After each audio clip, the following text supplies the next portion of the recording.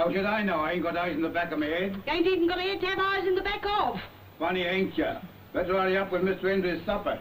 Fine one you are to talk about, Harry. Something you've never done in all of your life.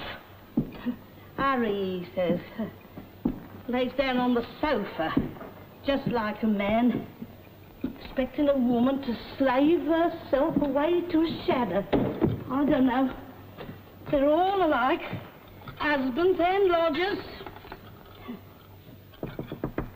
Mr. Hendry, is the supper you ordered? Mr. Hendry, don't let it stay out here and get cold. Oh.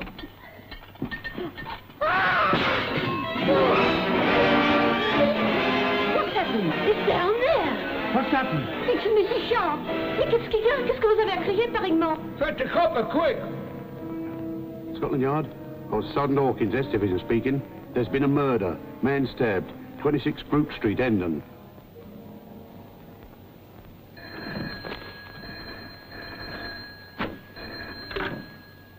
Hello?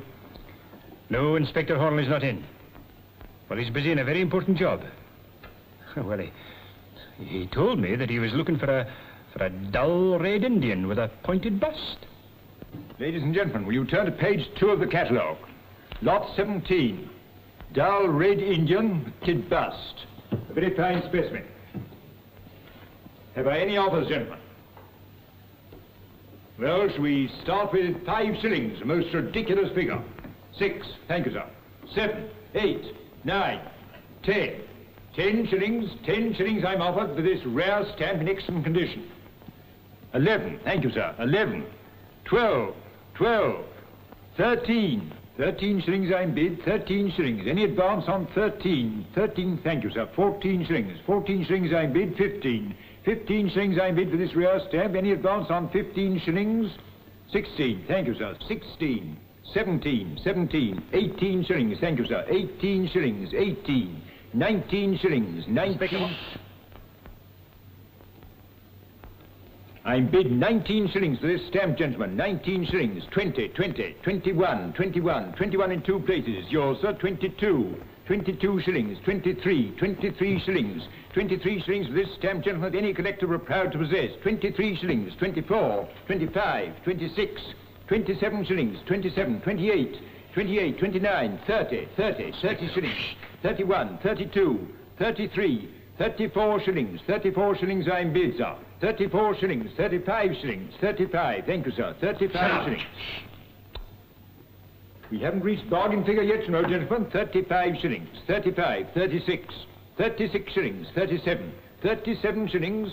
37 shillings is all I'm bid, gentlemen. 37 shillings, going for the last time at 37 shillings. Going.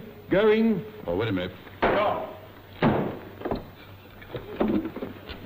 See what you've done? You made me lose it. How could I help it? You're always telling me that duty is duty. Well, couldn't you have waited until I got that dull red Indian? The chief superintendent says I'm to go around there at once. Well, I'd rather have gone with that stamp in my pocket.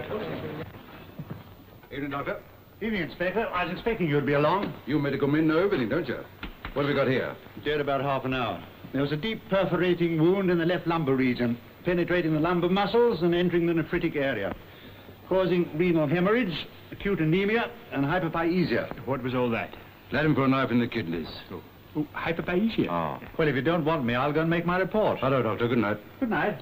Well, at 8:35 p.m. on the evening of the 17th inst, I was proceeding in a southerly direction. Cut out the cause and get on with the patter. Found by the landlady, sir. Can't locate the instrument what done it. The lady of the house reports deceased portmanteau's missing. Name? James Hendry, sir. According to that receipt, produced. £19, 17 and 6 on him, sir. Produced. Better keep an armed guard over that. And a piece of chalk, sir. Produced. Bring in the landlady. Right, sir. Well, I don't think much of his choice of apartments. I wonder what he was. Hotel porter. Hotel porter, I thought that. How do you know? This piece of chalk. It's got blacking on it. He used it to chalk the room numbers on the boots he cleaned. See? Oh, marvellous. All life's problems solved. No, I have been wrong. Last week's football pools, for instance. That? Well, the whole of Scotland Yard couldn't deduce what Chelsea will do next. This room hasn't been dusted for days. I wonder why. I can tell you why. I couldn't get in, see? How's that? Kept his room locked. Mysterious bloke he was. That tight-lipped he'd have to have a shoe on to eat a banana. No, that's all right. Oh, no, it ain't all right. I've never had any trouble with the police before. You surprise me. How long has he been here? 3 days. Came in the night before last. And now look at him. If I'd have known that was going to happen, I'd have cleared him out straight, I would. Well, I don't think he had this in mind when he came here. Your Inspector. Oh, look what I've got. Letters.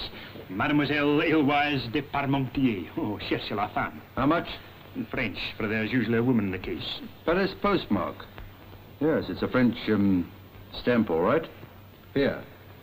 Do you know anything about this, what's her name, Mademoiselle Eloise de Parmentier? Yes, the tenant before him. Oh. And a nice, quiet lady she was, too. Well, did he have any visitors? Visitors? What kind of place did he take this for? Well, if he lived alone, he had no visitors, and there was no weapon, it isn't a murder, it's a blinking miracle. Half a mo. I did hear the door go when I brought the supper up. Oh? It must have been him that pinched the bag. Well, how did you know the bag was gone if he couldn't get in? Because I saw it come in with him, and it ain't here now. Huh. What do you think I was giving my head for? I'd rather not specify. How big was the bag?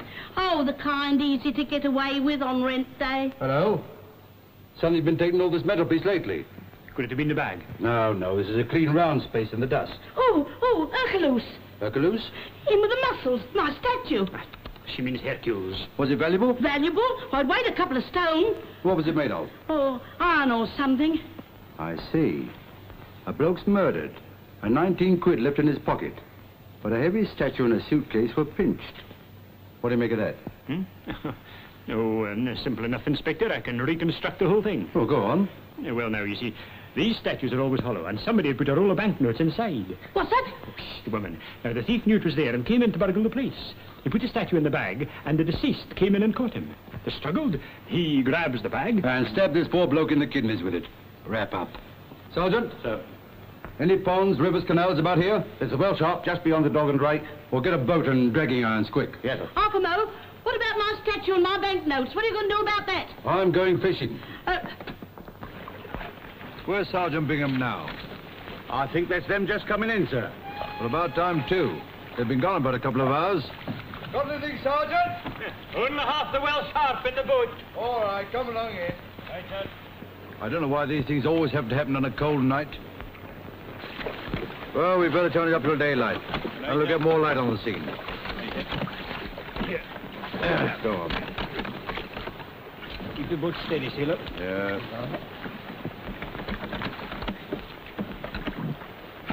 Come on, this is no time for bathing. Go on, here we are. Wait a minute. All right. Something's caught my foot. All right, well, leave your foot behind. Go on. I can't move it, sir. Just a minute. Oh, Come on. I've got it. Bless my soul, so you have. I thought I'd find it here. Well, don't stand there. Bring it along. Come on. Right. Give me a hand, Sergeant. Right. I'll put it up here. That's all right. I had a feeling it was a bag when I fell over it. Yeah. Oh, look. Here's Hercules. Hello. Here's a knife. Yeah, that could have done it. And if I'm not mistaken, it's a leather worker's knife. I thought that. Homemade, what's more. Whoever he is, he bought the blades in Sheffield and fitted them to his own handles. That's right. Why would he do that? Oh, I don't know. Like to work with something odd, I suppose, like me choosing you for an assistant. Anyway, it'll be easy to trace. Like a three-cornered cape or a tuppenny blue Mauritius. Now, I wonder what this is. Huh. Well, it's an attaché case, Inspector. Of course, strike me up an arbitrary. Do you know what this is? It's an attaché case. It's the budget bag. Look at that. What? The Chancellor of the Exchequer's budget bag. You mean the Chancellor of the Exchequer murdered that man? Oh, gosh, what a case. Don't be silly. It was stolen. Oh, there won't out be a schmozzle about this. Why would anyone want to steal an empty budget bag? Well, it wasn't empty when it was stolen. It had the budget secrets in it. We're all the same. Yes, and the budget speech is this week. Here, we've got to get a move on. Come, bring this along, will you?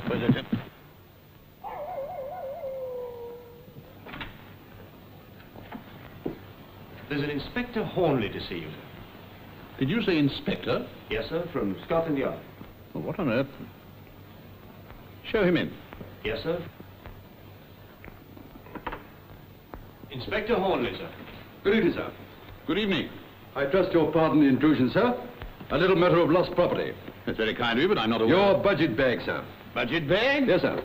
But really, Inspector, I should have thought a man from Scotland Yard would have known an official bag when he saw one. There are bags within bags, sir. Now, sir, what about that? Well, that's my budget bag. That's what I was saying, sir. Where'd you find it? In the Welsh Harp. The Welsh Harp? Yes, sir. Fantastic. Just a moment.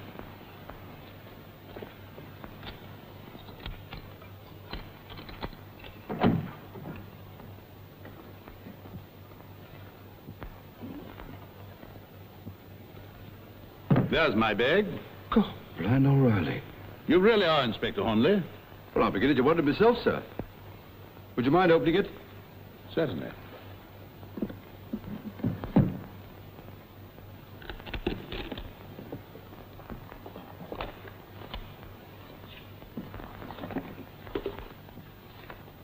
Anything missing, sir? Nothing whatever. I see. It certainly is a remarkable imitation.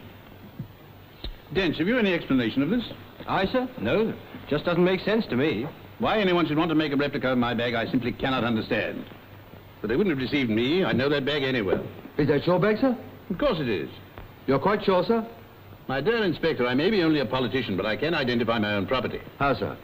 Well, but that stain, for one thing. It's tea. I spilt some on it this afternoon. Yes, sir. But that's the dud. I mean the duplicate. What's this? Yes, sir. Look. That's astounding. Now, sir, where did you spill this tea? At a place called the Pheasant Inn. I usually drop in there on my way down here for a cup of tea each day.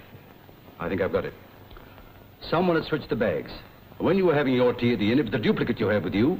That accounts for the stain. This was the real one. Where was that? Well, you see, sir, the thief was having a look at the documents. And when he'd learned all he wanted to know, he returned your property. In other words, someone is in possession of the budget secrets. I'm afraid so, sir. I don't like that, Inspector. Well, I'm not exactly ecstatic myself. But do you realize how serious it is? I make my speech the day after tomorrow, and I can't change the budget. You must find this man. Very good, sir. I'll go down to the Pheasant Inn right away. It might be a good idea if I go along with the inspector, sir. I'll be able to show him exactly where you were sitting. Excellent. Mr. Dench is my private secretary. He might be able to help you. No doubt, sir. Fine, I'll get my hat. Oh, by the way, sir, was there any particular item in this budget which might make someone anxious to get an early tip? My good man, one glance at those papers would enable anybody with a knowledge of finance to make an enormous fortune. At the same time, you might do irreparable damage to this country's credit and banking systems. Well, in that case, I'd better get hold of him before he lays hands on my post office balance. Oh, have you any idea, sir, who could have substituted the article? Not in the least. But it seems incredible to me that anybody should be allowed to rob the Chancellor of the Exchequer with impunity. Quite so, sir. Generally the other way around. Pheasant Inn? Let me speak to Miss Gordon, please. Oh, hold on a minute. Is that for me? No, Mr. Gordon, it's for Miss Anne. Boyfriend, I suppose. Hello? Hello, Peter. I haven't time to explain now, but the police are coming down to your place and I'll be with them. All right. Yes, I'll come in and play cards another evening. Right. Goodbye. I'll be with you in a moment, Inspector. Well, hurry up, then. Hello. I wonder what game he plays, sir. Rummy? Peter seems to be a man of few words. I can't understand what he meant. That's because he's a politician. Bill, Hmm? have you had any trouble with anyone lately? Is this just sisterly affection or curiosity? But have you? Only with a bank manager. He wouldn't look on an overdraft as an ordinary debt. Bill, I'm serious. The police are on their way down. How do you know? Peter's just told me. Did he say why? No. What can they want at this time of night? Oh, they probably want a drink. Are you sure it's nothing you've been doing? Why should it be me? Do I look like a criminal? Oh, don't be silly. Only you have an unfortunate habit of getting yourself into jams. Go on, rake up everything I've ever done. You make me tired.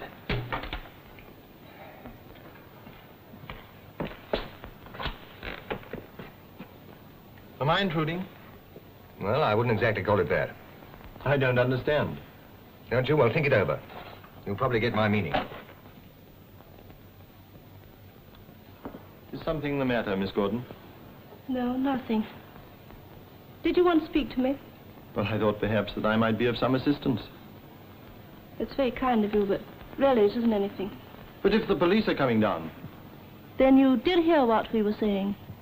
I happened to pick up the extension phone. I couldn't help hearing what Mr. Dench said. Will I be locking up, miss? Not yet, Alfred. We're expecting the police. The police? And what are they after? I don't know. Have you anything on your conscience? Ne'er a thing, miss. When will they be here? In a few minutes. All right, miss. I'll keep an eye out for them.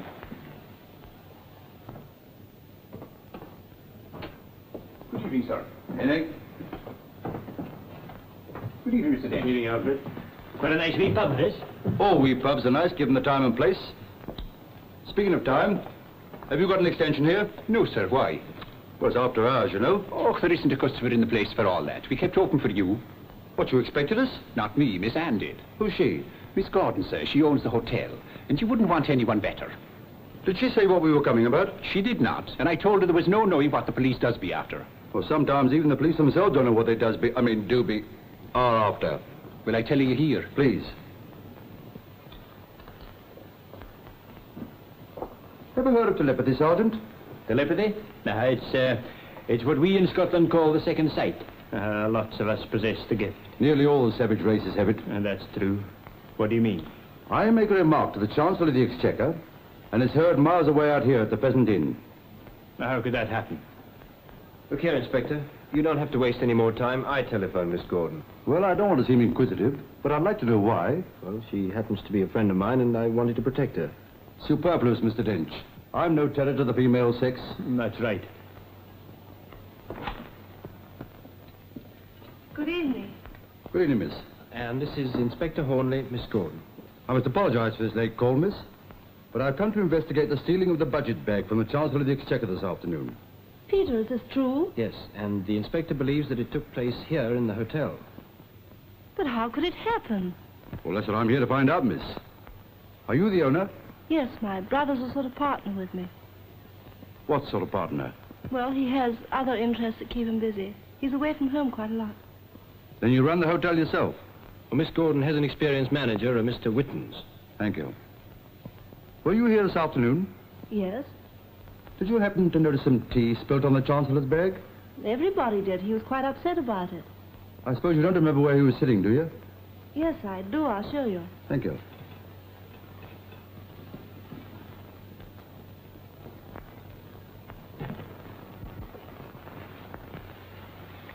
This was the table, wasn't it, Peter? Mm-hmm. Mr. Whitten's came in with the Chancellor and then went away. Would you mind taking the same chair as the Chancellor used?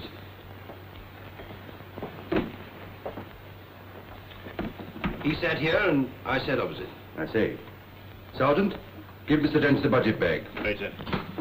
You might place it in the same spot as it was this afternoon. That's about right as far as I remember. Were there many people in the room at the time? Oh, about a dozen, I suppose. Nobody sat anywhere near us except... Except who? Bill. Mr. Gordon. He sat there. I'll remember that. But surely the Chancellor wasn't wearing his coat at the table? No, he took it off before.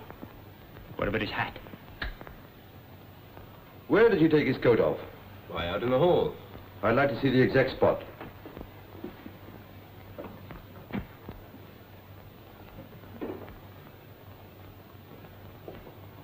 And the Chancellor always carried the bag himself, eh? That's right. Yeah, did you happen to notice which hand he was got?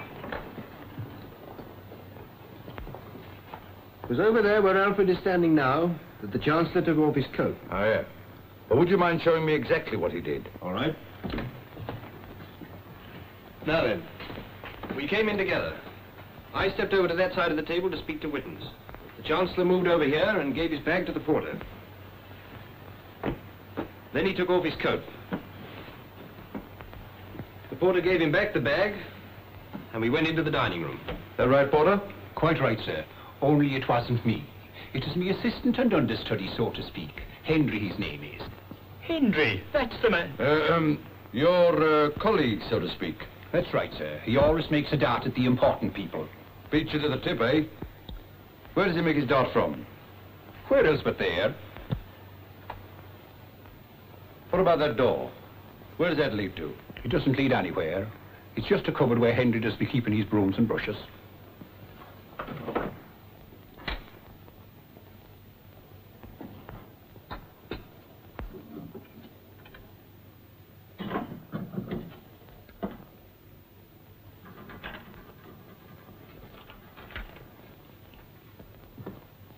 Do you happen to know where Henry is now? I do not. All I know is I'm doing his work. Then he doesn't live on the premises? Oh, yes, he does. But every night since Sunday, he's gone up to his sister's place in London, with Mr. Whitten's permission. Where is his sister's place? Sure, I don't know, but it's somewhere in London. Miss Gordon, do you mind if I take a look at this man Henry's room? Not at all. Alfred will show you the way. Thank you, miss. This way, Inspector. Oh, take the budget back to the car. We'll leave with the driver. Right, sir.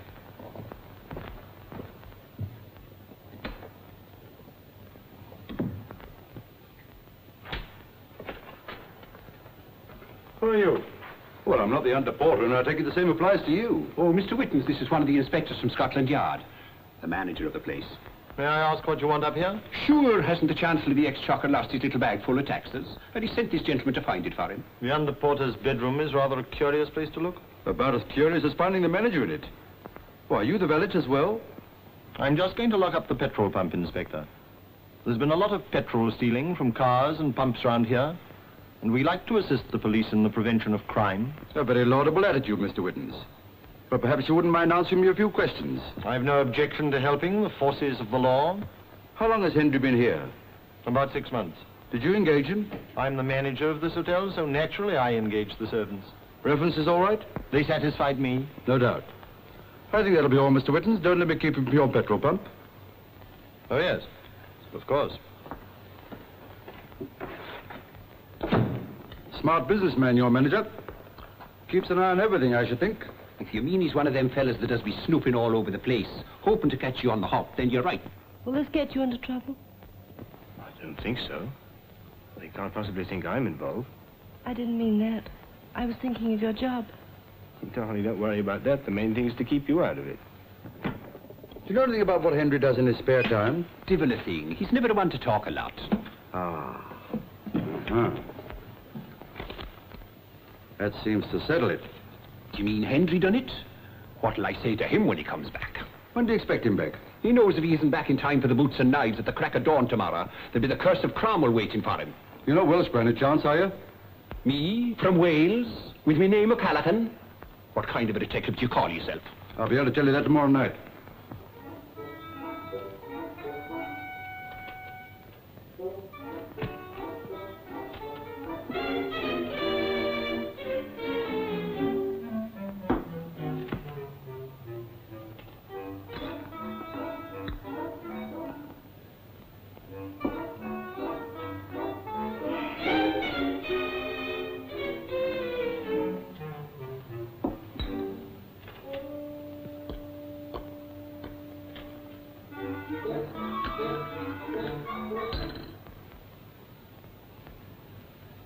Dench, my boy, the budget doesn't mean...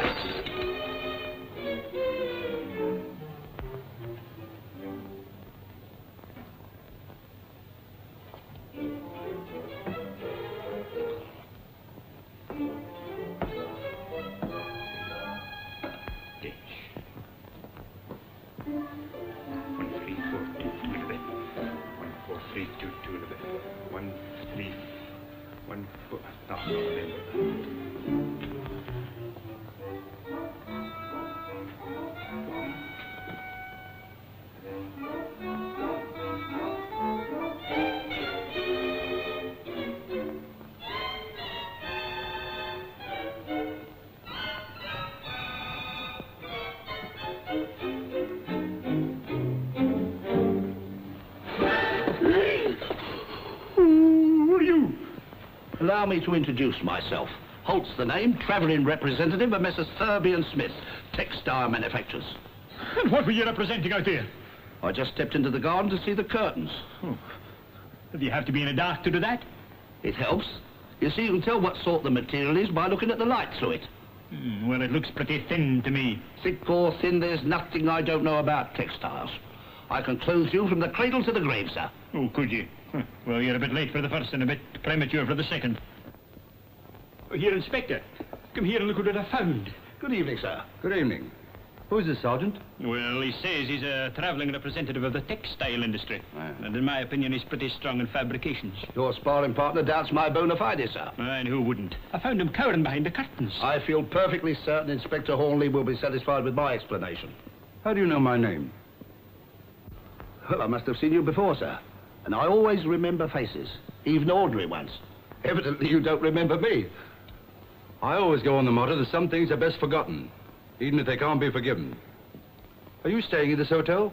Yes, as a matter of fact, I'm hoping to have a few words with Mr. Gordon. Ah. Where is Mr. Gordon? In the bar, Inspector. I'll take you along. Thank you, it isn't necessary. I never had any difficulty in finding my way to a bar yet. That's right. Here, you try and get some interesting facts on the textile trade. They'll look well in your notebook. I will, sir. I'm just dying to interrogate him.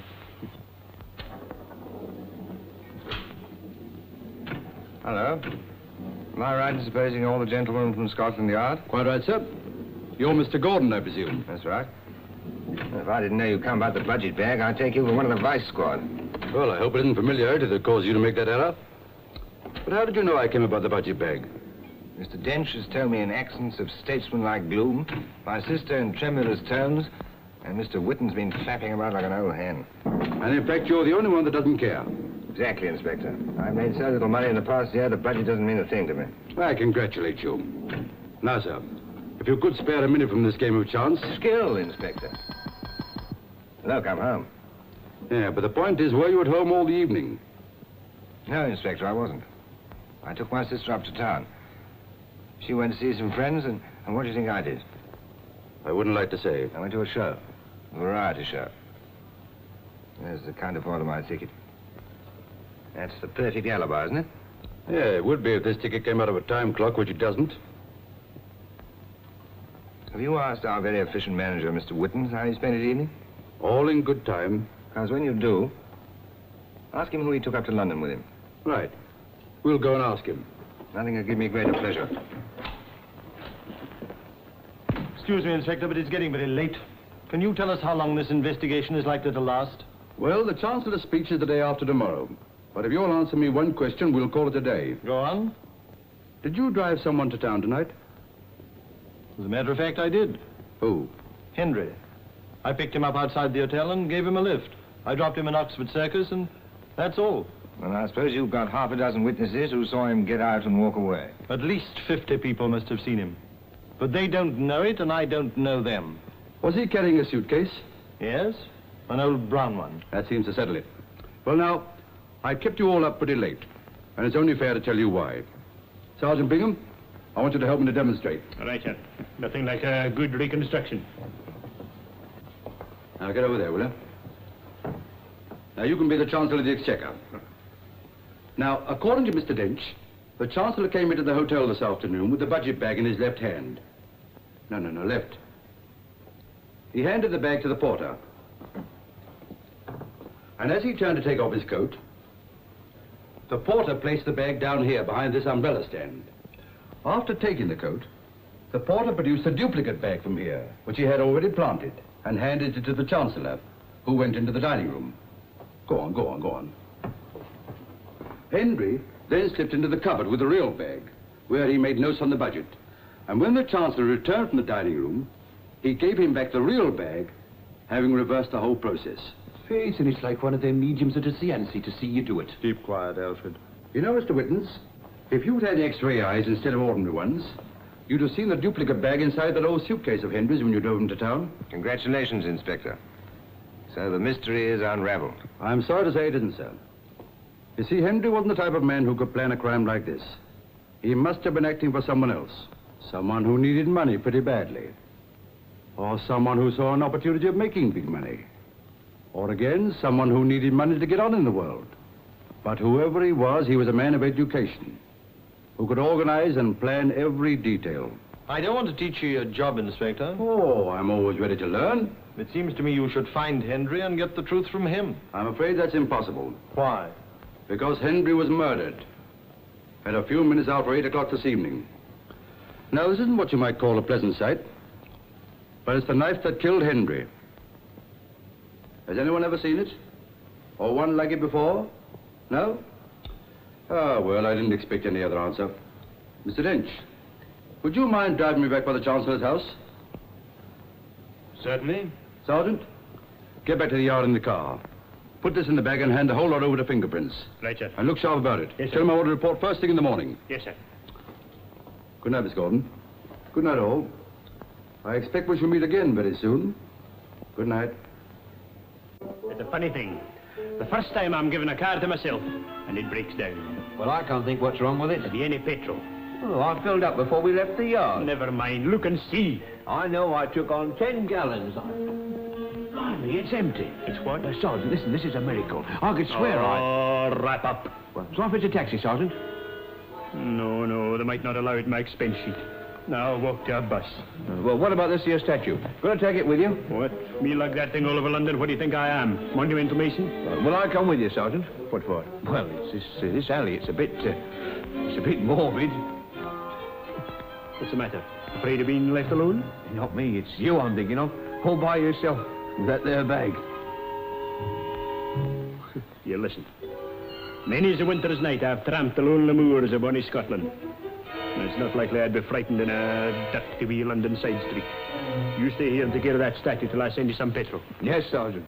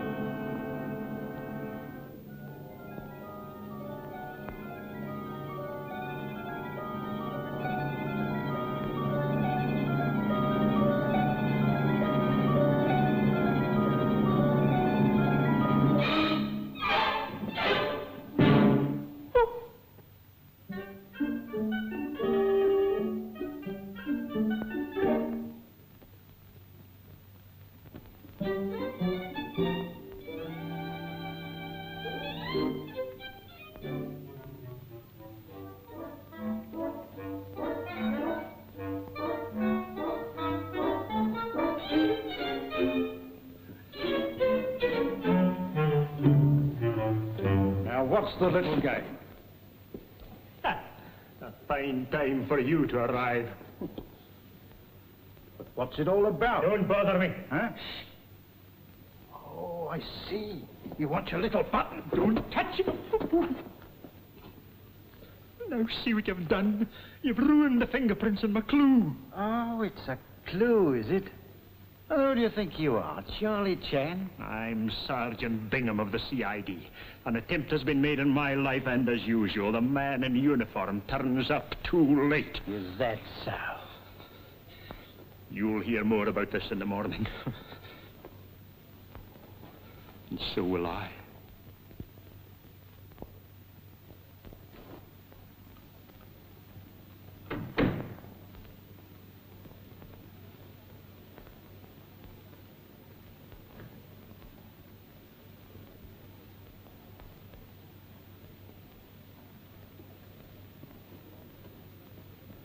Go on. Say it. Say what you're thinking. There aren't any words for it. Not in any language. I'm very sorry, Inspector. You pestiferous, elongated, flat-footed, bald-headed bunch of haggis.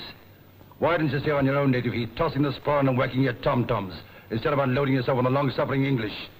Bite that off at the root, and he couldn't hurt me more. No, thanks. I'm a vegetarian. Well, what happened? Well, I was wandering down the alley, as blithe as a wee lark. And all of a sudden, it seemed that Ben Nevis up and hit me. Then all I remember is 3 ladies in white singing Auld Lang Syne. Any idea who attacked you? No. But I've got a fine clue. What? Fingerprints under that awning? No. A button. I found it beside me when I woke up. Now all I've got to do is to find the owner. And you can sew it back on his coat, I know. But what were you doing in that alley? Well, it's a long story. But if you'll only be patient, I can reconstruct the whole occurrence. Oh, wrap up. Oh, but how was I to know they'd follow me? How? Now listen. When I was a sergeant, Sir George Selwyn, who was then Chief Commissioner, said to me, "My boy, you're going to go far." Now, why do you think he said that? I don't know. He's one of the lunacy commissioners now, isn't he? What do you mean? Nothing. I was only thinking aloud. You think?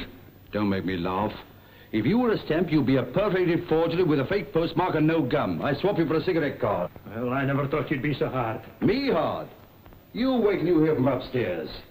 Is the chief superintendent likely to be very angry? No, no, no. You just give you a great big hug and a kiss. Bless my soul. You throw away the duplicate bag, our one and only piece of evidence. I've still got the statue. Surely they must have found some fingerprints on it. Yes, a complete selection of yours on the merry thought. Oh, well, what's the use of fighting against fate? Here am I, trying to do my duty, and all I get is my head cracked and my good name smashed. Well, the chief can't hurt me more. Well, that'll depend on me. You've jeopardized your whole career, my boy. And if the chief super didn't feed out of my hand... What's that about the chief superintendent?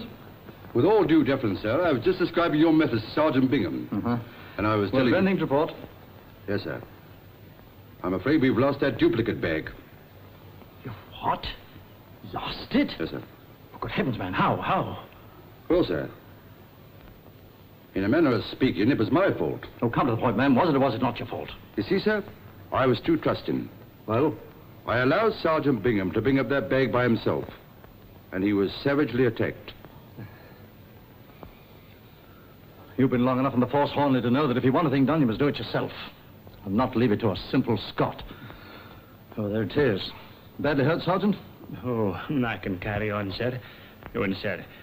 It may have been partly my fault. I wouldn't like you to blame the inspector altogether. Oh, it's very nice of you, Sergeant. Still, I'm afraid I must take the blame. It was my responsibility. Well, never mind whose fault it is. The point is, the Chancellor makes his speech tomorrow. And before he gets up in the house, we've got to find the murderer. Tomorrow? Yes. Can you do it?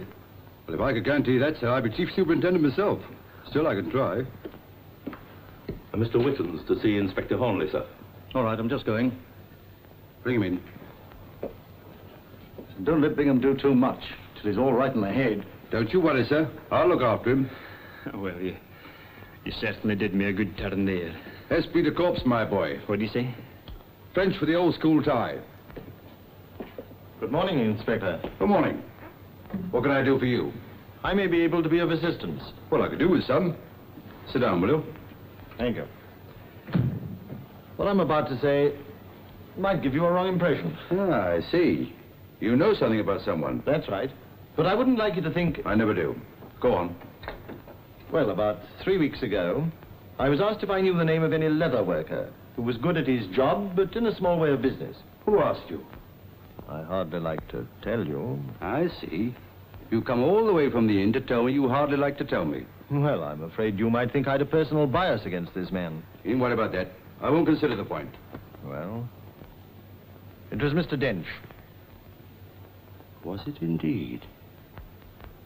Did he give any reason? He said he wanted the budget bag repaired. Where did you send him? A man called Parkinson, 104 Shepherd's Market.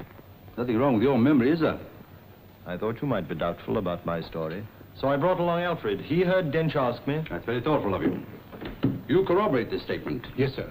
Mr. Whitten told me I had to come along. But I hope I'm not getting Mr. Dench into a hole. No, no, no. Nice gentleman, Mr. Dench, isn't he? Very, sir. Has a certain affection for Miss Anne, I believe. Yes, sir. Well, I can't say I blame him. Well, gentlemen, If you've nothing further to say, I won't detain you any longer. I can tell you where Mr. Dench lives. Don't bother. I already know. Bingham, show these two gentlemen out. I hope I've done the right thing. You've done all I would have expected of you, Mr. Whittens. Good day.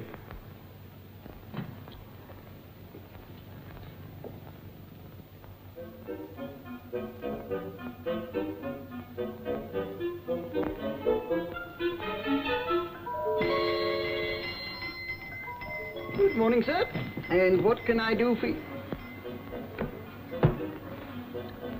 Well, if that's the best act you can put on when somebody comes in, we'd all be booked to appear at the Old Bailey. Why did you do it? Why did you have to do that? What are you talking about?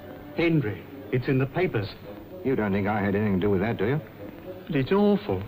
He's dead. I know. Well, I'm just as upset as you are.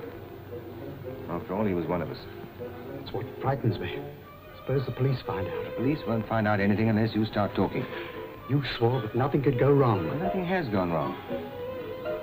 As far as we're concerned. Yes, but suppose they get onto us. Don't you think we ought to tell the police? What? Tell them our story first, before they find out. Now, listen.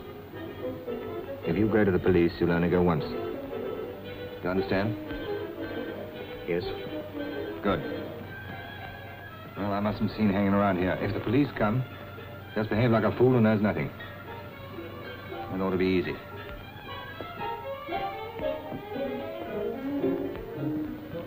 Why don't you go away for a holiday? Holiday? Might be good for your health.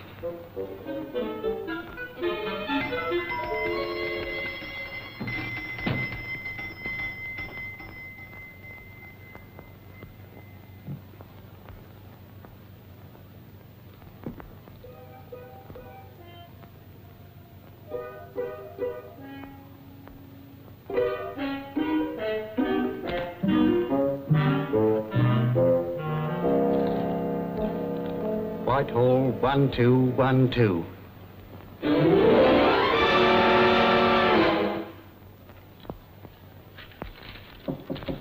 Come in. Good morning, Mr. Dench.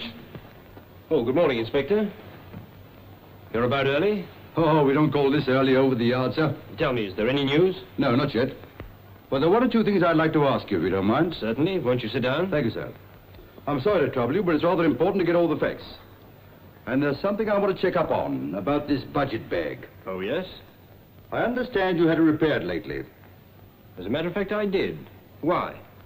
Well, you didn't think of mentioning it last night, did you? Oh, that was a month ago. Never occurred to me to have any connection with last night's affair. It's a clue, Mr. Dench, and clues are what we are looking for. Yes, of course. Tell me, how did you find out? By listening. Some of your friends are so fond of you they can't stop talking about you. Well, they certainly haven't wasted any time about it. Cigarette? No, thank you. You don't mind if I do? By all means. Ta. Nice girl, that Miss Gordon. Hmm? Oh, yes, very. I understand you and she hope to get married one day. Well, I really don't see what my marriage has to do with the budget. Oh, don't you?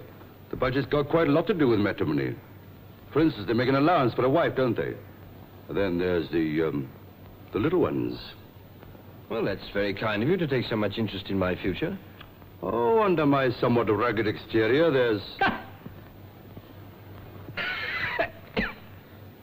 there's quite a lot of romance. Getting married soon? When I'm in a position to. And very sensible, too, if I may say so. Gives you a motive to get on, doesn't it? I suppose you know quite a lot of people who are well up in the financial world? Yes, of course. Now, listen, Inspector. It must be obvious to a man of your intelligence that I wouldn't go to the inn to steal the budget secrets. Why, they're at my elbow every day in the Chancellor's house. You know, it's a funny thing. But whenever I arrest a man for a crime, he always starts by telling me of a dozen ways he could have done it, and never by any chance of the way it was done. Are you going to arrest me? Don't be silly. Of course not. I wouldn't dream of such a thing. All the same, I'd like you to come along with me. Where to? To this Mr. Parkinson. He'll be glad to see an old customer. Oh, very well.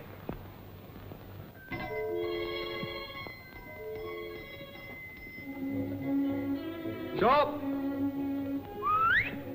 Customers? Seems to be a strike in the leather business. On a lockout? Maybe he's not in. Oi! Anyone at home? Nobody here?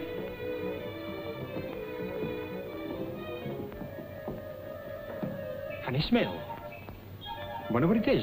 Cheese. Oh, no, it's not. I know. It's leather. Go on. Well, did you find anything? Only that Mr. Parkinson isn't in his bar. Is that the bathroom? Yes, in a manner of speaking. Yeah, you better go and... Hello? That's funny. What? Look at that. Oh, what about it? Well, at least we know that he left suddenly. Just what I was thinking. How do you know? Well, he left this off the hook. Hello? Hello? Go away. Hello, is exchange? Yes, I know. How long has the receiver been off? Inspector, quick!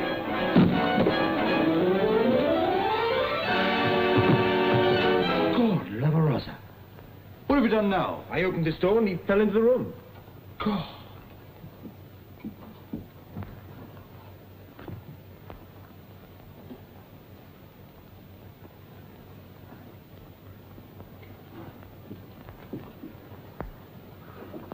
Why did you come in here?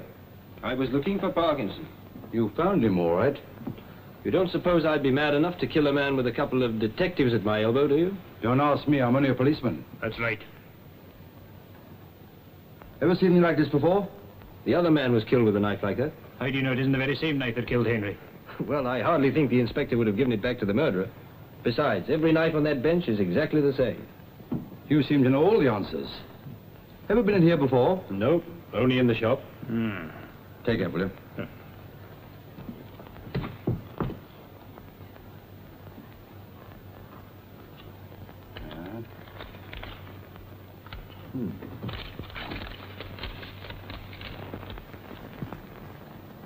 Gosh, what a way to treat money.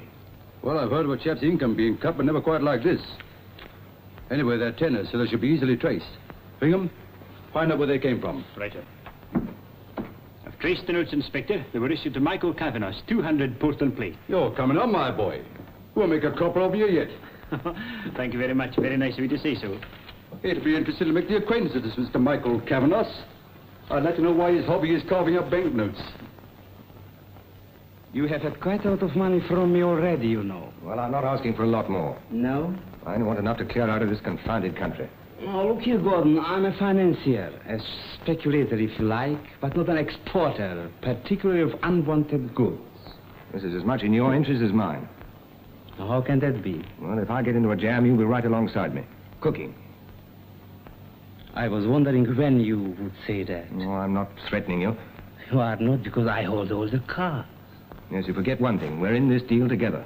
You are wrong. You had an idea, you brought it to me. It was a foolish idea that did not work. But it was your idea, Mr. Gordon, not mine. You'll have quite a time making the police believe that. The police? I'm not afraid of your English police. I like them too much. Come in. Inspector Hornleigh of Scotland Yard to see you, sir. What is this? What did you tell him? I never even mentioned your name. You must be here for something else. Let him come in. Yes, sir. Get in that room, quick.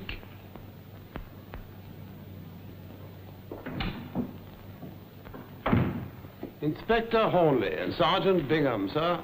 Good afternoon, Mr. Kavanagh. Good afternoon, Inspector. This is an unexpected pleasure. I have never met anyone from Scotland Yard yet. Well, if I'd known that, I'd have brought along the Chief Commissioner. As it is, I'm afraid you'll have to put up with Sergeant Bingham. How do you do, Sergeant? I often see how much I like the English police. British. He's a foreigner, sir, like you. Well, now, after all these little pleasantries, what about getting down to business? Oh, well, gentlemen, would you like to have a drink? Indubitably. But not just now. Oh, well, won't you sit down? No, thank you, sir. I won't keep you a minute. Now, sir, you're a financier, I believe. Well, in my own small way, yes. You invest money in all sorts of stocks and shares, don't you? Yes, all sorts of stocks and shares. And commodities? Wheat, oil, rubber, copper? Yes, yes. And leather? I beg your pardon? I don't quite understand. Well, it's quite a simple question, isn't it? Have you had any dealings with a Mr. Alexander Parkinson of 104 Shepherd's Market? Alexander Parkinson? I don't think so. Why? Because he was murdered a couple of hours ago. I fail to see how that can concern me. And I take it you didn't know him? I never heard of him in my life. But it may surprise you to know that £200 in banknotes was found on him. Why should it surprise me? Because those notes were issued to you a month ago by the Southern County Bank. Oh, that might well be. I have many dealings, you know. In the course of a month, I could have paid them to one of 20 people. Well, don't you keep a record of the numbers? Never. I am perhaps what you call a bit careless about money. Prodigal, I call it. However, here are the notes. And perhaps you'll observe that they've been torn in half. How odd. I cannot think of a reason for doing such a stupid thing. Can't you? I can. It would interest me to know. I prefer to tell my bedtime stories to a judge and jury. I'm afraid I won't be there to hear you. That's a pity. Still, if you change your mind, I'll be happy to reserve you a seat. It's very kind of you, Inspector. I'm sorry I could not give you more information. Don't you worry, Mr. Kavanagh. You've given me quite a lot, thank you very much. Good day. Good day, Inspector.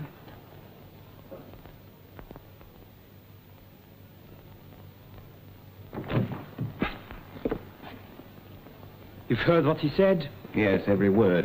How you found out all that in the time defeats me. Did you know that Parkinson has been murdered? No more than you. What do you mean? Just this. That if I'm innocent, then so are you. But if they pin it on me, there'll be two of us in the dock. It's just possible that for once you are right. What do you want? What I asked for before. Give me some money and I'll clear out.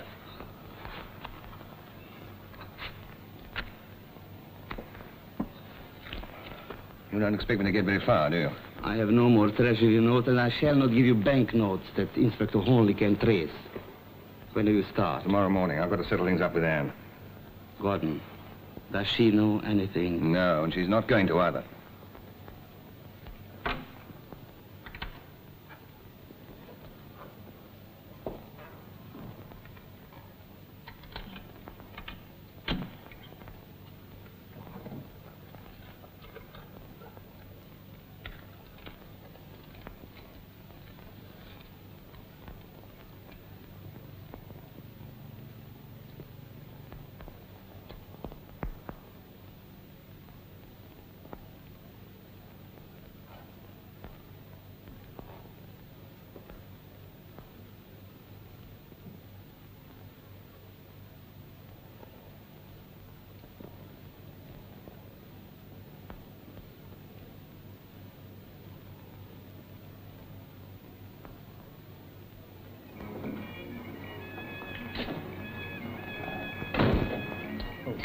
Any luck, Inspector? Do I look as if I've been lucky? Blind old Riley, what a day. Did you get anything at the stock exchange? Only a lot of stories I can't repeat. But I found out one thing. What's that? There's been no unusual speculation there. That means the thief is afraid to use his knowledge. Well, that's one feather in their caps. Well, you can stick your feather where you like. What I want is the murderer.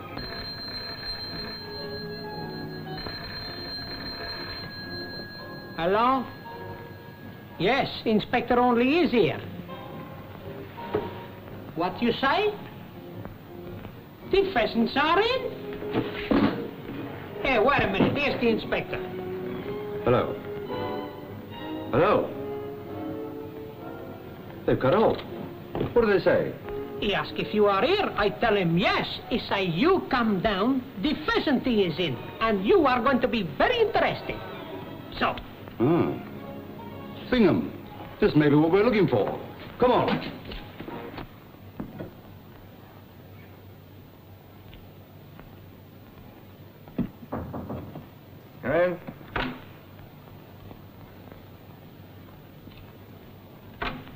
Hello, you come to bid me a fond farewell? I didn't know you were going away. It's a sudden decision, isn't it? No, I've been thinking about it for some time. I get bored if I stop in one place too long. Now, let me see. I've left something out. I can't think what it is. This? Hello, where'd you... No, that isn't mine. It's got your initials on the other side. Oh, so it has. Funny, for a moment I thought it wasn't mine. Where'd you get it? I found it.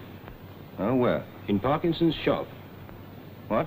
It was on the bench where he keeps his knives. Well, that's not bad, even for a politician. This isn't a joke, Bill. And I'm not laughing. Were you in Parkinson's shop today? No, I wasn't. What should I be doing in Parkinson's shop? Do you know he's been murdered? Yes. Anne told me after you telephoned her. How did your lighter get there? Well, I don't know. I've been looking for it. Matter of fact, I've been using matches. If I were you, Bill, I'd go to the police right away. Oh, why? Holnleigh knew first thing this morning that I'd had the budget bag repaired at Parkinson's. How long do you think it's going to take him to find out that you were there? I should tell him first. And I tell you, I've never been near the place. Bill, you've told too many lies to Anne for me to believe you. That lighter proves something, doesn't it? Yes, you're right. If what you say could possibly be true, it proves that you're an accessory after the fact of murder. On your own showing, you've withheld important evidence from the police. Only because I don't believe you murdered Parkinson. Oh, thanks. And just how did you arrive at that charitable decision? Because you haven't the nerve. You can cheat and lie and brag about your wonderful get-rich-quick schemes, but killing a man is another thing. You wouldn't risk your neck. Well, if you're so certain I didn't do it, why didn't you go ahead and hand the lighter over to Hornleigh? I wish I knew just why you didn't. And you're too deep for me. All right, give it to me and I'll take it to him. Oh, no, if there's any dealing with Hornleigh, I'll do it myself. Now, one thing's quite certain, I'm not going away. I'm safer here when I can see what's going on. Bill, what are you two arguing about? We weren't arguing. As a matter of fact, I was just thanking Peter. He found my lighter last night and brought it along. Didn't you, Peter? Yes. I brought it along. Bill, what's happened? What's happened? Well, Henry's been murdered and so is Parkinson, and the budget bag's been stolen. Isn't that enough? That's not a reason for you and Peter to quarrel. Or is it? Well, ask her boyfriend. Neither of you believe a word I say. Ask him what's happened. Perhaps you'll believe his version. And to get out of here, I've got enough to put up with as it is. Go on, get out.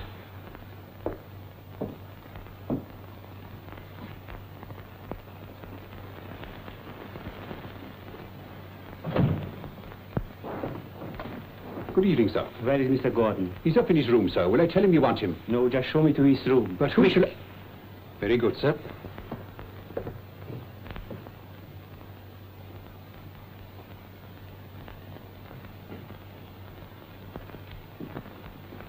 This is his room, sir. What name will I say? Never mind.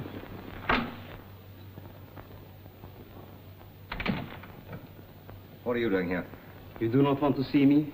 Well, you've always said it was dangerous to you to come down here. Why choose now of all times? I've heard you change your mind and decided to stay at home. Who told you that? A friend. I didn't know you had one. You must leave at once. And I suppose your friend thinks that too. What he thinks is nothing. It is what I say. Well, for the present, I stay right where I am. Gordon, I'm thinking for your good. It is better that you go. Whenever you start thinking of anybody but yourself, I begin to wonder why. The reason is very simple. The police will come again and I do not like Inspector Holnleigh. That's funny. I've taken quite a fancy to him. In fact, I'm thinking of having a little chat with him. What's that? I never know whether you English are serious, joking, or mad. Well, I'm serious this time. It's got me down. Yesterday, it seemed quite easy. Today, it's beyond me.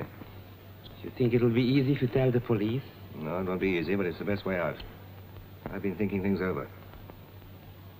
Very well. But don't be too hasty. Let me think also. Well, I'm not stopping you. I think much better if I have a glass in my hand. There's a bell over there if you want me. Thanks.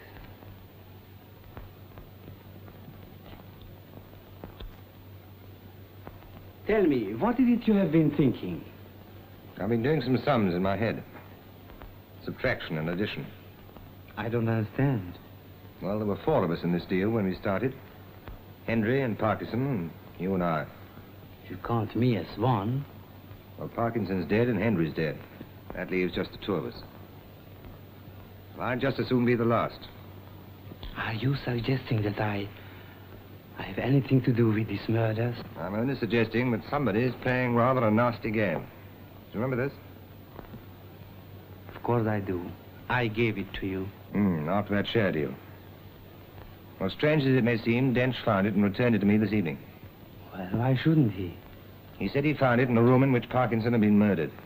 But you told me you hadn't been there. Well, whether I've been there or not, I didn't leave my lighter there. How could Dench find it? If what he says is true, somebody planted it there. Somebody who'd like to see me hanged. And this someone is Dench. Well, it might be and it might not. Of course it is. The story about finding it must be a lie. I wonder. Come in. You rang, sir? Yes, bring me a white lady, please. And you? Same as usual, please, Albie. Yes, sir. Well, that's odd. What is? Now I know why I thought it wasn't mine when Dench first gave it to me. Let me see. No, it's no concern of yours, old boy. Well, perhaps it is. Anyway, all I've got to do is to put one question in a certain quarter to find out who's been trying to frame me, and that's the man the police are after. What do you mean to do? See Hornleigh. He'll be glad to know I can put him on to the man that murdered Parkinson. Who cares about Parkinson? I'm tired of his name. I say you better let the police do their own dirty work. And I tell you, I'm going to see Hornleigh as soon as I can.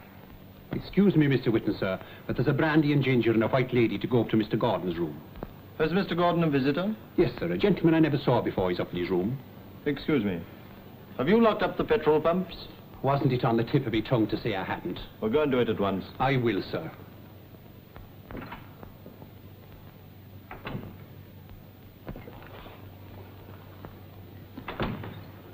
I'll have one while you're at it. It's against the law to serve you at the bar, but I'll send one to your room. Okay, I'll have a bitter. Very good, Mr. Holt. In a mug.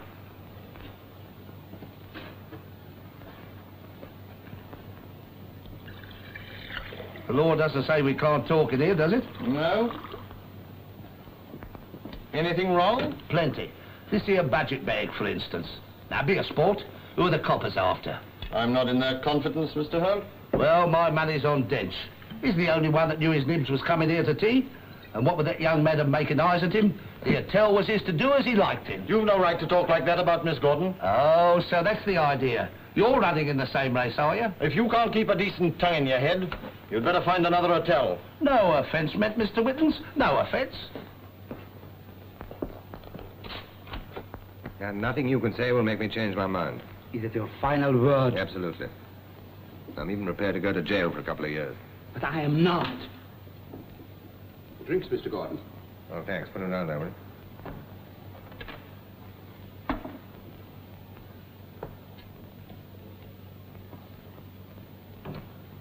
No, my friend. I don't want to go to jail. And I will do a great deal to keep out. As far as I'm concerned, you can do what you like.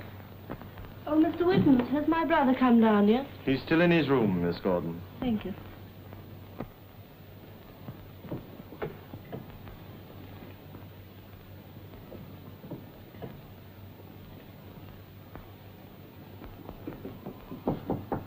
Bill? Bill? Bill? Bill, what's the matter?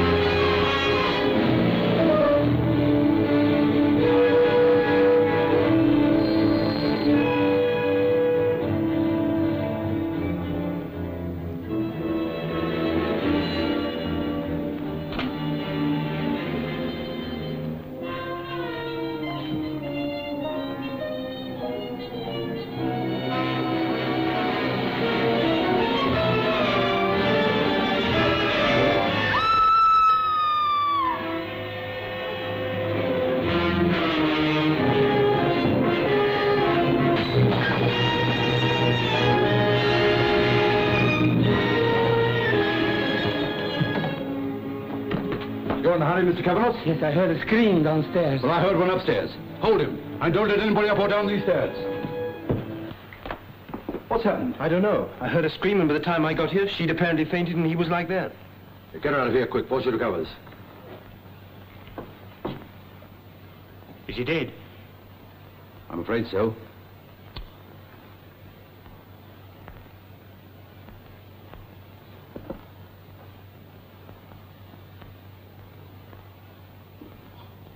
Prussic acid. Gosh, who do you think did it? Kavanagh? Well, I wouldn't put it past him. But why would anyone want to put prussic acid in his drink? Well, to save his own skin, I suppose. You look after this. Then ring up the local station. Tell them to send a doctor along, quick. Right.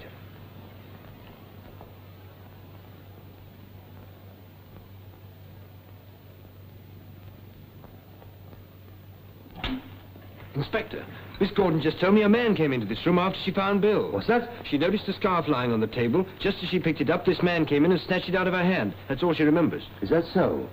Here, you better come downstairs with me. Look here, Sergeant, you can treat these people as you like, but I am a man of influence. I am well known. Not as well known as you will be, Mr. Kavanagh. You'll be on every front page unless you do a bit of explaining. But I know nothing. I came here tonight to talk with Gordon. Then I left him, I came downstairs. Of course you heard screams all over the house. No, I realized I had forgotten my scarf. So I went back and I found Gordon in the chair. His sister by him. She screamed. I was frightened and ran away. But that doesn't explain why you came here tonight. To have a friendly chat with Gordon. I happen to know that's not true. How do you know? Alfred told me he heard them quarreling. What about? Just when I went in with the drinks, they were disputing about a deal, they called it. He doesn't know what he's talking about. Yeah, but I do. There were 4 of you in that deal. Henry, Parkinson, Gordon, and yourself. And 3 of them have been murdered. Only you remain. I didn't do it. I will tell you the truth, the whole truth. It'll be very unpleasant for you if you don't. Gordon owed me money. He couldn't pay. He promised to get me some advance information concerning the budget in exchange for his death. But he planned it all. But you gave him £200 to have the duplicate bag made, didn't you? But I had no idea what the money was for. I couldn't trust him, so I tore the banknotes in half. He was to have my half when he gave me the information. You're wasting your time, Inspector. Just a minute, Mr. Dench. Dench? So you are the man who was Gordon's enemy. What are you talking about? Inspector, there is the murderer. Only tonight Gordon told me you tried to frighten him by saying that you found his lighter at Parkinson's shop. What's that? It's a lie. When I brought his lighter here, I was trying to keep him out of the mess you made for him. But if you found the lighter in his shop, why did you hide it from me? Because I thought Bill had been up to something, but I knew he wasn't a murderer, and I wanted to protect Miss Gordon. You know, you're a public menace, Mr. Dench. You seem determined to defend one woman until every man in the case is killed. Well, I've nothing to fear. Well, all I can say is you've got more courage than sense. Is that the lighter? Yes. And Gordon said something very curious about it. What was that? He looked at it closely, and then he told me that when Dench gave it to him, he told it was not his. Did he say why? No. But he said that now he could trace the man who left it at the leather shop. Did he indeed? Did he say anything else about Mr. Dench? Yes, that they had a quarrel. But he could not say any more because at that moment the porter brought us our drinks. You were in Mr. Gordon's room twice, weren't you, while Mr. Kavanagh was there? Yes, sir. I took the gentleman's order. Mr. Whitens mixed the drinks, and he gave them to me to take up after I'd locked up outside. Do you agree with that? Alfred's account is correct, Inspector? That's the way to give evidence. Now, I have one other question to ask Mr. Whitens. What did you do when you left my office this morning? I came back here. Can you verify that?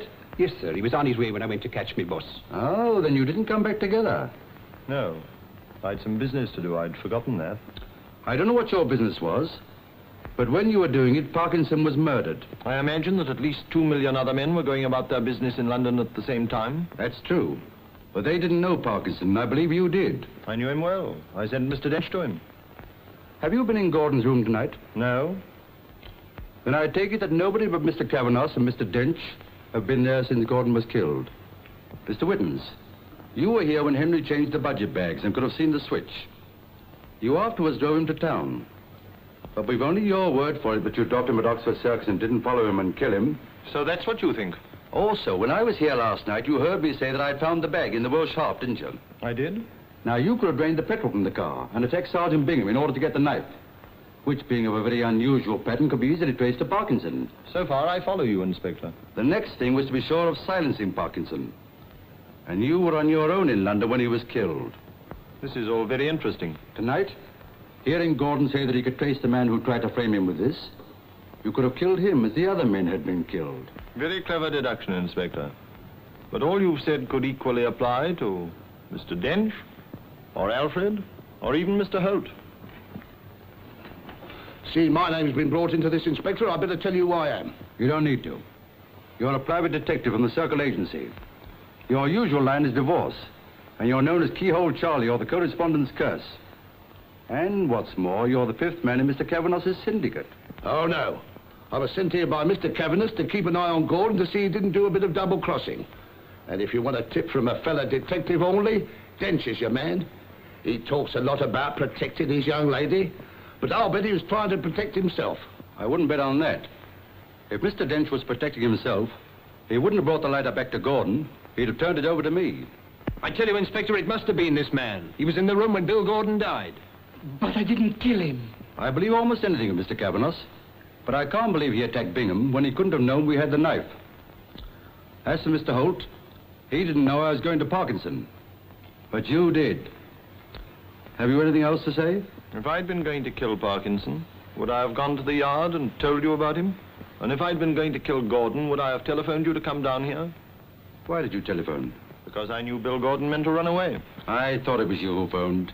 I've been waiting for you to say so. I'm sorry to have had to use you to prove that only one man could have committed all 3 murders. And that man is you. What's that? Every word that I've said to witness applies to you. You weren't in the original syndicate, but you saw Henry change the bags, thought you might benefit, and so you killed him. It's a lie. Ever since you knew I'd found the knife, you've been trying to save your neck. When you left my office, you knew I was about to go to Parkinson, who could tell me he'd given you the knife. So you killed him. And tonight, when you realized that Gordon could trace you by the lighter, you killed him. You're crazy. I tell you, you're wrong. Mr. Whitton said anyone might have done it. Didn't he mix the drinks? And wasn't Holt in the bar with them? And the foreign gentleman up above in the room? Any one of them could have put the poison in the brandy. How do you know there was poison in the brandy?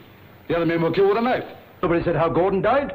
I thought. No, you knew because you put the poison there. So you think yourself clever, tricking me to saying something I didn't mean? Only because I already knew that you'd killed these men. And how did you know? From this. If you look at it closely, you'll see that it has a luminous dial and plain hands. That means the glass and hands have been broken, and new ones put in a hurry. Evidently, the jeweler had no luminous hands in stock. You'd broken this watch, and not wanting a row from Gordon, you had it repaired on the quiet. And it was in your pocket when you killed Parkinson. Then you had what you thought was a brilliant idea, to leave it there in order to throw suspicion on Gordon. It's a pack of lies.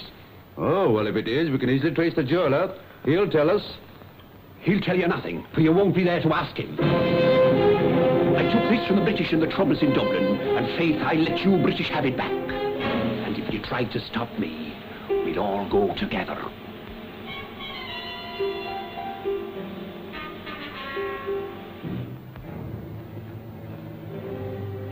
Stay where you are.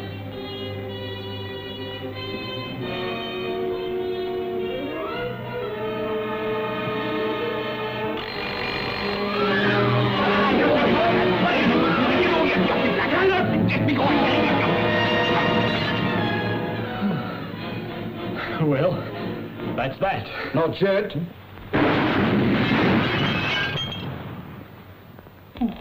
What'll I do now? Well, I think you better try a spot of reconstruction. Well, it was a neck-and-neck race, but we won. There's only one thing that I regret. What's that? A wee clue. You know, I never found the owner of it. I sometimes think I'll never make a detective. Oh, yes, you will. You'll make a perfect sleuth. Complete to the last button.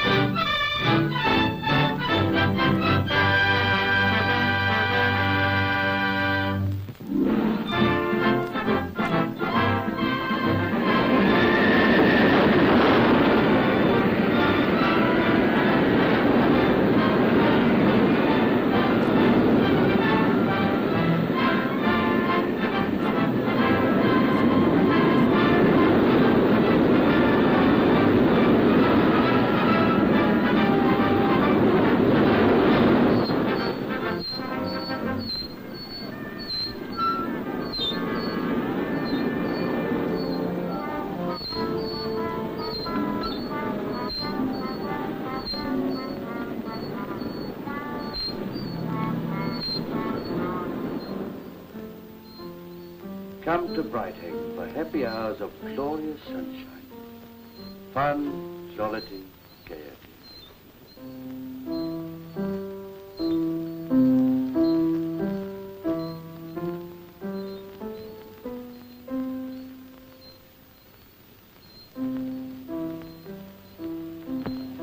You know, do you think they had the foresight to oil that sign for the summer season? Oh, never mind. Tomorrow's forecast says bright, sunny intervals. Yeah. When we pop out, the sun pops in. Well, you must admit it's bracing weather all right, eh? Come on for a walk. What's the use? If you go against the wind, you mark time, and if you go with the wind, you fall flat on your... 12 solid days we've been here, all like this. Oh, last Thursday afternoon was fine. You know, it's all your fault.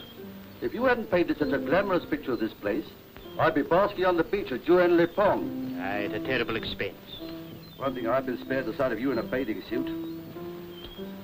Oh, I'll hit it. A policeman's holiday. What's up? Might hear you. What of it? Well, we want to preserve our incognito. If they found out that you were Inspector, you know, well, might start something. Hello? Somebody coming in? Oh, it's only Captain Fraser. Oh, dear. What about a rousing game of Ludo? Splendid. Oh, they're using the board. All right, snooker then. Table's free.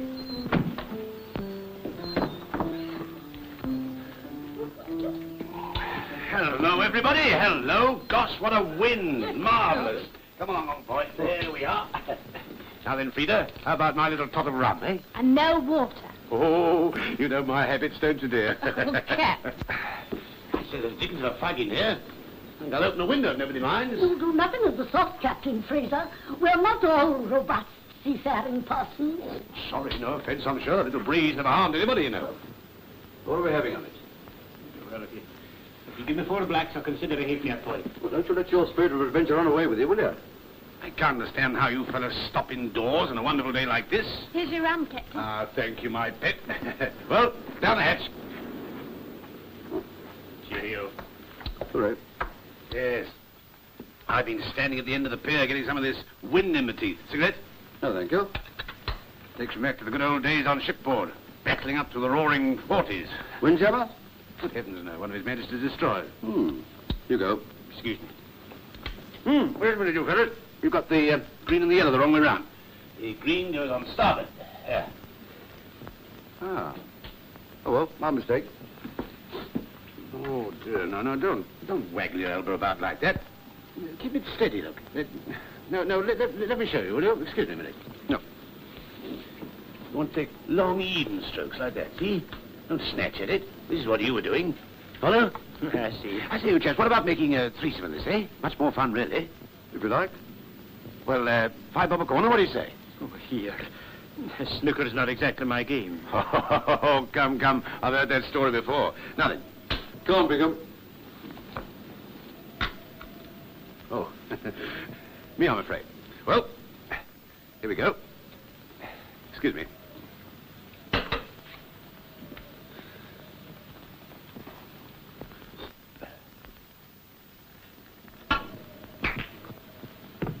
Bit of a fluke, I'm afraid. Hope so. Here for long yourself, Captain Fraser? Oh, I don't know. I generally hop about from one seaside place to the other, you know. I'll take the blue. The sailor home from the sea, as the poet has it. He's seldom happy if he's not in sight of the bride, eh? 6. You two fellas down here together, eh? Mm-hmm. 7. I think I can take the pink. 13.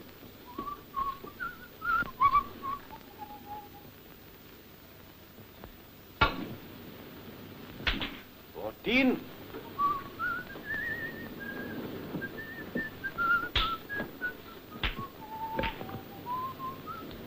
18.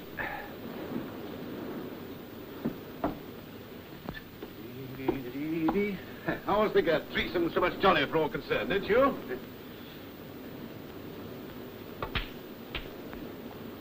19. And now I think the black. Captain Fraser? Yes, my dear? There's a call for you from Dormant. Says it's urgent. A gentleman by the name of Mr. Bradfield. Bradfield? Yes, he's holding the line. Oh, I'm sorry, you fellas. I'm afraid I've got to leave you. Carry on, will you? About time, too. What do you make of the captain? What do I make of him? Oh, the man's obviously an unprincipled shark. 5 shillings a corner. But thanks to Mr. Bradfield, I have a chance to retrieve the position. If you ask me, this Bradfield man seems to be a bit of a Jonah. Do you notice how the mention of his name put Fraser off his stroke? Pretty sure I'd mentioned it sooner. 19. Suit me. All right.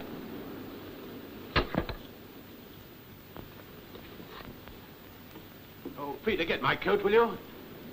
I say, I've got to go out. We'll have to finish this game some other time. I've got to run over to Dormant. What, this evening? Yes. As a matter of fact, there's an old friend of mine who's been taken ill rather suddenly. Hope it's not serious. Well, it doesn't sound too good. It's my old commander. Oh, he's a fine chap. Invalided out after the Zeebrugge show. I've driven over to see him once, twice.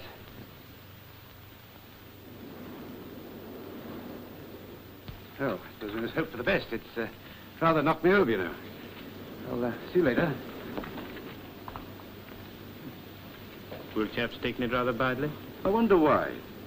His friend wasn't too ill to speak on the phone. Yes. Can you not forget your profession just for 5 minutes and stop behaving like a prize bloodhound? Until you could have a better holiday at Scotland Yard. So could I.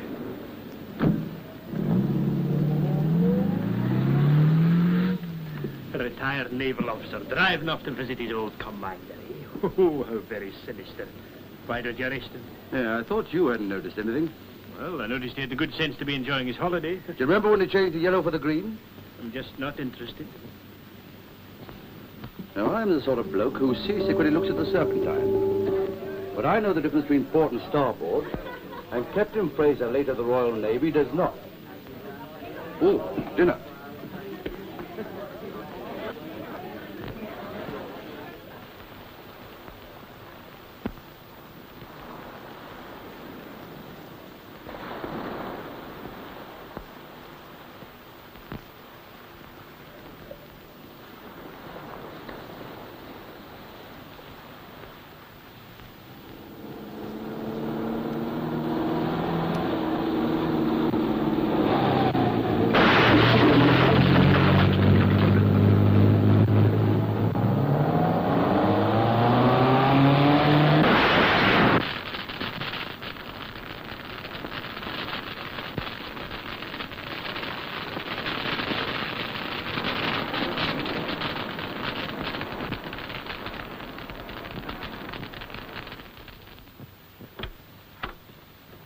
Is there a gentleman of the name of Captain Edwin Fraser staying here? That's right. And he's gone to Dormant. He'll be back late tonight. I'm afraid he won't. We just found his body at the bottom of Blackham Cliff. Captain Fraser? You mean he's... Now, there are no hysterics. Keep your head.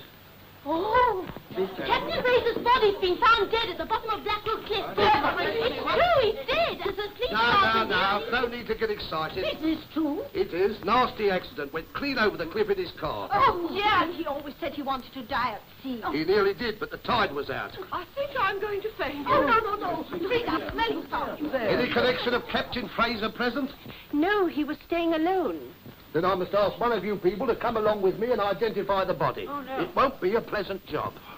Poor fellow. Oh, well, it's no business of ours.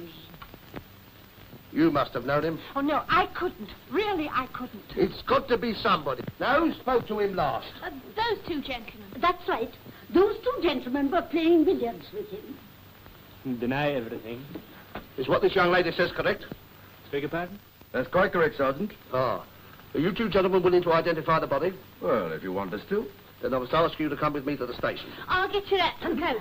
Master Slightly, officer. I think I should tell you, Captain Fraser consumed a large rum before leaving.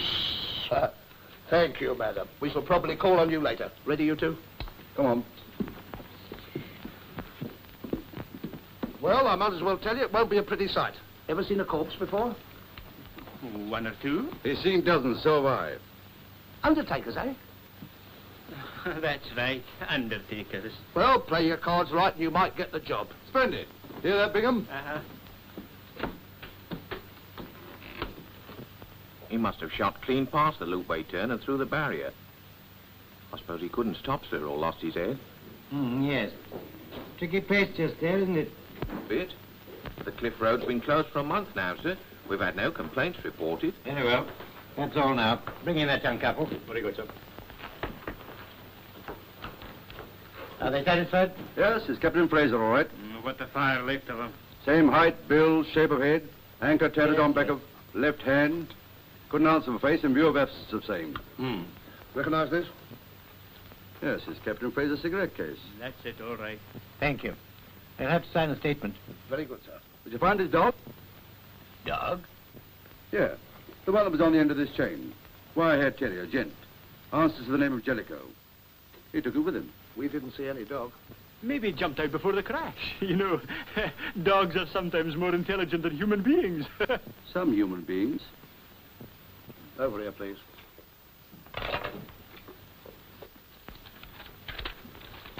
Formal statement of identification. Please read carefully and sign below. Add in private and business address, if any, telephone number, if any, and occupation, if any.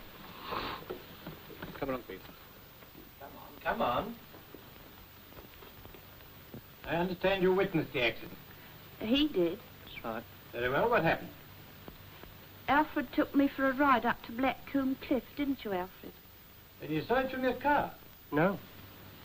We're courting, and... What's that got to do with it? Well, it's only a baby, Austin. Where were you then? In the pine woods. I do hope our names won't come out. Alfred's family wouldn't like it at all. Would you be good enough to tell me what took place? You mean... Oh, about the accident? Naturally.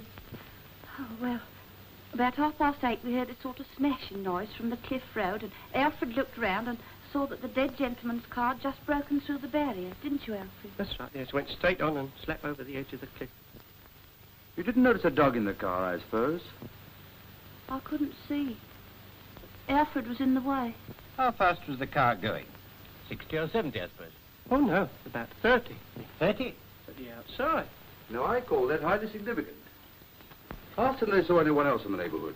Another car, for instance. Are you conducting this inquiry, or am I? Well, Funny we didn't see another car, but we heard one, didn't we, Alfred? That's right. We heard it ticking over, very faint down below. Thought they was doing the same as us, didn't we, Alfred? That's right. Do you remember anything else? Except after the accident, when I went to look over the edge of the cliff, I heard the other car drive off down the loopway. Really? Oh, I'm awfully sorry. Have these persons signed their statement? Yes. Well, I haven't actually signed my note. Can we go now? Yes. What? You're going to address it to the officer in the hall. Oh, I do hope our names won't come out. Alfred's family wouldn't like it at all. He's got a wife and 3 children. That's right. Seems to be a perfectly straightforward accident case, Sergeant. Yes, sir. You've taken quite a bit of rum aboard, I understand. Yes, that probably explains it. Have you ever tried doing a fine cut into the middle pocket when you're soused? I beg your pardon? Let it pass. I've often noticed that members of the public have a passion for amateur theorizing. Good night. Take my advice, leave us to do the pinning down. You stick to screwing them down. You're quite right, Sergeant. Good night, Holcomb. Good night. Please waste of time. Hornleigh James, Detective Inspector, Metropolitan Police. Eh? New Scotland Yard. Hi! Hi! Inspector! Ah, I thought so. You're Inspector Hornleigh? That's right, sir. Oh, I've often heard of you, of course. I must apologize. Why didn't you tell me? Well, as a matter of fact, sir, we're traveling incognito. We're on holiday. You mean we're where on a holiday? Oh, this is Sergeant Bingham. Sergeant? It says here occupation undertaker. Oh, we undertake investigations. Come along in, Inspector. I'm sorry this has happened. Why don't you sit down? Thank you. Get Sergeant Bingham a chair, will you? Yes, sir. Hold this a minute, will you? And you have a cigar? Oh, thank you very much. I take it that you're not satisfied about this accident, Inspector. Well, I'm satisfied it wasn't an accident. Why? Why didn't he break? He was only doing 30. Suicide. Oh, so that's it. Oh, why don't you study psychology, Inspector? Here we have a fine, hearty young naval officer rushing off to the bedside of his old commander. Now, why should he suddenly decide to commit suicide, eh? It was an accident. He was not a naval officer. He was not hurrying. His old commander does not exist. It wasn't a suicide and it wasn't an accident. Otherwise, quite correct. What's this? How can you say that? Why, the man reeked of the sea. I'll eat this cigar if he ever taught the decks of anything more than a penny steamer. Why, I didn't even know the difference between port and starboard. Sounds like a confidence man. Now, what do we know? Firstly, he receives a highly upsetting phone call from a Mr. Bradfield of Dormouth. I'll lay 10 to 1 his name isn't in the directory. Check that, Sergeant. Bradfield, Dormouth. Yes, sir. He then leaves in his car with the dog on a lead. We know there's another car waiting at Blackham Cliff. A bit later, Fraser's car goes over the edge, whereupon the other car drives off. Right? Correct. We also know that the dog wasn't in the car when it crashed on the beach. I see what you mean. Fraser let the dog off the lead. Which shows that he must have stopped first, presumably to talk to whoever was in that other car. And if you ask me, it finished with Fraser being knocked on the head, shoved back in his car, which was set going for the beach, and then, plonk. Murder. Murder. Made to look like an accident. Only they forgot the dog.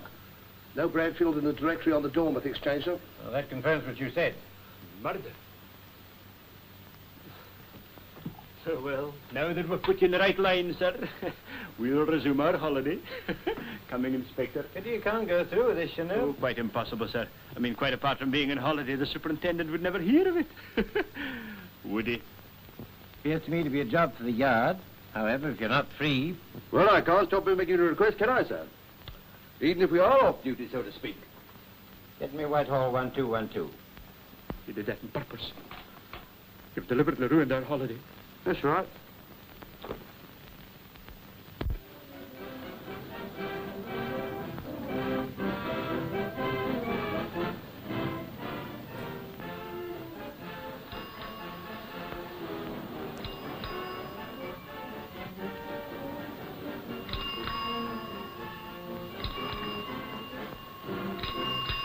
Hey, Wolsey, 3 chalk ices. Send them up for the maid right away, will you? She'll pay you.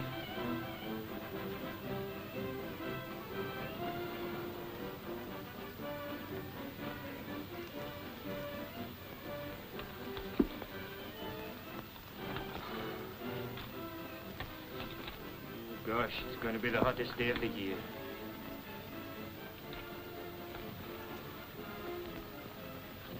Found something? Nothing much, sir. Mostly bills. And a couple of letters from a Mrs. Bracer. And who's that? His lady friend? Hardly, sir. She calls him Dear Mr. Edwin and hopes his indigestion is better. Sounds like an old retainer. Well, they won't be troubled much with indigestion now. No mention of any family or anything.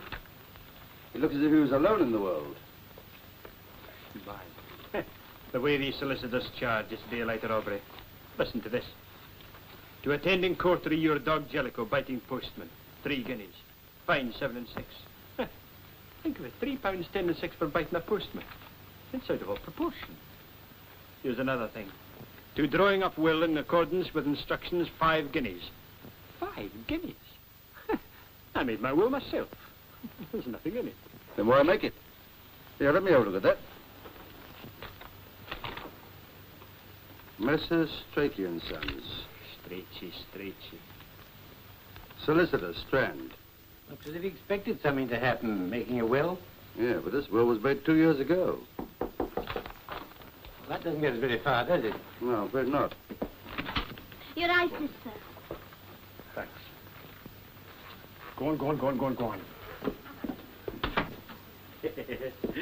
Chuck ice, Chief. No, thank you. Eh? No, thank you. Go on, put him down. Chalk ices at a time like this. Talk about fiddling while Rome's burning. Go on, milk. Wish we could get a line on Bradfield, whoever he might be. Well, if he's got any sense, he'll have hopped out the district by now. Hello, here's something. Fraser paid the Worldwide Insurance Company £754 premium on February the 2nd. Well, if that's a life insurance policy, they might make him a subject for murder. How do you make that out? Well, if you were insured for a fat sum and left it to me, I wouldn't mind turning over the proposition myself. By George. There's motive enough there for anybody. Yes. What do you propose to do, Inspector? Sit tight and let the coroner return an open verdict. We don't want to scare off the beneficiaries. I'd like to be present at the reading of that will.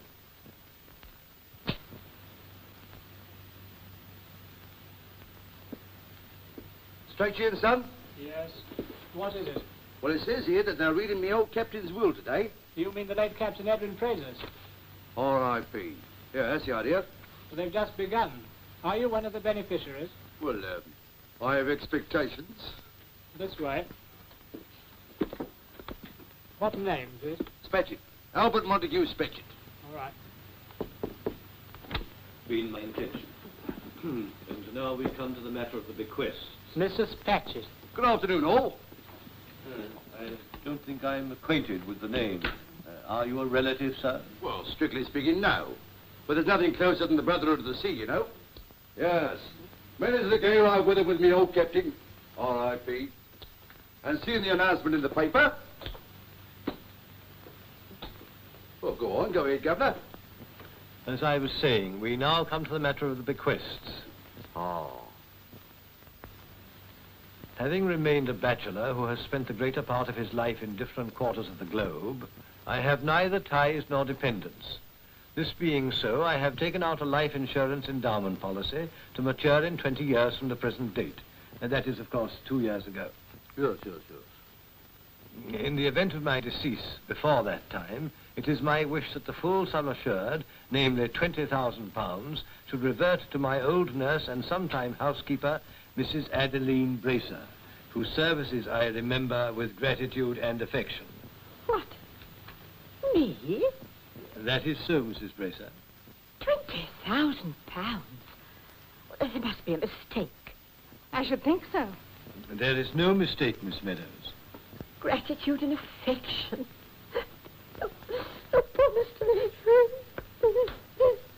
I simply can't understand it. My uncle always led me to believe that I was the sole beneficiary. I have not finished yet, Miss Meadows.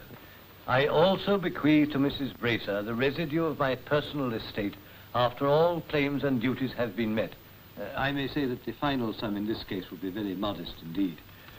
But this is really quite absurd. After all, I'm the only relative he's got. There is still more to come, Miss Meadows. To my third cousin, Angela Meadows, I bequeath my car and my dog, Jellicoe, with the earnest request that you will provide a good home for the latter. Really, this is too humiliating for words. Well, go on, Governor, go on. That is all. What? Do you mean to say I'm not mentioned? I do. But the captain swore on his sacred oath that he wouldn't forget me when he was called up aloft. I'm sorry, Mr. Spatchett, but there it is. What do you think of that? Served him like a dog, I did. Looked after him like a blinky wet nurse. Here, what about his telescope and compasses? The captain mentioned most particular they was to come to me. I have no knowledge of the matter. Oh, you haven't, have you? Come on, now, what have you done with them? Given them to your little boy, I suppose. I am unmarried. You'd better be careful what you say. Served him like a dog. And what do I get for it? Nothing. Not a sausage. There's gratitude for you. The proceedings are closed. Will you show Miss Meadows and Mr. Spatchett the way out, please, Tompkins? I do not intend to let the matter rest here, Mr. Strachey. I shall see my solicitors at once and have the will contested. And so shall I.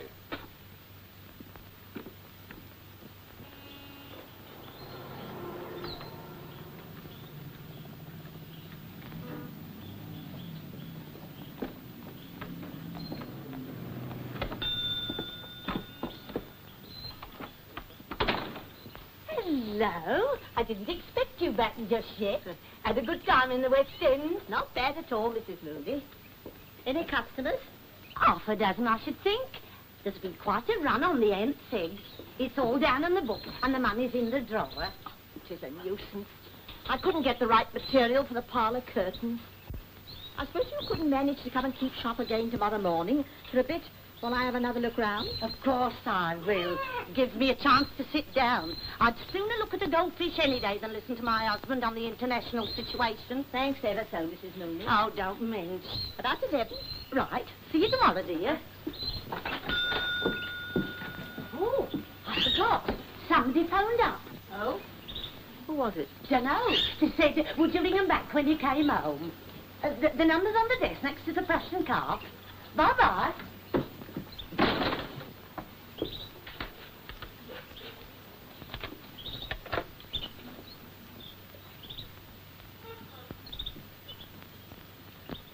Hello.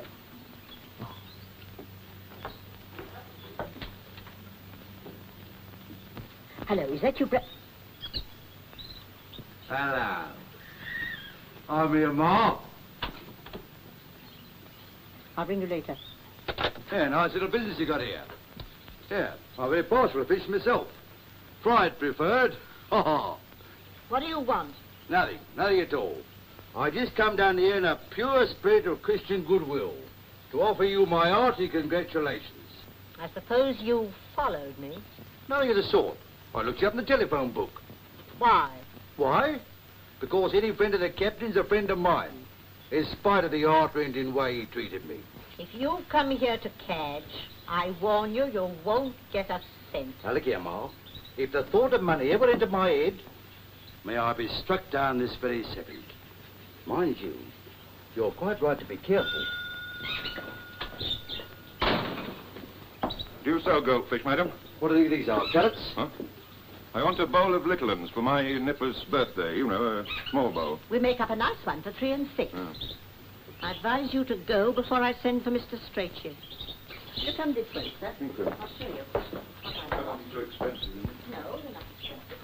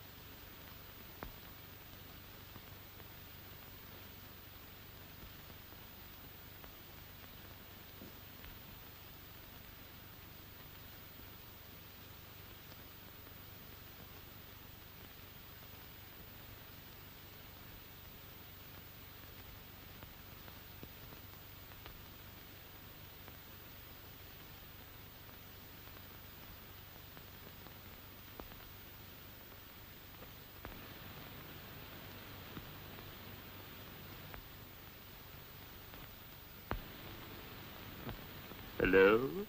Is that Cromwell 3215? Yes? Who's that speaking? This is the butler. What is it? Supposing I were to tell you that Mr. Bradfield gave me this number to telephone. Mr. Bradfield? Mean anything to you? It certainly does. All right. Well, you can cut that butler stuff. Okay, buddy, but you know, you can't be too careful in our kind of way. Don't I do it? Say, maybe it's the bad line, but I don't seem to recognize your voice. Who is it?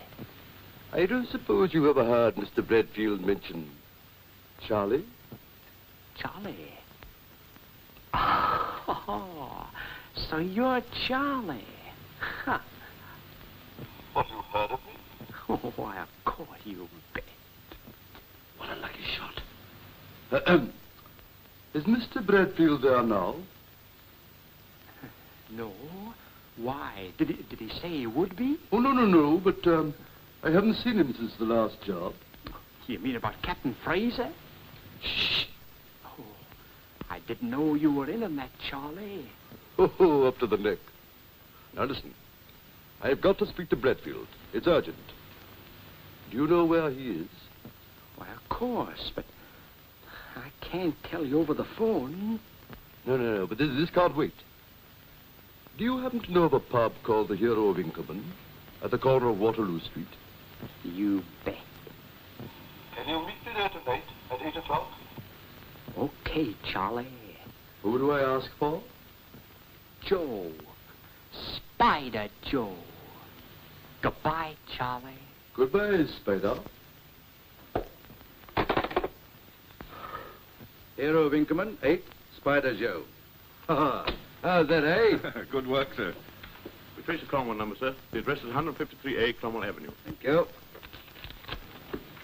153A Cromwell Avenue. Hello? Well, just a minute. Sergeant Bingham, sir. Right. We'll see what he's got to report. Holnleigh speaking. Inspector, I've just seen Captain Fraser. What? Walking down the street with his dog. Fancy that. But it's a fact. I followed the Meadows girl to a house here. She'd just gone inside when the captain walks up as large as life and goes into the same house. And what did the dog say? Huh? You don't believe me? Of course I don't. Oh, but I saw him with my own eyes, Inspector. If it wasn't Fraser, it was his twin brother. Why, I'm telephoning you now from the same house. And where was that? 153A Cromwell Avenue. What's that? Aye, and listen, there's something very peculiar going on here. Ah. It looks as if you stolen them out on me, doesn't it, Sergeant? Eh? Well, yes. It does, doesn't it, Inspector? Well, you haven't. I know all about that house. Eh? Yes, it's used by the people who killed Fraser, including Bradfield. That's right. One of them just rang up. The crook, if ever there was one. Yeah, so's that butler fella. You better be careful of him. Butler? No butler here. What do you mean? I was talking to myself a couple of minutes ago. But you couldn't have been. Why not? Because I was talking myself to that crook. Oh. So you're Spider Joe. You're Charlie? You bald-headed, spindle-shagged, haggis-witted, toffee brain. Now, wait a minute, Inspector. You made the very same mistake yourself. I don't want any subordination from you. You ain't there till I come round. But what about Captain Fraser?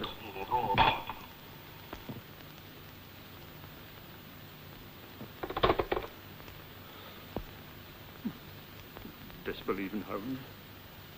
What do you think I am? An idiot? Well, I know what I saw, don't I? Half a mind to tell him what I think of him. Mustn't lose my temper. I know. Casual and nonchalant. You don't believe me, Inspector? Well, maybe you're right, but I just want you to convince me, that's all. That's better. Put the onus on him.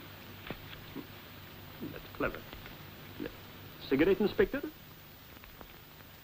No, maybe not. Might take one.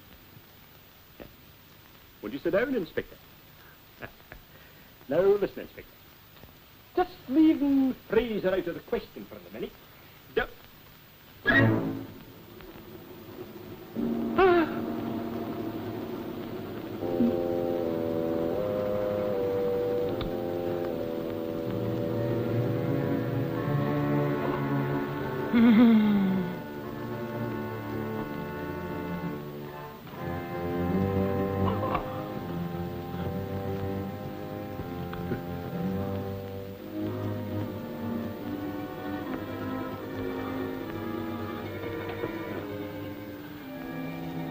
Chelsea Bridge.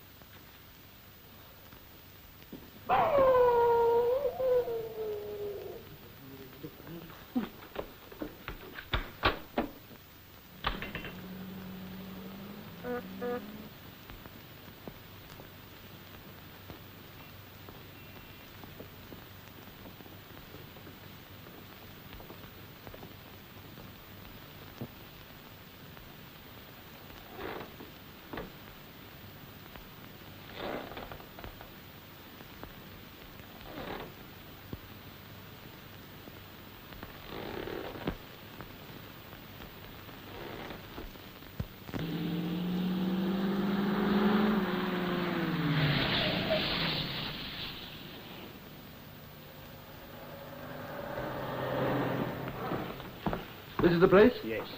And I was right about Captain Fraser. He's in there now. Go on. So he's popped up again? He's dead in the drawing room. Well, I thought you said he was alive. Yes, but he's dead again now. Well, I wish you'd make up your mind. Go on. He's in here. Look! I see. First of all, he chucks himself over a 200-foot cliff and roasts himself alive. Then he pops back to life again, decides he doesn't like it, kicks the bucket a second time, and turns himself into a prize Persian. He was there when I came out. I swear he was.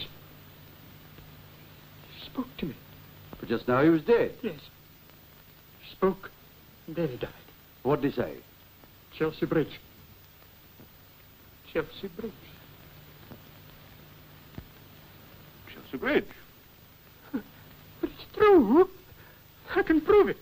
There's something he tried to give me. I've got it here. That's all right, old man. Take it easy, take it easy. Gone. Lost it. All right. We'll find it. But I tell you, got up, said Chelsea Bridge and fell flat. Well, of course he did. Nothing unnatural in that, is there? Nothing at all, sir. No, just what we'd say.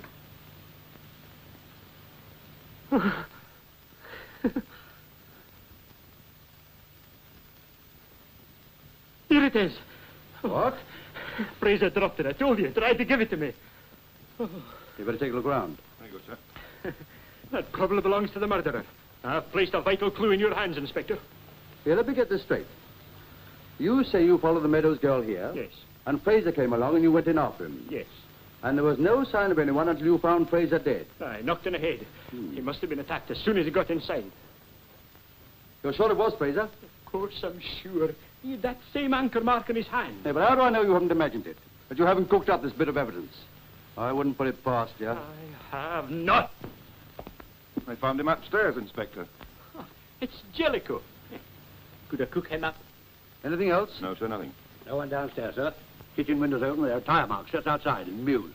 Of course. Whoever it was took Fraser's body through the back to a car, while you were taking the air in the front. Why the blazing to stick inside? Suppose you'd like to have found me stretched stiff and cold in that carpet. Yeah, don't put ideas into my head. Chelsea Bridge, Chelsea. I believe I've got it. Supposing Fraser overheard them say that they were going to drop his body over it. I tried to tell you. How about that? Possible. Right. Well, now you go and keep a watch on Chelsea Bridge. But now? Yeah, until further orders. Go on, hop it. Go on, go on. Now what about these car marks?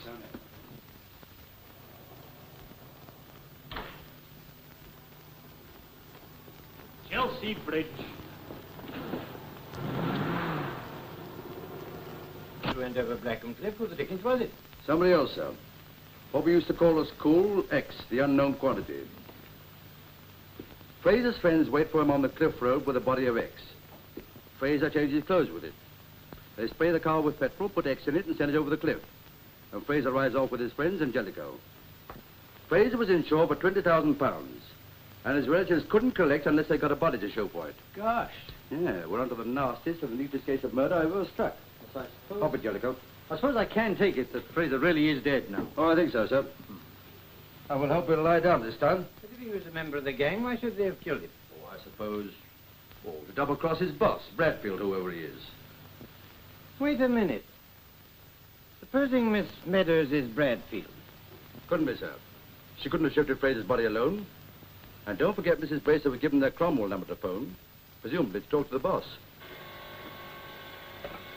Hello? Oh, good. Bring him up. It's a chap from the Institute of Heraldry, sir.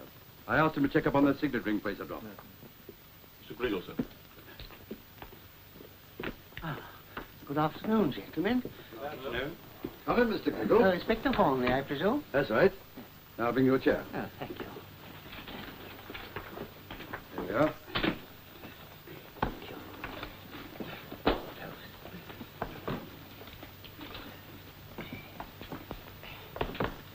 Now, did you have any luck? Since heraldry is an exact science, luck can hardly be said to enter into it. However, my researches have met with some slight success. Good. Did you find out who that ring belongs to? All in good time, Inspector.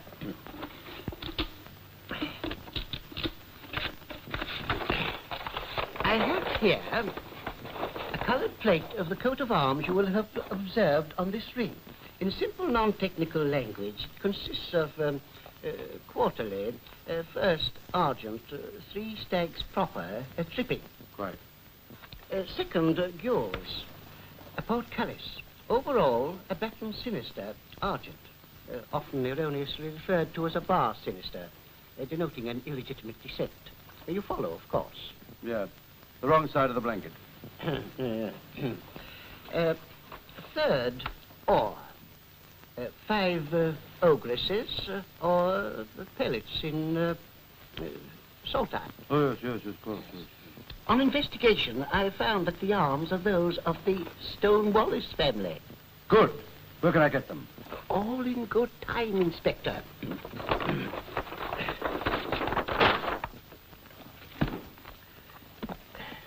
Turning to Debrett, we find here an entry under Stone-Wallace. I take it you are not concerned with the derivation of the name itself? Not passionately. Ah, pity. It has points of interest. However, the sole surviving member of the family would appear to be Richard Anstruther Stone-Wallace, born 1893. He is now resident at 5 Oaks, near St. Albans, Herefordshire. Good. Splendid. 5 Oaks and Albans. Thank you very much, Mr. Griggle. That's just what I wanted. Excuse me, sir. No time to lose. Stone-Wallace may be the man we want. Good luck, Inspector. Thank you. Hello? Where have you been? Chelsea Bridge. What? All night. Bless my soul, I forgot all about you. Oh, I'm sorry. But what happened? For 12 solid hours, nothing. Then an old lady gave me a penny. So disgusted I'd half a mind to throw it over the bridge. Well, can I go home now and have my pneumonia in peace? Yes, when we get back from St. Albans. St. Albans? I haven't had a wink of sleep. Well, I'm sorry about that. Nevertheless, we're going to catch an omnibus vert after a Bradfield rampant and no stopping at any bar sinisters. Come on.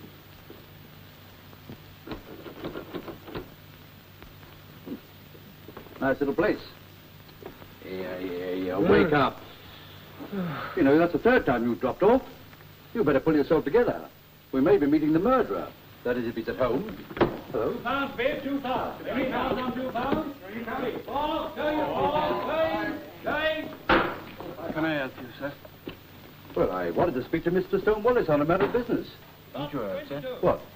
Mr. Stonewallis died 3 weeks ago. Died? Yes, sir. Can I do anything? I was his butler. No, I'm afraid not.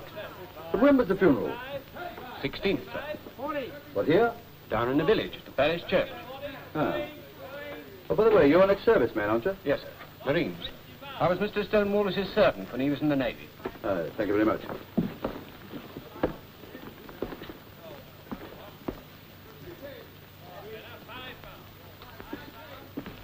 Come on, come on. It's as plain as a pikestaff. We found X. It was Stonewallis' body they sent over the cliff instead of Fraser's. How can you prove it? Easy. Tonight, you and I are going to play Hamlet, Act 5, Scene 1. Have we time to fool about like that? The gravedigger scene, you ignoramus. Excuse me, sir.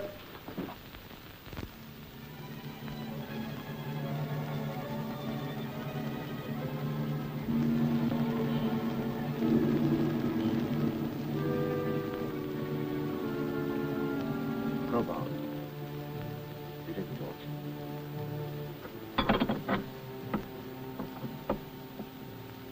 You know, we shouldn't be doing this without an exhumation order from the Home Office. Well, I retired in 1950. What's the matter with you? Hay fever? No Chelsea Bridge. Cut it.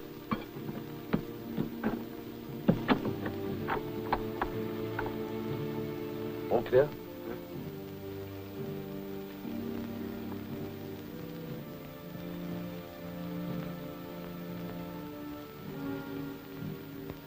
Richard Anstruther died 3 weeks ago. That's the one we want.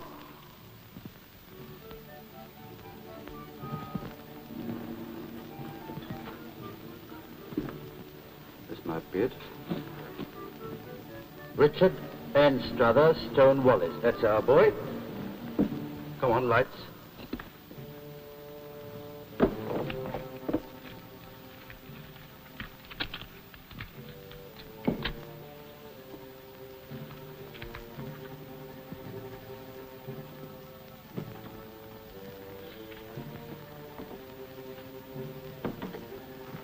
Now, you get busy with that other comb rule.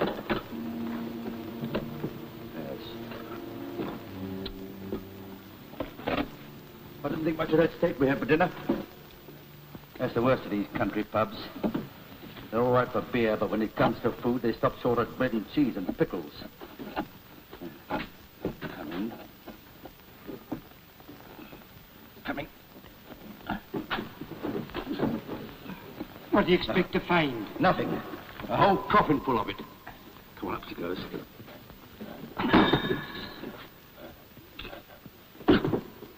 Bless my soul. Captain Fraser! He's popped up again.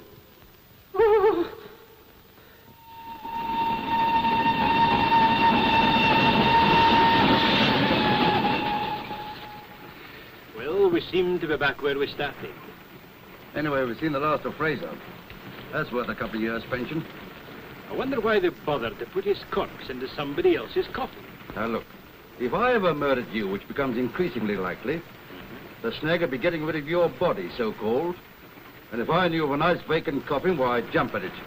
Vulgar abuse doesn't alter the fact that we're no further forward. Of course we are. We now know that Stonewallis wasn't murdered. They just snatched his body and sent it over the cliff instead of Fraser's. Yes, but who planned it and who killed Fraser? Bradfield. And who's Bradfield? Search me. There you are, then. You see just what I said. We haven't advanced an inch. Wait a minute. There's one thing we've forgotten. That comic clue of yours. Chelsea Bridge. You can watch it yourself this time. No, I was wrong then. Still, it must have meant something. How did he say it? Just sort of opened his mouth and said it. Yes, well, come on, now show me. Eh? Well, you sort of sitting like this. What's the matter? Oh, you feel sort of silly. Come on now, get on with it. sort of sitting like this, see? And then he opened his eyes, and he struggled up. Yeah, it must have been a horrible sight. And he moved, and he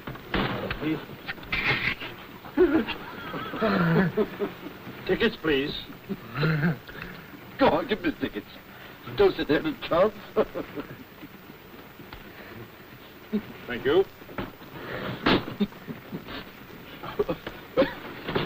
Let's have the second house. He might come back. Come on, don't be coy. Come on. Well, he struggled up the way I showed you. And then he sort of pointed at me and said, Chelsea Bridge and dead. And what? That's all. But did he say Chelsea Bridge and? Did I say and? Yes. Then he must have said and. But he didn't finish it. He must have died before he could get it out. It might have been and anything. And all stations south. And the same to you. Doesn't make sense. What doesn't? Chelsea Bridge and the same to you. Chillingworth, Chelmick, Chelsea Art Stores, Chelsea Barracks, Chelsea... Uh-huh. Chelsea Bridge and Social Club. Bridge? I wonder. Bridge Club doesn't sound very ominous to me. Let's go.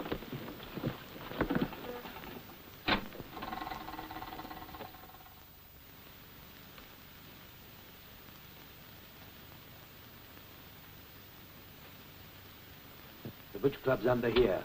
Uh-huh.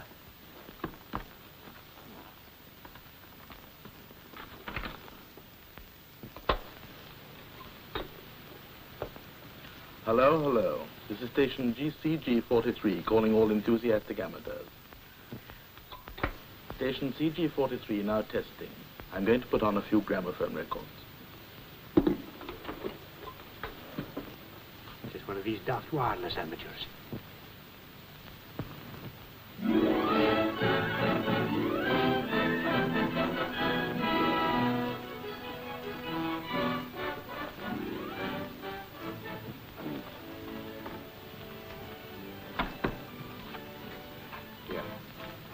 See that window? Uh-huh. We'll take a digger through it. Can't reach.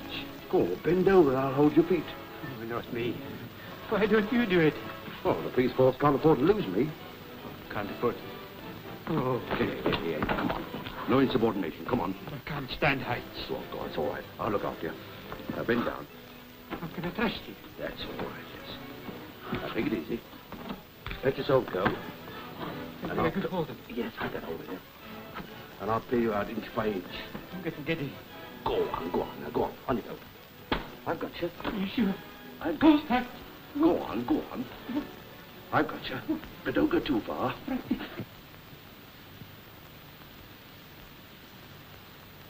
Can you see anything? It's a Bridge Club, all right. There are folk playing cards. Oh, now let me up, for pity's sake. Anyone we know? There's that wireless chap. Just going out. No, I mean just coming in. It's all very confusing. They're all upside down. Oh! What's up? I've dropped 2 7 halfpenny. Well, never mind, you can charge it the expenses sheet. What's happening now? There seems to be a bit of an argument. You will return to Cromer tomorrow, and you will hear from us when your turn comes. Well, supposing I refuse to go on with it. Isn't that a little difficult? Well, I didn't know I was going to work for a murderer. Well, that's what Bradfield is, isn't he? You think I can't guess? You'd better be careful. Well, you're the only one who knows who he is. Why should we work for a man we've never even seen? Because you're well paid for it. And because you can't afford not to. There's Mrs. Breeton and the Meadows girl. Good. We struck oil. The Meadows girl's saying something. What? Do you think I'm a lip reader as well as a trapeze artist? What's happening now?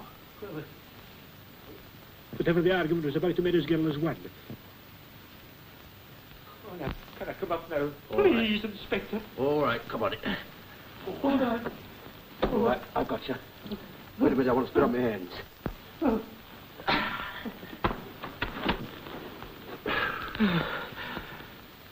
Never do that again. Hand in my resignation if I didn't know you'd jump at it. That's right. Flirting with death. It looks as if Fraser was only one cog in a very big wheel. Well, there's only one thing to do. Raid the place. What we want is Bradfield. To the 7th. Here, hop down to the police box and phone that through to the super. It's urgent. Go on, back up. I'll meet you around the corner in a couple of minutes. You might send us through to the box when he comes on. Right.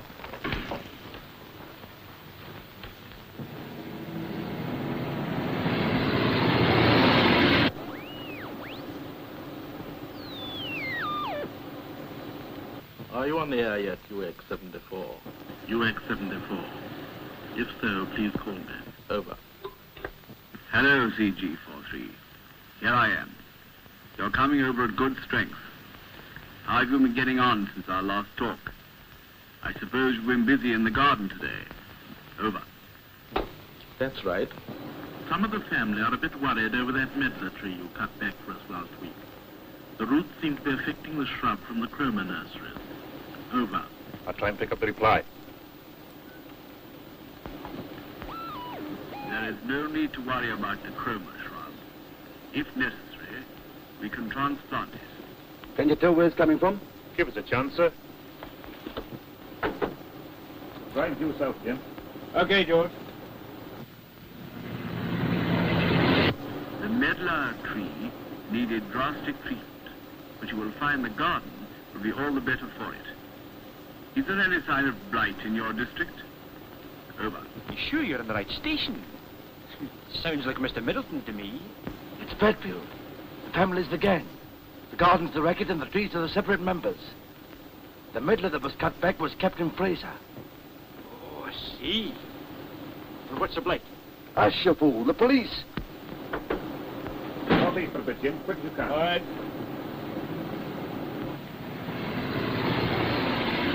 I may not be able to carry out another experiment for some time. It's quite near now, sir. Less than a mile, I should say. Good, good. South now, Jim. As you know, it's a delicate operation, and one can only graft onto a similar species.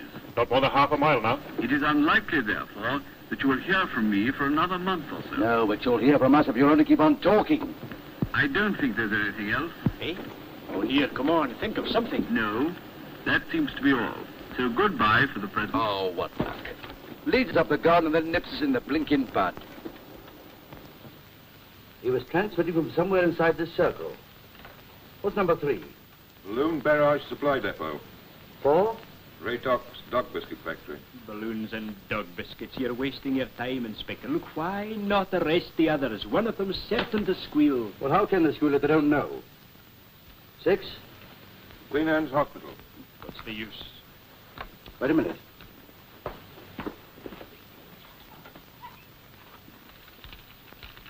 Who are you going to call?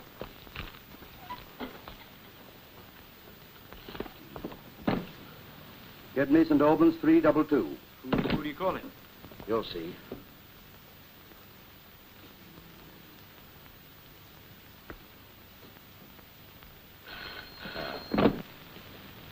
Hello?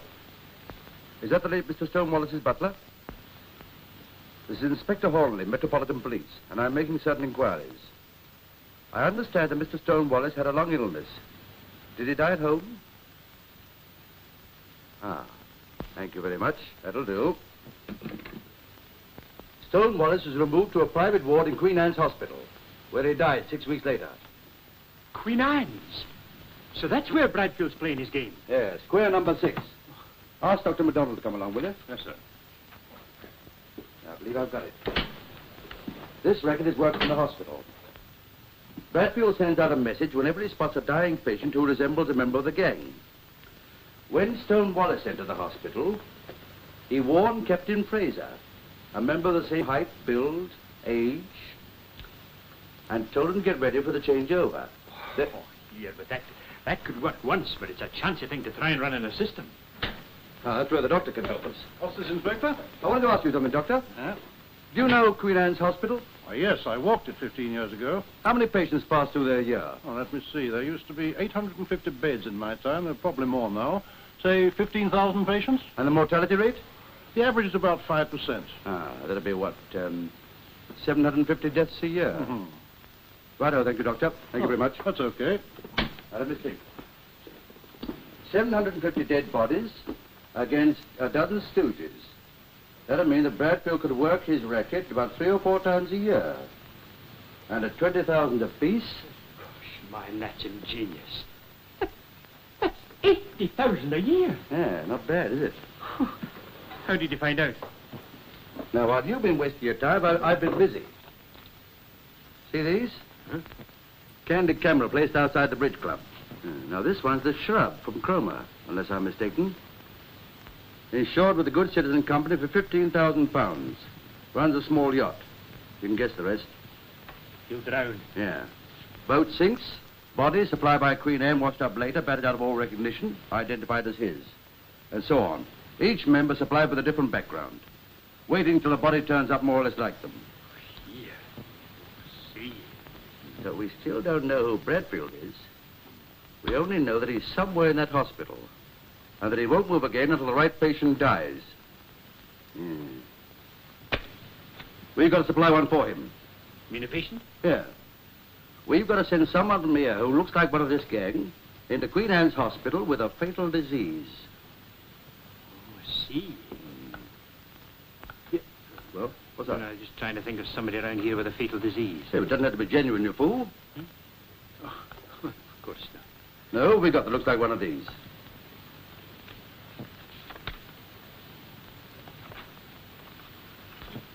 This one's not unlike Mrs. Hackett. Huh? You know, Mrs. Hackett that comes and cleans out the office. Yes. Quite a distinct resemblance. Yes, as like as 2 pins. Eh? Well, then, come on, let's get a hold of her. No, I'm talking about Mrs. Hackett. Huh? Who are you talking about?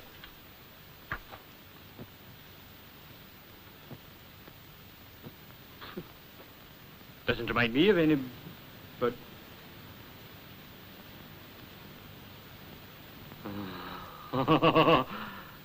It's not like me at all. Dead spit. I tell you, I won't do it. There's no good Oh, asking yes, me. you will. Oh, no, I won't. Oh, yes, you will. Oh, no, I won't. Come on now, what fatal disease would you like? Now, listen. I know my duty as well as anybody, but I will not go into that hospital as a patient, see, and that's absolutely final.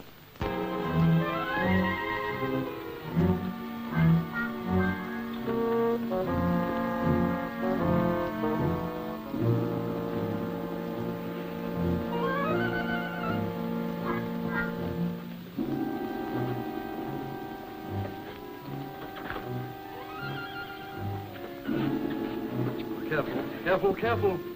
Gently. Gently. That's right. Good morning, Manners. Good morning, John. Mr. Mackenzie is a very old patient of mine, Manners. I'm sure I understand. His condition's extremely grave. Coronary thrombosis, you know. Hopeless owing to his weak state. Then there are the effects of nephritis and other complications. Then it's only a matter of time, surely. Quite. Under the circumstances, I'm going to make a rather special request. Yes? The patient has expressed a special desire that his own medical attendant, Dr. Toomey, might be constantly with him. It's contrary to hospital practice. Yes, I know, but it can only be for a few more days. Well, of course, Sir George, if you insist. Thank you. I was sure you'd be sympathetic. Dr. Toomey. Ah, my dear Sir George. How do you do, Dr. Toomey? This is the house surgeon, Dr. Manners, and the matron. I've made all arrangements for you to be in attendance, and Dr. Manners and the matron will cooperate. Splendid. If I can help in any special way, Doctor, please let me know. I most certainly will, thank you very much. And how is my patient? Coronary thrombosis, you know. Hopeless. There are also the effects of nephritis and other complications. So I believe. Yes, well, I must be going. If I might suggest, Dr. Toomey, I think I should give the patient a slight sedative. His journey seems to have unsettled him. Oh, great. I have no certainty. Goodbye. Goodbye, Sir George.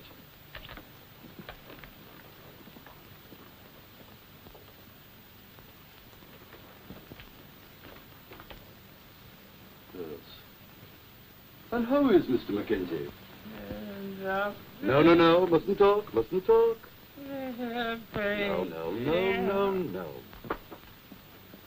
I beg your pardon.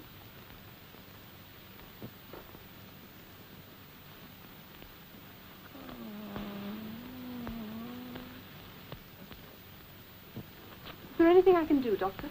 Well, no, not just at the moment. Thank you. Oh, I beg your pardon.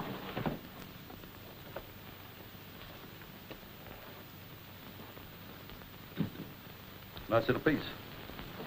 Yes, I know, but how long am I likely to be here? Oh, only a few more hours, I hope.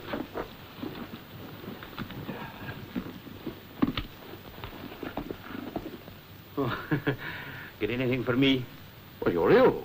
You don't think I'm going to lie here and starve, do you? Oh, all right. Some people don't think of their stomachs.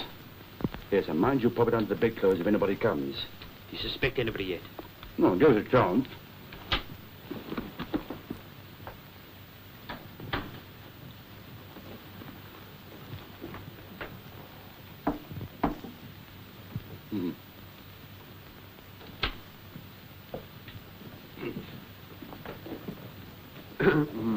Oh, well, Doctor. Shh. Asleep. If you follow me, Doctor, I'll show you your room. Oh, well, thank you very much. Oh.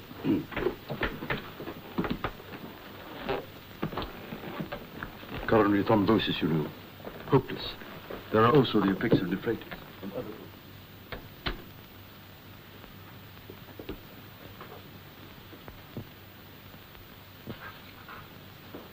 Sir George asked yesterday that he should be admitted, I believe.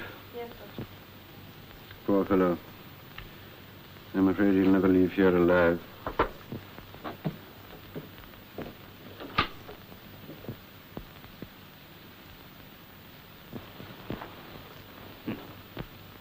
Won't leave here alive.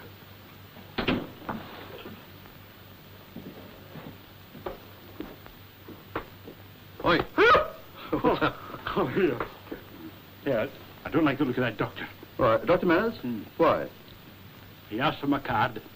He took a look at my name and address and said I wouldn't leave here alive. Yes, he doesn't seem to be bursting with goodwill, does he? Here, you better lie down. I've just rung for the nurse. Think he's Bradfield? I don't know. But if he is, he'll radio the bridge club tonight, telling him he's got his eye on the right kind of bald-headed corpse. And that's what we're waiting for.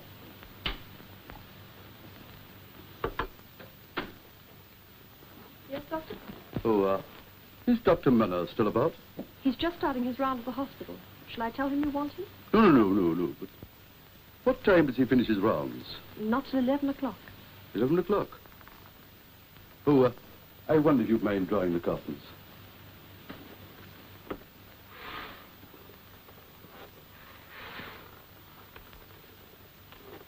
Is there anything else, Doctor? No, thank you, my dear. My dear probationer. Yes. 11 o'clock. The exact time that Bradfield broadcast the other night. What are you going to do? Wait. Come on, shove over.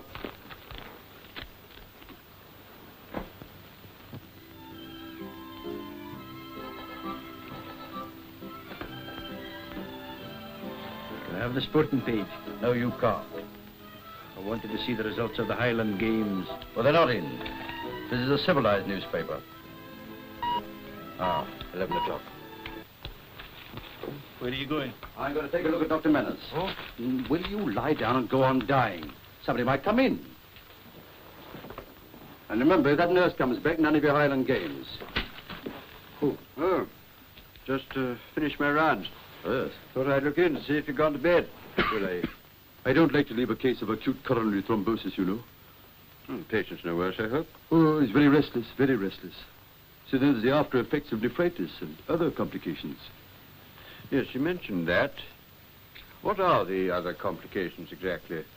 Well, there's his liver, for instance. Is that affected? Oh, yes. Riddled with disease. What's the trouble? Oh, didn't Sir George tell you? No. It's very curious. I should have thought he'd mentioned that. Have you ever heard of plutosis? Plutosis? Never. Well, very few people have, as a matter of fact. Anyway, he's got it. It's a tropical disease. Baffled the medical profession in the tropics for years. Tropics? Yes, that's the way pictured. I contracted it, I mean. Oh, well, I'll be turning in. Call me if you want me. I most certainly will. Good night. Good night. What did you say I had? Plutosis. Never heard of it. Neither have I. Here, you sit tight. I'm going to follow him.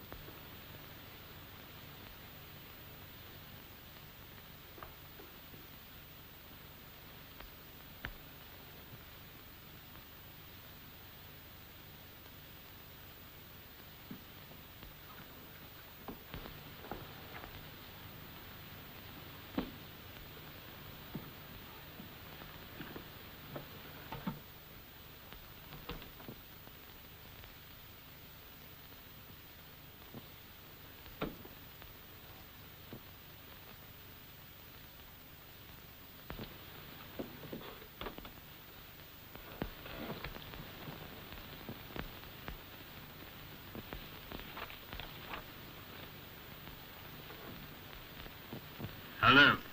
Hello. UX74 calling CG43. I have some good news for you and the family about the garden. I think I can now lay my hands on a suitable species, so we can go ahead within the next few days on another grafting experiment. I suggest we might try it on that tree of yours, which has not borne fruit for 4 years. You know the one I mean. That's all for the present. Good night. Good night. Oh, that's good enough.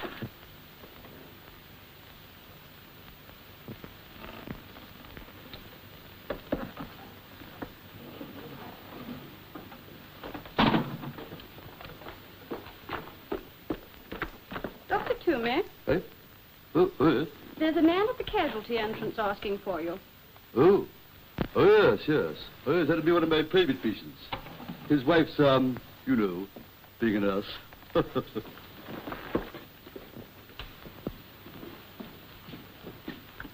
Well, my man. Any results? Yes, he came through with this. When? About 10 minutes ago. Anything wrong? No, but... No, there's no need to distress yourself, my man. It's a perfectly natural process. You go home and tell your wife that there's one born every minute.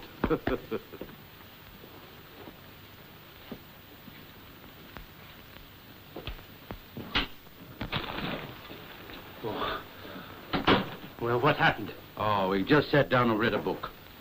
We made a mistake. He's not Bradfield. Sure. Yeah. I just heard from Alf. At the very moment I was watching Manners, Bradfield was on the air, giving another gardening talk, reporting your arrival. That's bad. No, we're getting on, but we got to take it a stage further, that's all. What do you mean, a stage further? Well, you'll have to go the whole hog and die. Die? I'll do nothing of the sort. But can't you see it's necessary? When you kick the bucket, Bradfield will broadcast the news. And then if we keep an eye on everybody that knows that you snuffed him, well, we're bound to nab him. I won't do it. I'm going home, and with a clear conscience, mark you. Dying doesn't come under my police oath. Where's my trousers? You're going west. You've got colonial thrombosis, tropical plutosis, and arterial complications in the bypass. And you're going west. I won't do it. Now listen to me for the last time. You're going to die and like it.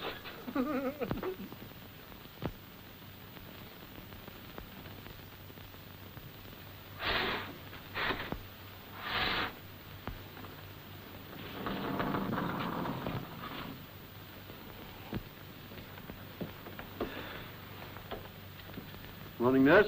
Morning, Doctor. Dr. Toomey about yet? I haven't seen him yet. Thank you.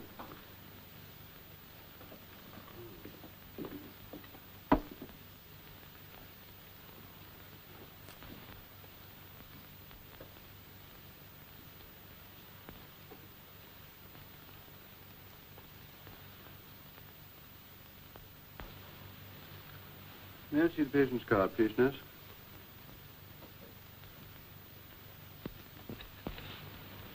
$108? Who recorded this? Dr. Toomey. It's fantastic. Temperature of 108. It's a medical impossibility. Either this is the most extraordinary case that ever entered this hospital, or Dr. Toomey is... Oh, well, never mind. It's a curious thing, nurse. I know Dr. Toomey's face, but I can't place it. Is he familiar to you? Very.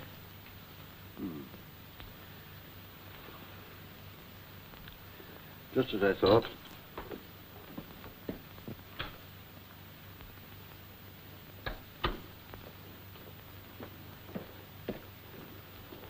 I want a word with you, Toomey. And I regret to say with you too, Sir George. Why, what's the trouble, man? Dr. Toomey here has recorded the patient's temperature as 108. Well? 108, man. Don't you realize how high that is? Well, I told you it was a tropical disease. Do you seriously tell me that his temperature was 108? More or less. More or less? More or less? Is this a hospital or a madhouse? I've just examined the patient. What's that? His temperature, pulse, breathing are all absolutely normal. He's as fit as you or I. Well, I'm sorry to have to include you in such an accusation, Sir George. But in my opinion, this is the worst case of medical fraud that has ever been perpetrated on an innocent patient. I'll go even further. Such conduct is not medicine, it's murder. You've hit the nail on the head, Doctor. Eh? It's murder, all right. He knows too much, Sir George. I better tear off the whiskers. This is Inspector Hornleigh of Scotland Yard. Hornleigh?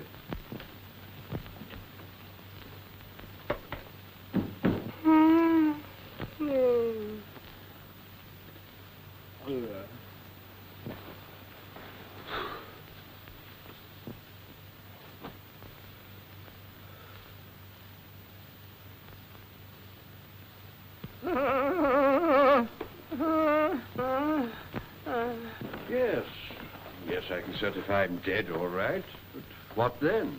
Leave the rest to me.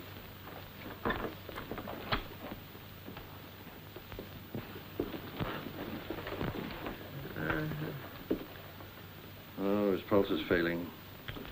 I'm afraid he won't last out the day. I'd better phone the relatives. He's only got an aunt, and she's in Scotland. I should let her know. Have you got the address? Well, yes, I think so somewhere. Oh, it's hanging in my wallet. Yes. Oh, yes, here we are. Miss McDougall, Kirkmichael Cottage. What's it? I can't remember. Oh, yes, Port William. She's not on the phone. I think you better wire. Very well. You might leave us to the patient for a few minutes. I'll call you. You stop blinking like a blinking goat. It's all right. He's in on it. What happened? Well, he rumbled. It's all your fault, telling me you had a sister with flu and a temperature of 110. Does that mean I don't have to die? It does not. You die tonight at 5 minutes to 11 precisely. What's the procedure, Doctor? Well, I shall certify death in the usual way. The matron will then give orders for the body to be removed to the mortuary. The what? It will then be placed on a slab and remain there until the undertakers collect it in the morning. Over my dead body. No, shut up, shut up. Here, Inspector. Either this corpse goes home or it resigns. But you're not going to lie down on a job at a time like this? I'm not going to lie down in a slab in a mortuary all night. All alone. You won't be alone.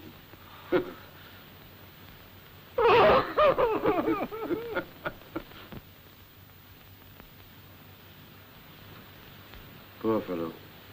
He died as he lived. An officer and a gentleman. I'll give instructions for the body to be removed to the mortuary.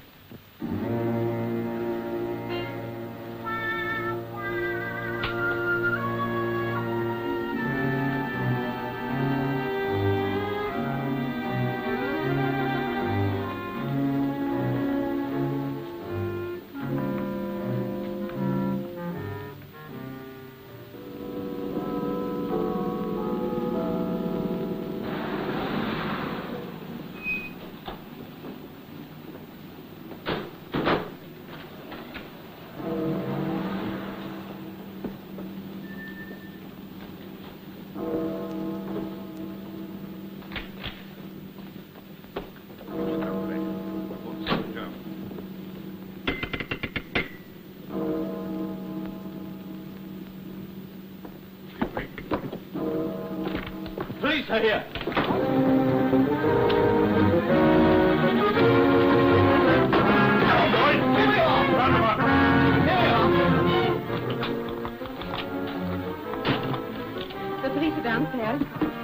telephone yet? Not yet. We'll try and get through to him. Me? No fear, I'm off.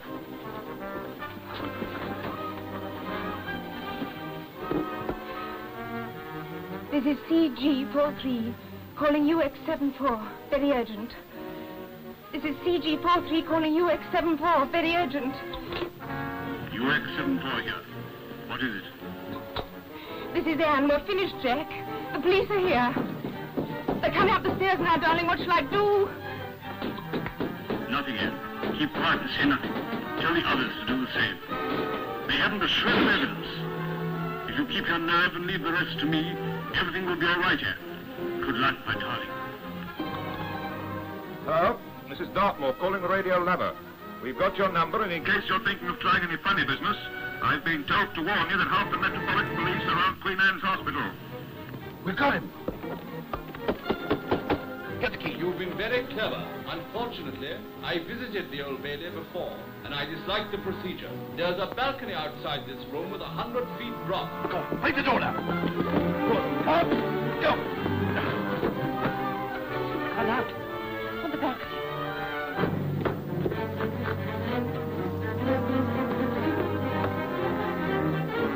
It's the matron. Come on.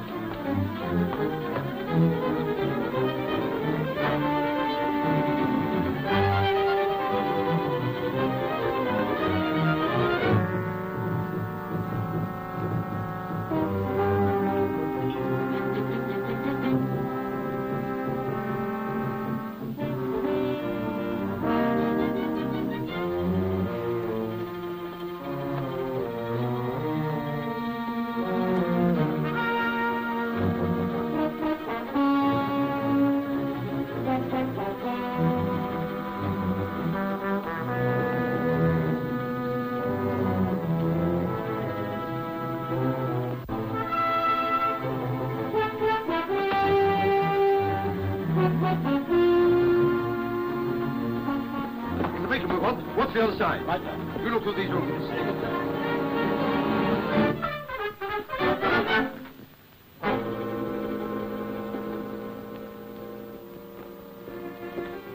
Excuse me. Have you seen the matron? I'm afraid not. A pity you forgot to change your shoes, Mr. Bradfield. A nice little spot of Jekyll and Hyde, I must say. Come on, the game's up. Oh, you Cut that out!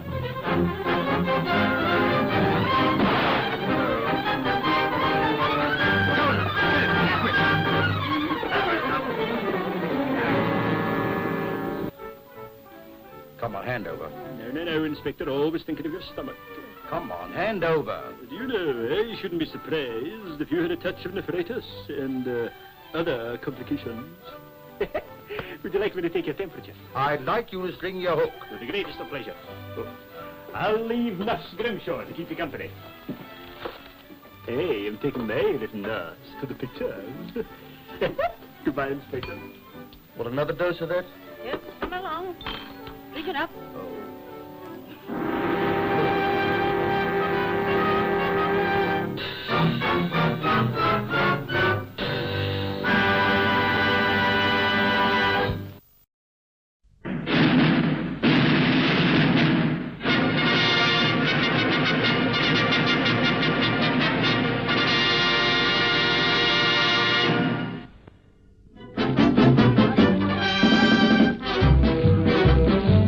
Hey!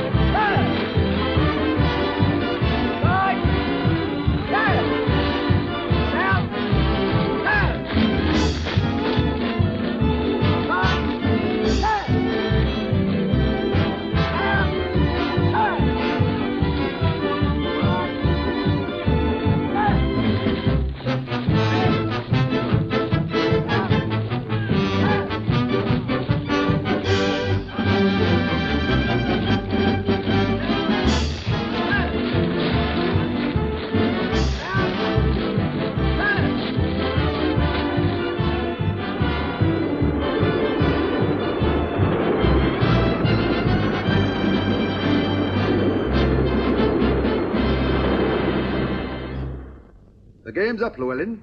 I arrest you for the murder of John Russell and Mary McClure at 150 Liberal Street, Liverpool, on the night of January the 1st, 1935.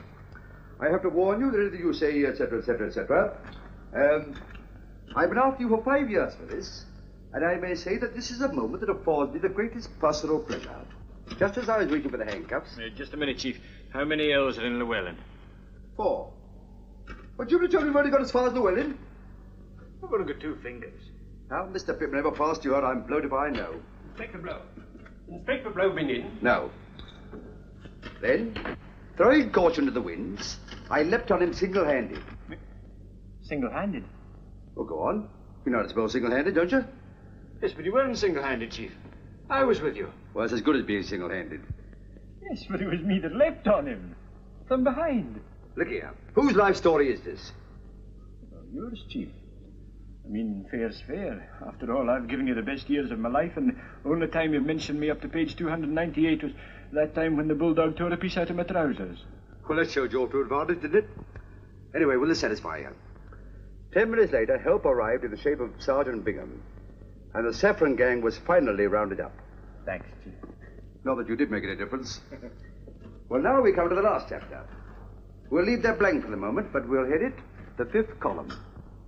The 5th column? That's what I said. But you haven't had anything to do with the 5th column? No, but I'm going to. Listen to this. The Minister of Home Security today assured the government that the best brains in Scotland Yard will shortly be engaged to combat the menace of the 5th column in this country. Here are, my boy. Inspector Hornleigh's next case. Yes, but it hasn't even mentioned it, Chief. No, but it says the best brains, and that narrows it down. Now, let's see, there's Jenkins in Yorkshire, Brown in Ireland. That leaves... Morning, Inspector Blow. Good morning. Still working on the life story for Titbits, I see? I thought of a good title for it yesterday. Oh? Yes. Whopping Tales of the Yard. I'll treat that remark with the contempt it deserves.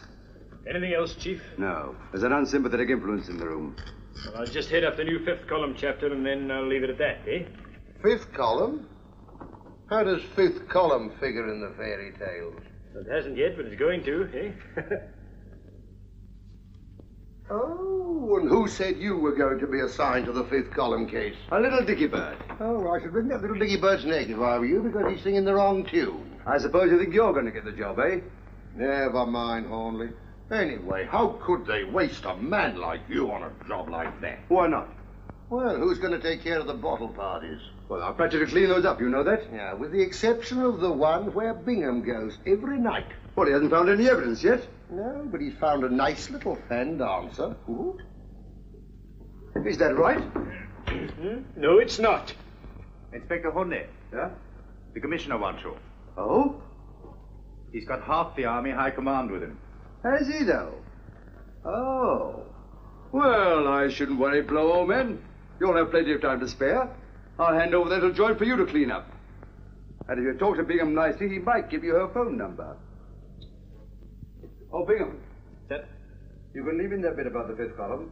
Right you are, Chief. The fact is, this petty scrounging has reached such proportions that it's costing the Army thousands a year. What we've got to do is to set an example. If we can catch 1 or 2 of the culprits, it'll have a salutary effect on the others. Now. You sent for me, sir? Brigadier Lloyd, Major Harvey of the War Office, Inspector Hornleigh. How do you do, gentlemen? I've got a rather unusual case for you, Hornleigh. The War Office are concerned over certain Army activities which are proving rather more widespread than we imagine. Now, what we thought... I think I know what you mean, sir. Well? Well, one reads the papers. Well, the papers only touch on the fringe of it, I'm afraid. Quite. But a detective can read between the lanes. I'm glad you appreciate its importance. As I was telling the Commissioner, this is not just a case of a few tins of strawberry jam. Eh? This sort of thing's going on in camps all over the country, you know. I beg your pardon? These depredations from army stores. Scrounging, Hornleigh. Scrounging? But do you mean to say this has nothing to do with the 5th column? 5th column? Whatever put that into your head? Inspector Blow was assigned to that case last week. Blow? As an ex-officer, it shouldn't be difficult for you to get into the run of things again. Are you listening, Hornleigh? The idea is that you should join the Army. What, me? Yes. What, at my age, after all my years of... Temporarily, of course. We'll do our best to see you're comfortable. Well, it's more than I was last time. Still, if you're offering me a commission... I'm afraid that is hardly the idea. By joining the ranks and mixing with the men, you'd have a better chance of contacting the offenders. The ranks?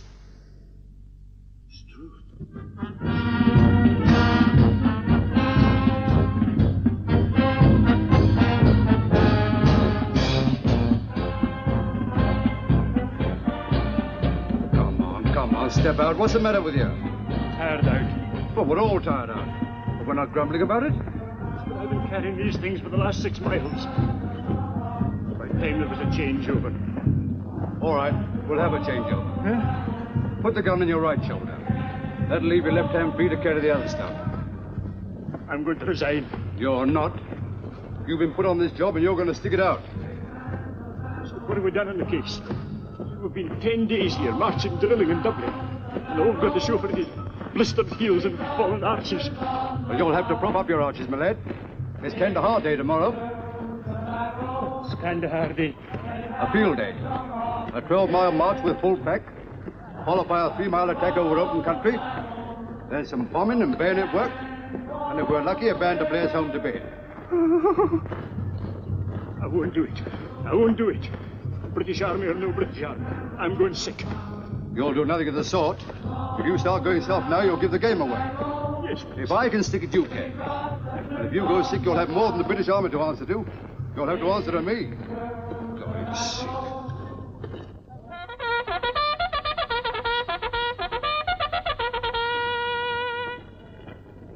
You blokes for the sick parade, file in here.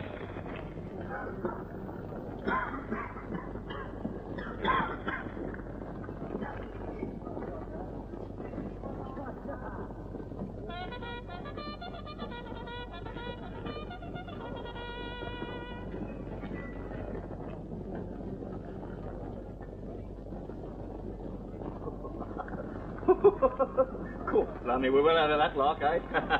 Both perishing while with full pack.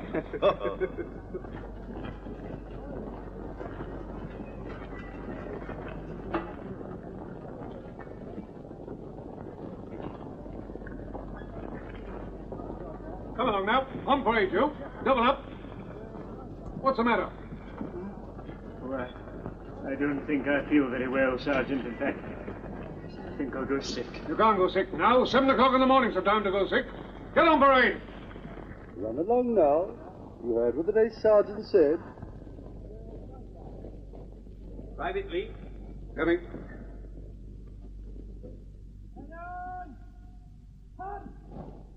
Well, what's the matter with you?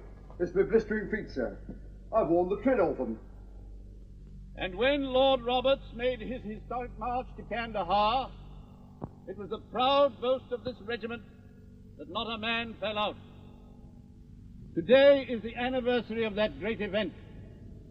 And in view of the excellent march you carried out yesterday, I propose to celebrate today by granting leave to the whole regiment till midnight.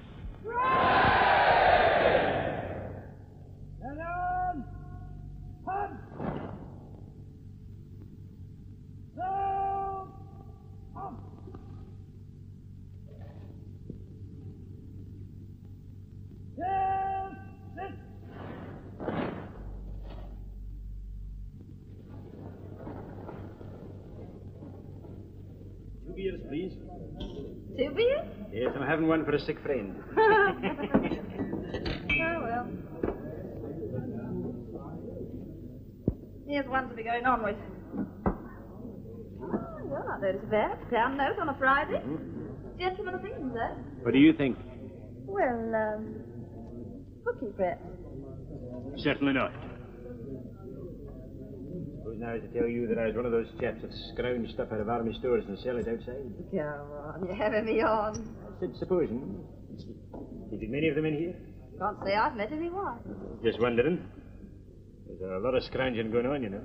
So I hear. Why they don't do something about it beats me. Perhaps they are. The military police? Not them. All they catch is drunks. Found this stuff littered all over the floor. How much is missing? Can't say yet, but it's all new stuff, though. Only came in yesterday. None of it issued, eh? That should help. Consignment of pants, all sizes. Tinned pilchards. Ever had that brand before? No. Hey, what's it got to do with you? Yes, what are you doing here, anyway? Reporting for light duty from the medical officer. Then keep your nose out of things that don't concern you. Count up what's left in those cases, and don't make any mistakes. Very good, sir. Blooming sauce. Right. Did you get any time off? After we close, till we open again. What about taking a punt and having a watercress tea with me up there? You're not backward in coming forward, are you? What do you say? All right, then. 2:30, outside. That's a deal. But on one condition. What's that? That you let me pay my share. Yes? Yes?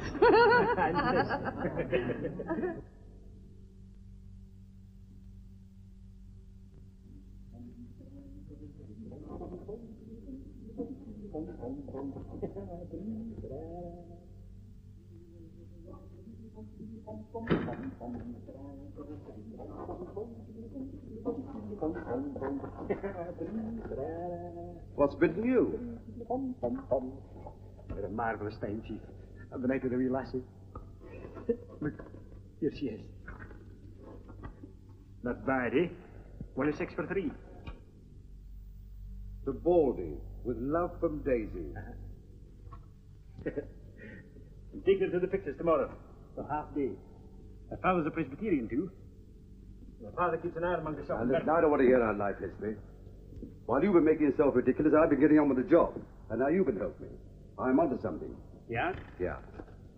Here's some salvers of stuff that was pinched last night. And if we can find any of it around here, we'll know who knocked it off. Yes, but they might have come by it innocently. Well, the stuff hasn't been issued yet. Now, come on, step lively before they come back. Now, you know what you're looking for?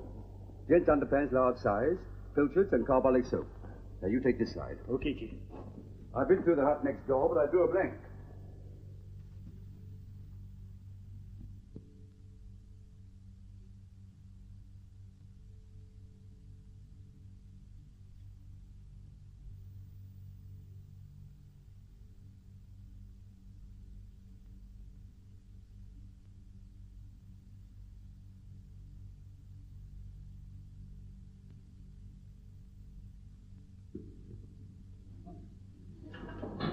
Understood that we were only pretending to do this. Yes, we understood and the colonel understood. The sergeant major's a bit slow in the uptake. Don't worry, you're playing then. Give me the handkerchief, you clumsy flatfoot. Come on. There's only 8 more.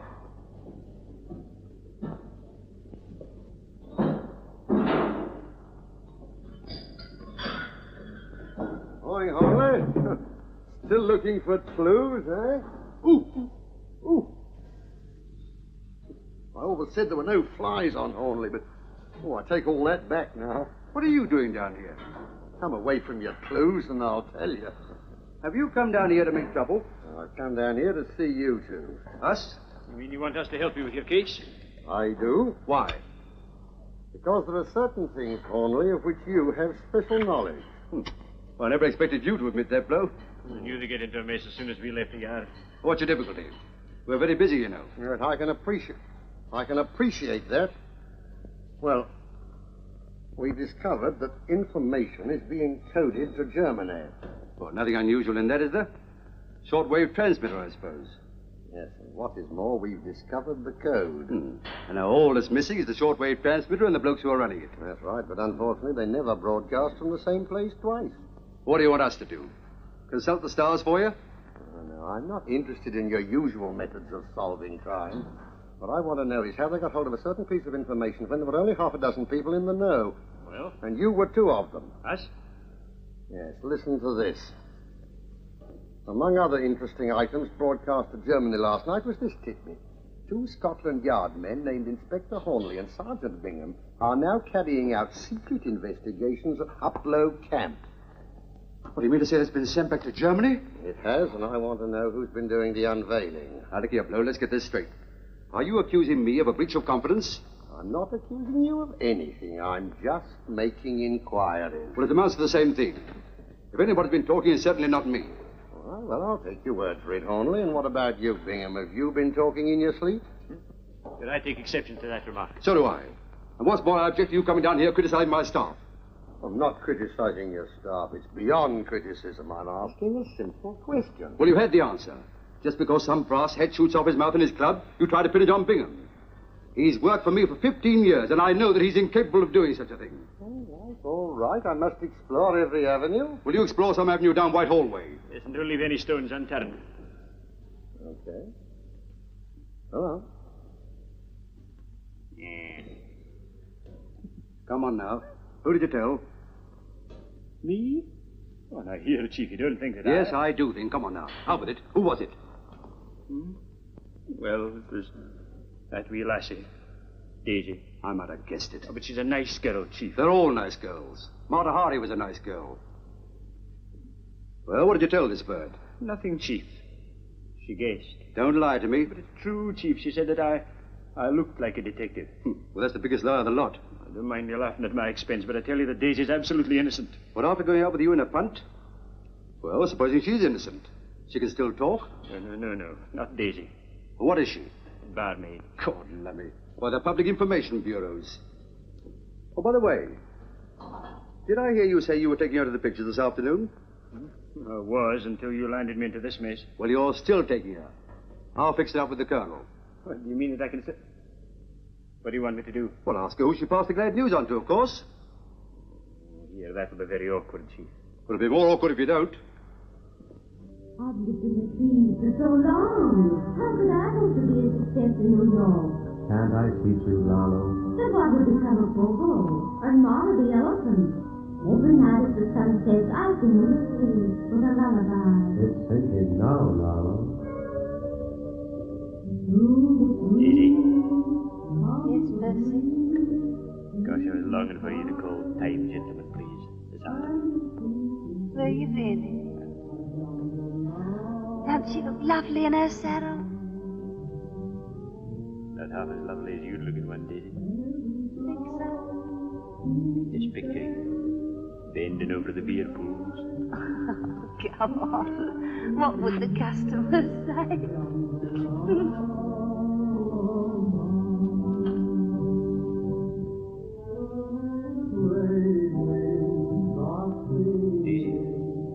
What? Remember when I told you yesterday about me and another chap, Hornleigh, being from Scotland Yard? Well? You didn't kind of mention it to anybody, did you? Of course I didn't. Hey, what are you getting at? Nothing, Daisy. I know you're not the sort to chatter, but... Well, somebody's been talking. Are you hinting that I've been speaking out of turn? Say you, I said somebody. Well, you meant me. Here, a little order, please. You've got no right to go making suggestions like that. Let me tell you, I've got enough to do in my job without gossiping. Yes, I know that, Daisy. But you might have passed it on innocent like. I did not. Here, turn it up, will you? You're not in the bar of the Rose and Crown now, you know. There you are, you see. This is all your fault. Going. Why? Now, you take your hands off me, you insulting beast. Let's get out of here. Quiet. What's going on along here? Don't blame me, blame him. Hey, you. Come on out. We don't want none of that there here. I assure you there's been none of that there here. Come on, you heard what he said. You're a perfect nuisance. We've been cut right out. Your monkey tricks again. Can I help it if my sister becomes hysterical? Oh, come on now.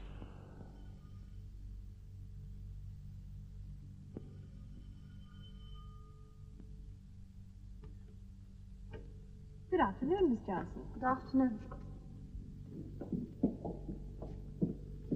I'd like to see Mr. Wilkinson. You didn't make an appointment, did you? No, but one of my back teeth is aching again. Something awful. I think you'll find that quite all right. I shouldn't bite on it for a couple of hours, though. Thank you. Miss Johnson, I don't remember No, making... Mr. Wilkinson, it's my back tooth again. You must look at it. I see. Would you mind, madam? I won't keep you one moment. Quite all right. Very well. Please step inside. Charles? I've laid out your dinner jacket. Don't forget you're dining at the club at 8. Oh, yes. I'm going over to Penrith to have dinner with Mrs. Sherwood. We'll probably play bridge, so I may not be back till 8. Goodbye, my dear. Oh, don't forget to black out. I expect you'll be in first. I won't forget.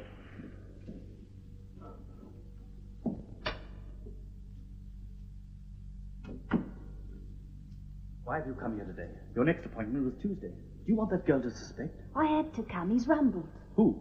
That yard man, Bingham, that I was telling you about. Did you pass it on? Of course. Well, they found out somehow. He questioned me this afternoon and said someone had been talking. Phew, I'm scared stiff. Where is he now? I left him in the pictures. You sure he didn't follow you? Positive. What am I going to do? Supposing they come and question me? Deny everything. They've no evidence. And don't come here again. I'll contact you as soon as it blows over. Yes, but... Now, look here. Pull yourself together. There's nothing to be afraid of. Come on.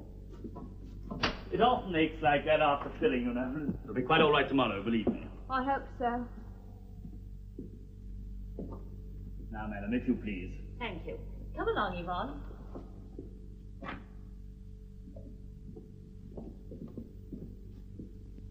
It's nearly 6 o'clock. Have I an appointment with this gentleman? No, sir, but he was anxious to wait on the off chance of seeing you. My bridge work needs overhauling, and I wondered if... I'm sorry, I'm afraid I can't manage it now. My hours are 3 to 6, and I have an engagement this evening. Well, perhaps I could come back later. I'm sorry. My engagement is for the whole evening. Besides, I never see patients out of hours. Oh, if that's your attitude, I'll take my business elsewhere. There are plenty of other dentists in the town who will be only too glad to do a little bridge work after 6 o'clock. Good day to you, sir.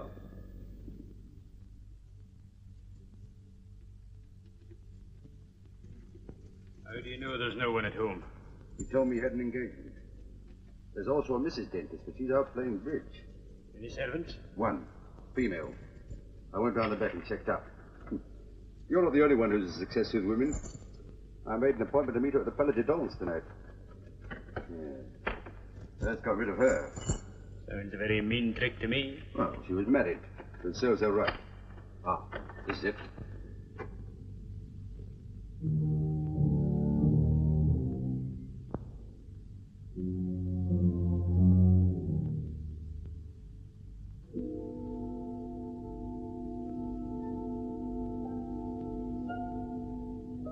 That's surgery.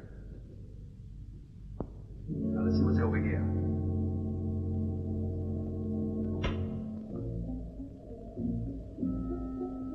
Pull the curtains.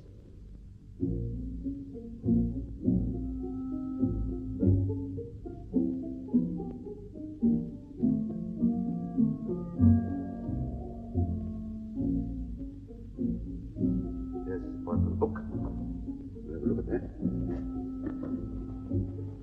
Still don't see why you should suspect Daisy just because you got toothache when she left me. I agree it'd be a natural emotion.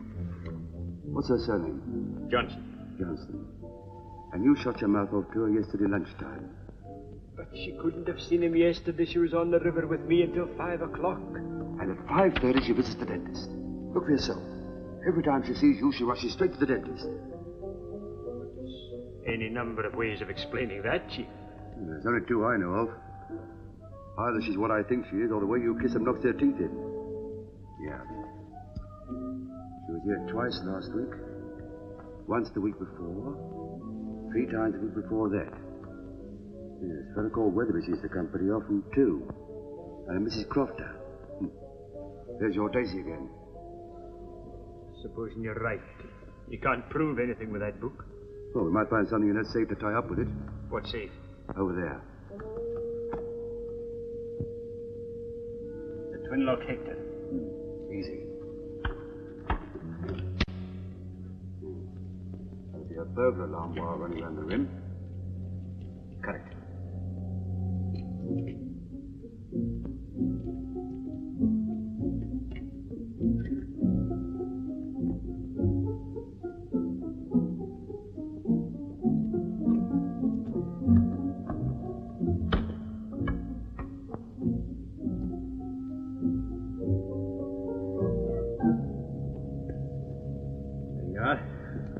That little fellow won't talk.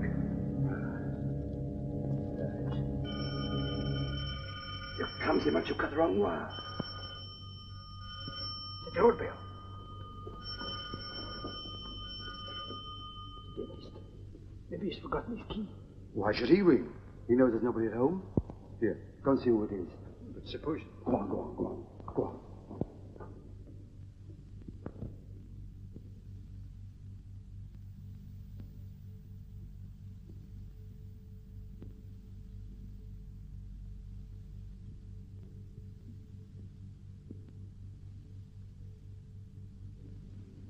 Is your name Wilkinson?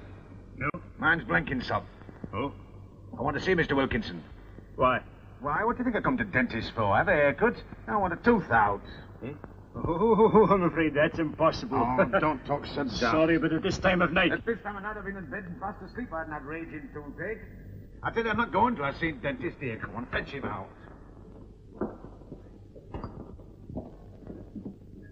Well, now, if you'll just sit down for a minute, I'll make some inquiries. All right, but look sharp.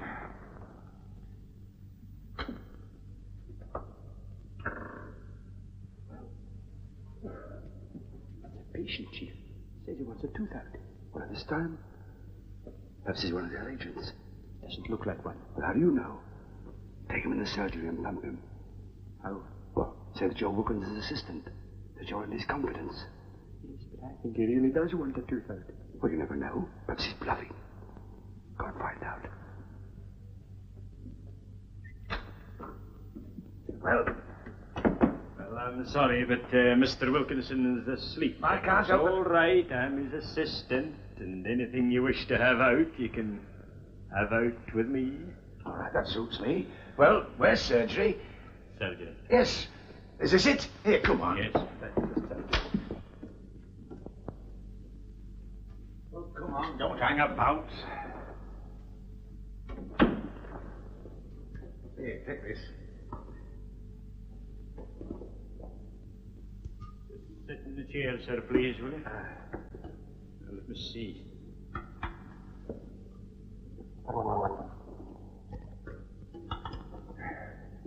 Nice evening, isn't it?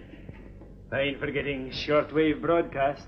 I don't want any shortwave broadcasts, and I don't care if it's raining cats and dogs. I want this tooth out. Let me say that I enjoy Mr. Wilkinson's full confidence. Well, I'm very glad to hear it. Shall I open my mouth now? Yes, certainly. You can tell me anything you want.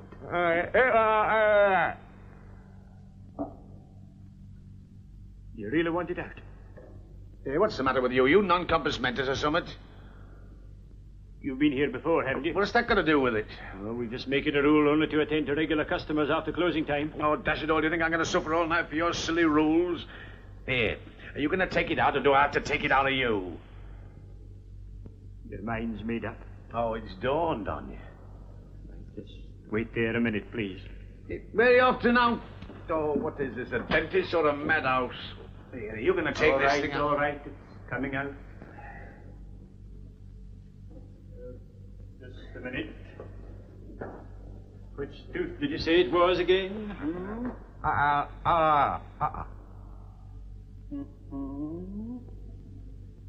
Your top teeth are pretty good. They're false, you fathead.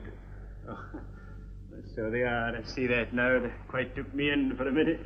You want the plate out? No, just the tooth.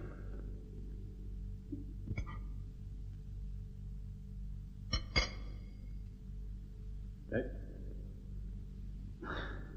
Just open your mouth a little wider, please, will you?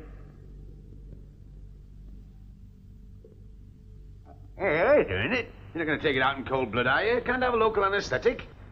Oh, I'm afraid Mr. Wilkinson always locks up everything like that. Hey, what's that over there? Is that a gas apparatus or not? Yes, that's gas. All right, now I'll have gas. Quite sure. It is after effects, you know. Compared to what I'm suffering, the after effects will be a pleasure. Hope you're right.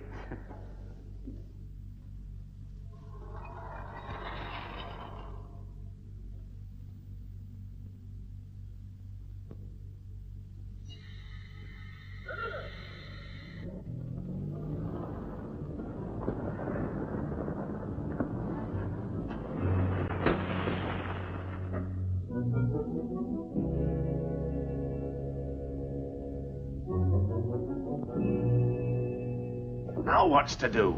Are you going to give me gas or not? I am. So too. I'm sick of sitting here waiting for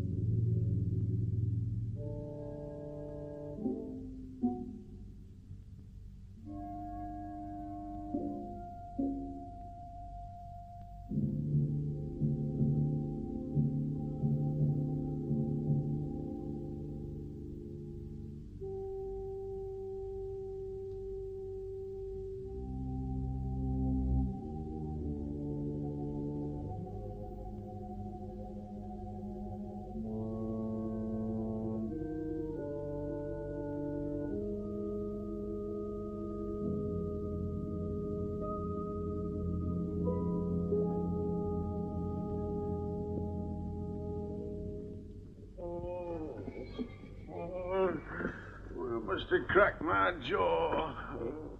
No. Something went, but I don't think it was that. They must have given me too much gas. I feel very faint. Come on. The fresh air will do you all the good in the world. I'll take you to a taxi rank and see you in that car.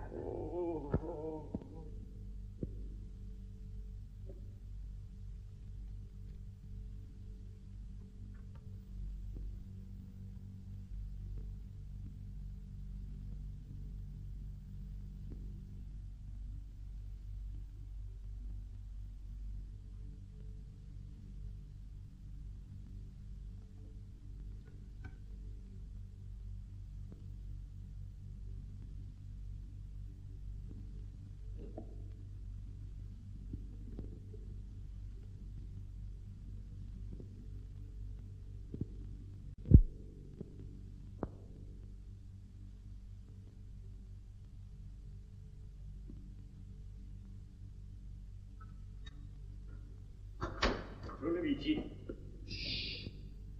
There's nothing to shout about. You want to bring that dentist down here? What's happened to the patient? He's gone. Took his tooth out. In fact, two of them. What, do you want two out? Oh, but I just gave a hefty pull and there they were. Two of them. There's nothing in this business. It's money for jam. All you have to do is to turn on the gas. What, did you give him gas? Well, he demanded it. Look. 5 bob. Half a crown a tooth. Didn't want to pay for the other one, but the poor man was in no condition to argue. I bet he wasn't. Have you had any luck, Chief? I have. Yeah. Look at that. It's Daisy and me in the punt. Turn it over. Sergeant Bingham, CID. Where did you get this? In the safe. Can't believe it. You know, Chief, this sort of thing shatters your faith in women. Well, you could do with a bit of shattering. Yeah, give it to me. But you're not going to put it back in there? I am. But if you find it, that'll make me look like an accessory. Well, you will, won't you? Now then, we'll leave this place exactly as we found it. Without anyone knowing we've been here. Why, Chief? Aren't you going to arrest Wilkinson? Not yet. You haven't left anything lying around in the surgery, have you? No, I've got the teeth in my pocket. I don't want to see them. Talk about a blooming cannibal. Curtains.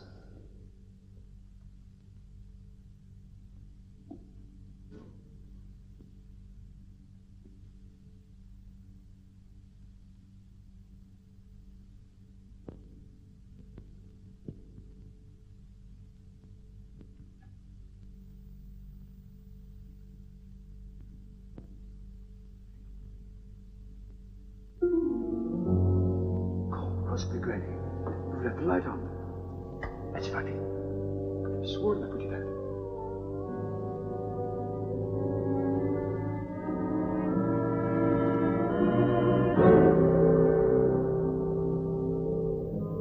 Struth, what have we done now? It can't be my patient, Chief. Oh, what's going to be? You. It's the dentist. Wilkinson. The gas is still on.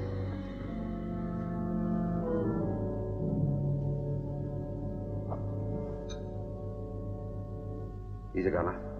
Dead. This is awful. But I was here just a few minutes ago. Must have happened when you were seeing your patient off, obviously. Must have found out that we were here, decided he couldn't face it, and come down and gassed himself. I better phone the local police. Wait a minute. Look at these.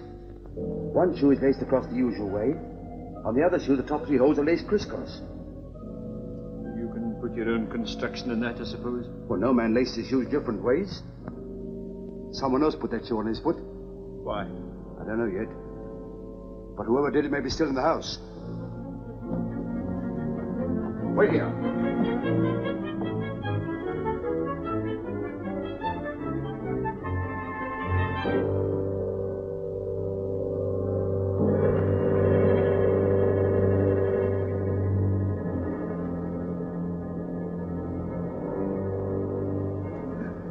No sign of anybody.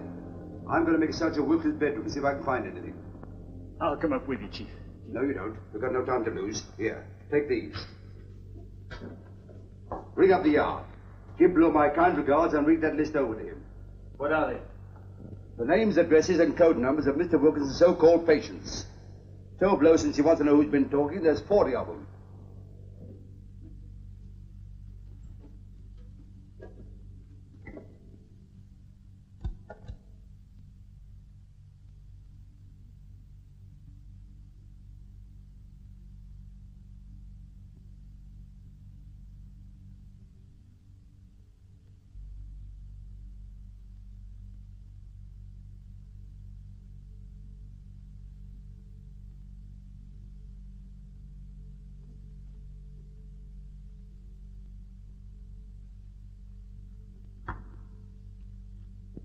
Sorry for the delay, Sergeant. Inspector Blow's just gone out.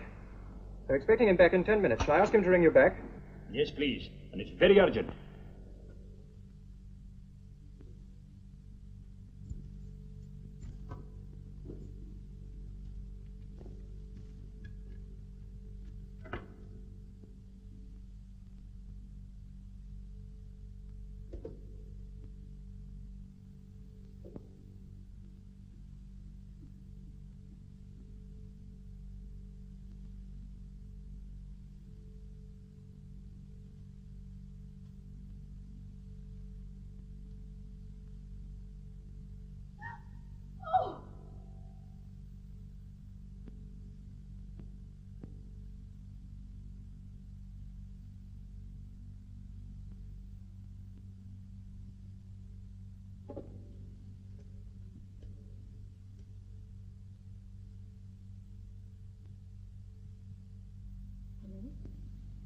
Who's that? This is Mrs. Wilkinson speaking. I want to speak to Dr. Kirbishley at once, please.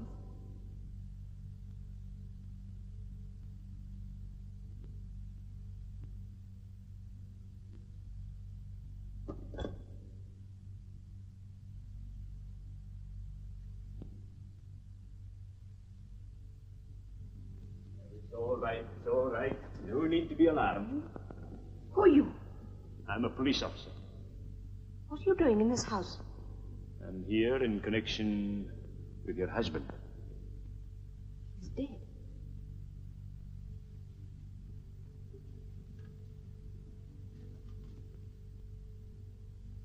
That's right. You just sit down quietly for a few minutes. I can imagine how you're feeling. Can you? I wonder. I should be awfully upset, shouldn't I? Aren't you? No. You are Mrs. Wilkinson? Yes. But we weren't what is called a happily married couple.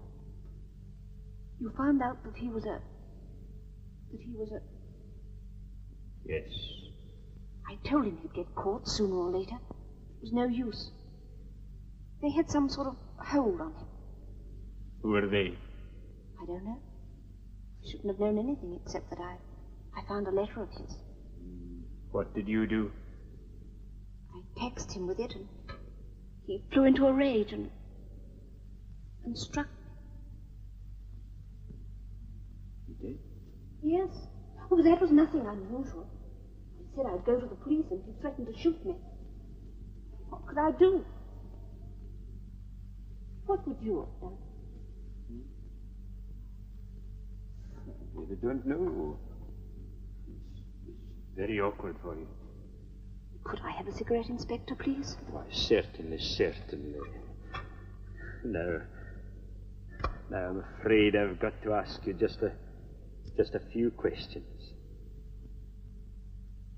You're not going to be brutal to me, are you? No, that will hardly be necessary.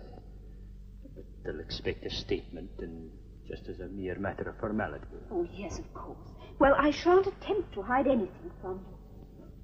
Thank you. Well, now, do you know what part your husband had in this organization? None. But I'm sure it couldn't have been a very important one. I'm afraid you're wrong there, my dear, Mrs. Wilkinson. As a matter of fact, I'm quite sure you are. Well, what makes you say that? Well, I have here the names and addresses of 40 of his patients, whom I have every reason to believe supplied him regularly with information. But I can't believe it. Are you positive of that? I found it in a book in his safe. But if he's as important as all that, why did he take his own life? didn't. Somebody else took it. He was murdered. Oh. Here, Mrs. Wilkinson. What's the matter? Oh, pull yourself together. Here. Mrs. Oh, the waters.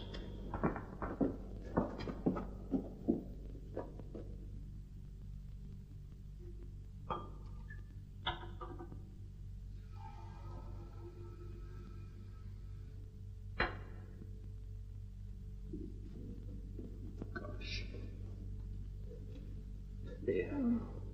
That's better now, isn't it? Here, drink this.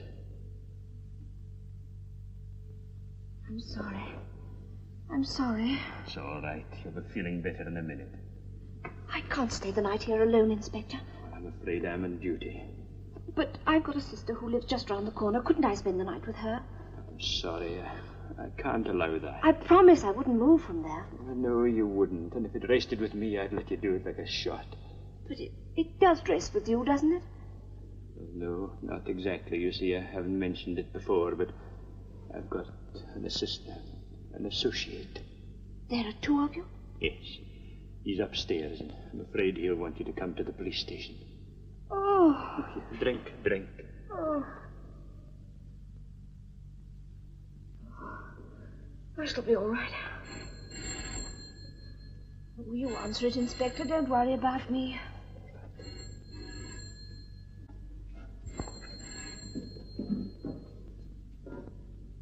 Oh.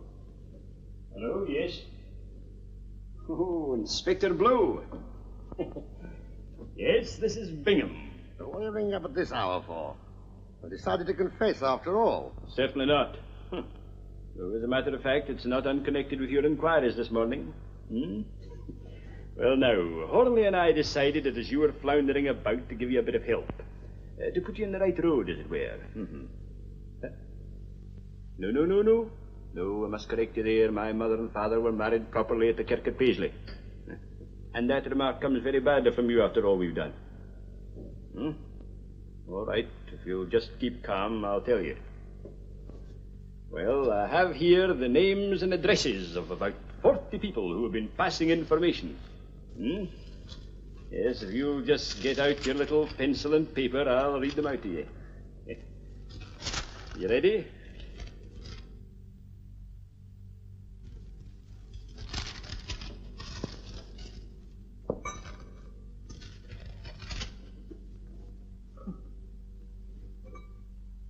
Just a minute, Blue. I think I've got a hold of the wrong piece of paper or something. Hold on.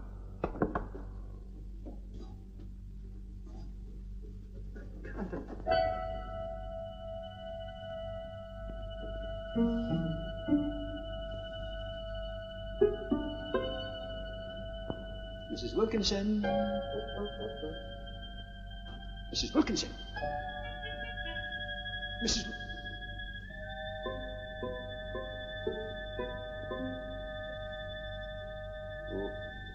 Hello, Blue. Sorry, there's been a slight hitch. I'll ring you back. Mrs. Wilkinson. Mrs. Wilkinson. Maybe she's gone to her sister's. Gosh, I hope so. Mrs. Wilkinson.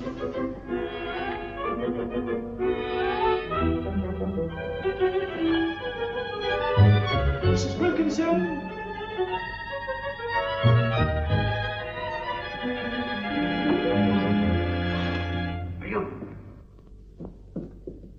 Bingham! Oh, there you are. There's been some pretty rum goings on in this house, I'm telling you. You're telling me? What did you phone, Blow? Yes, I phoned him. What did he say? Well, he didn't say anything, Chief, because... Because what? Look, you're quite sure you gave me that list, aren't you? What are you blathering about?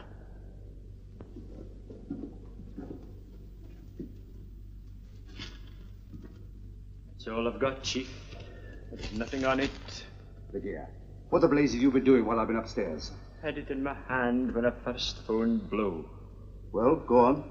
Well, he wasn't in, and so I put it back in my pocket. I know it was there when she came in because... She? Mrs. Wilkinson. So she's here? Well, she was here. Was? Yes. I'm afraid she's gone too. Gone where? Just through that French window. Look here, are you drunk as well as incapable? Told her to stop here, but she must have slipped out when I was on the phone.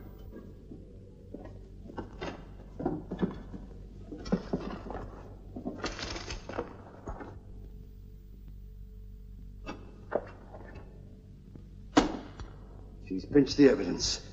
But I think I know where we can find her. Where? At her sister's. What's the address? Now listen to me, you big dome vacuum. Hasn't it dawned on you yet that woman was simply playing you for a sucker? Well, what happened then? Well, I had just phoned Blow when the front door opened and I hid behind the curtains. Yeah? Well, she came in, saw the body, and rushed to the telephone. She dialed the number and asked for the doctor. What doctor? Kerbishley. Maybe Tarbishley. And then? Well, she must have seen me behind the curtains because she screamed. So I stepped out. And what did she tell you? That her husband was a spy. And that he used to beat her. Yeah, and you sympathized with her? Well, in a way. Good, Lemmy. The woman hasn't been a widow 5 minutes, but she's fair game to you. Then I suppose you told her about that list. I did mention it. I knew it. She fainted. Yeah, then you helped her onto the settee. Yes. And she pinched the list from your pocket. You went to fetch her some brandy. Water. And she switched the blank sheets back on you. It's as plain as a pikestaff. And there's no Kerbishley or Corbishley in the book. But I'm sure it was Kerbishley. You made about as big a hash of this as anything you've done in the whole of your misbegotten career. Here we are, working on a case which has nothing to do with us. You get hold of the star witness and let her go with all the exhibits. Look, couldn't we just slip out like and not tell anybody we were here? Well, after you phoned the yard, with the murdered man in the other room... He may not have been murdered. He was murdered. While you were mucking things up down here, I've been busy. Wilkinson was planning to run away to South America. Passports, permits, all in order. But somebody or other didn't want him to go. So they waited for him upstairs. He came in, was just changing to his slippers, and they nipped up behind him, laid him out, slipped his shoe on again, brought him downstairs, bunged him to that chair, and tried to make it look like suicide. How does that sound?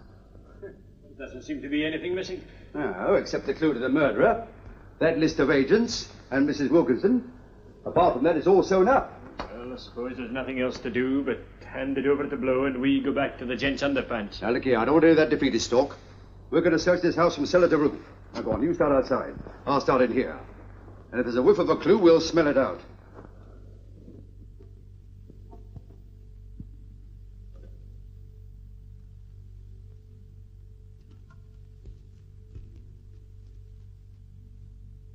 Hello, what's this?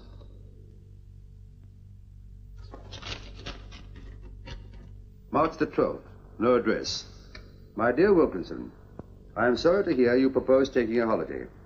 I feel strongly that a journey would not be good for your health at the present moment. I must therefore urge you to cancel it. Yours, A.K. Sounds like a letter from his doctor. Sounds like. Of course it is. A.K. Kerbishley. The doctor she rang up. Yeah, and it doesn't exist. At least not in the phone book. He might be in another district, Chief. He might. But this letter was posted at Upper Ellingford. And that's in this phone area. So that doesn't help. Continuation sheet. Now, who uses continuation sheets? Offices? Yeah, it doesn't look like office paper to me. No, more like hotel stuff. How many printers would there be at Upper Ellingford? There can't be many. It's only a market town. Good. Well, we're going to knock them up. There may be only half a dozen printers in the town, but a more bad-tempered lot I never saw. You can't expect them to dance for joy when you get them up out of their beds in the middle of the night. Don't feel very happy myself. Dragging a man from his rest at 3 a.m. to rake through a lot of notepaper. I ought to be compensated for this. Oh, well, it's not your paper. Yes, it is. Oh? Yes, I printed it for the Westgate Manor Hotel. Westgate Manor Hotel, eh? Yeah, I told you it was hotel paper. Yes, it's the same, all right. Of course it's the same. I printed him a brochure at the same time. Now you can clear out and I'll go back to my rest. I sympathize with you. Terms in season. Hello, it's a fishing hotel. Yeah, pretty posh from the prices. Bingham, we're going to get up early in the morning. Yes? We're taking a fishing holiday. It's time we got our hooks into something. Well, thank you very much, sir. You're welcome.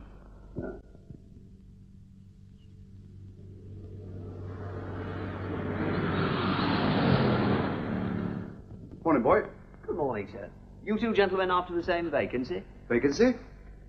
What, are you full up? Well, one day we are, the next day we're not. If I had my way, I'd give them mistresses and stop all this chopping and changing. Hey, what about our luggage? You got your luggage with you? Optimists, aren't you? You don't look very busy. No, we're not now. They're all out on a paper chase. You did say paper chase. Yes. Got me up at 6:30 this morning. It's this new Mr. Rolfe's idea. He started all these capers. Mr. Jenkins was much more sensible, but he joined up 3 weeks ago along with Mr. Smart, the science master. I tell you, there have been so many changes here since the war started, I can't keep pace with them. You wait in here. But I might as well tell you, you're not the only ones after this history master's job. There's another old bloke in there already. So it's not a hotel anymore. They've evacuated a blooming school here. You know, Chief, I didn't like to mention it before, but, well, I never did think much of that clue of yours. For once in a way, you were right. Cable College, Muswell Hill, London. Notice the prefix. All prefects must be responsible for the blackout of the dormitories. Dr. Alfred Curbishley, headmaster. He came. We thought it was a medical doctor she rang up last night. But it was this fellow, a doctor of literature or something. This puts a new face on it, as the Duchess said when she had her dial lifted. Yes, but I still don't see anything very sinister in that. Well, it hadn't occurred to you, I suppose, that a woman who just found her husband dead doesn't rush to ring up a schoolmaster. Yes, it is a bit peculiar. Now, this is where you earn your oats, my lad. Put that luggage back into the car and drive down to the town. Put up at the local hotel and find out all you can about the doctor. It's a small place and they're bound to know everybody's business. What about you, Chief? Somebody's bound to ask what you're doing here. Oh, I'll say I'm a new boy who's a bit backward. Now, go on, off you go. And don't forget, if there's a barmaid there, when she pours out your beer, don't pour out your soul.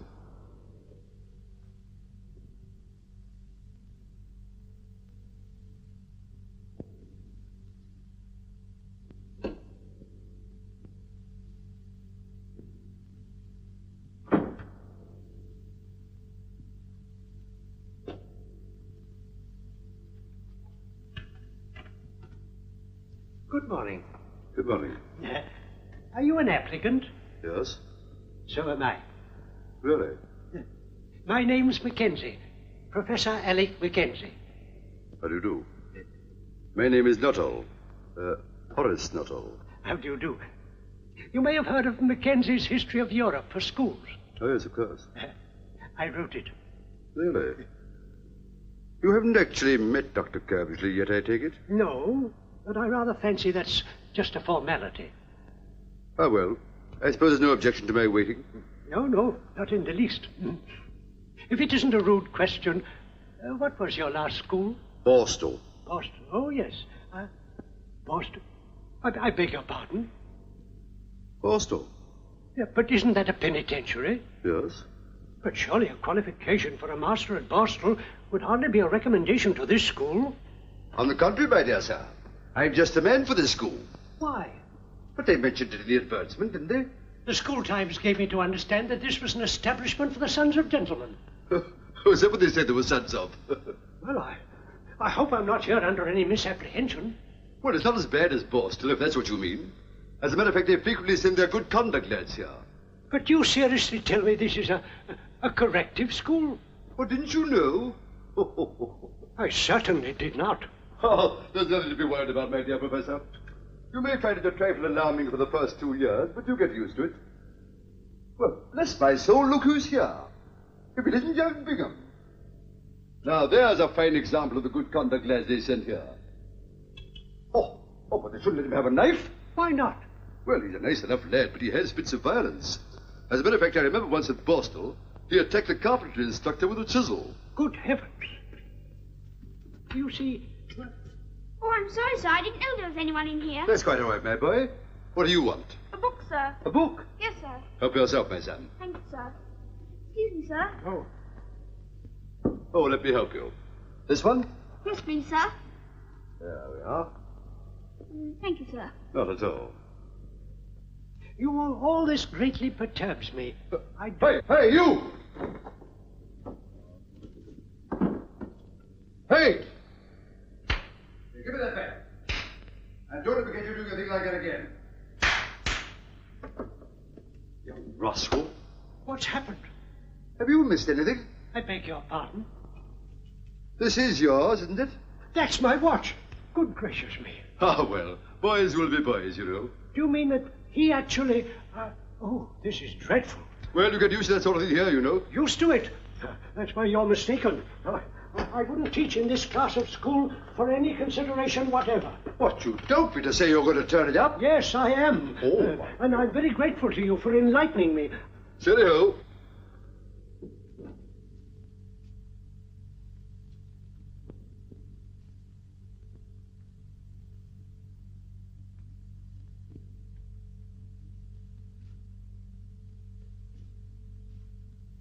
Professor Mackenzie? At your service. Will you come this way, please, Professor? Dr. Kirbishley will see you now. With pleasure. Thank you. We shall be very pleased to have you here, Professor. Weston, the last man, was rather old-fashioned in his methods. Oh, really? Well, you won't find anything like that about me. Professor Mackenzie, sir. Dr. Kirbishley. How do you do, Professor? Welcome to Gable College. How do you do? You'll find us in strange surroundings, but tempora mutanta, nos et mutama in illis. Yes, very apt. Please sit down. Yes. I feel very honored that a man of your scholastic reputation should consider my little establishment worthy of his services. Not at all, not at all. How long were you at Harker? Now, let me see now. It must be what? 15 years, if a day. I see it says 20, huh? 20, was it? Oh, time does fly. Dr. Swan speaks of you in the most glowing terms. Yes, we got on very well together. I was very fond of the old Swan. Well, I don't think we need discuss it any further. It seems most satisfactory to me. I take it the salary I mentioned in my letter is acceptable to you? Under the circumstances, yes. Oh, there is just one other thing, and it's rather important. Can you start at once? Oh, absolutely. As a matter of fact, I've got my luggage with me. Really? Well, that removes that obstacle. Right. Well, I think you'll find it very pleasant here, Professor. Here, Mr. Jennings. Oh, yes, indeed, sir. I'm sure I shall. It'll be an honor to have you teaching with us, Professor. Hello, yes, Dr. Kirbishley speaking. Who? Well, I'm afraid I can't discuss it now. I'm engaged. I'll send you a school prospectus. But I must see you. I've been trying to get you since last night. Just a minute. Well, I think that's all for the moment, Professor. Mr. Jennings will show you to your study. This way, please, Professor.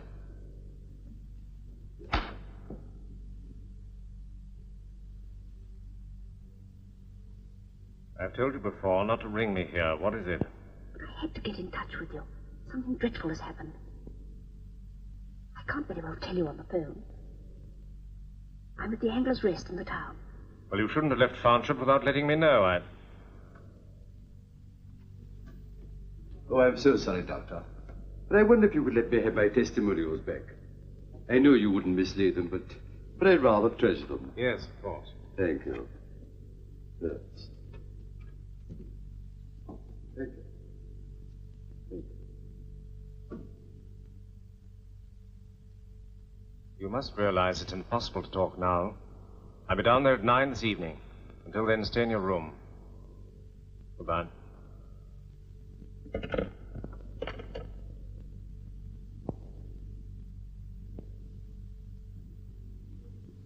I have number 8, please?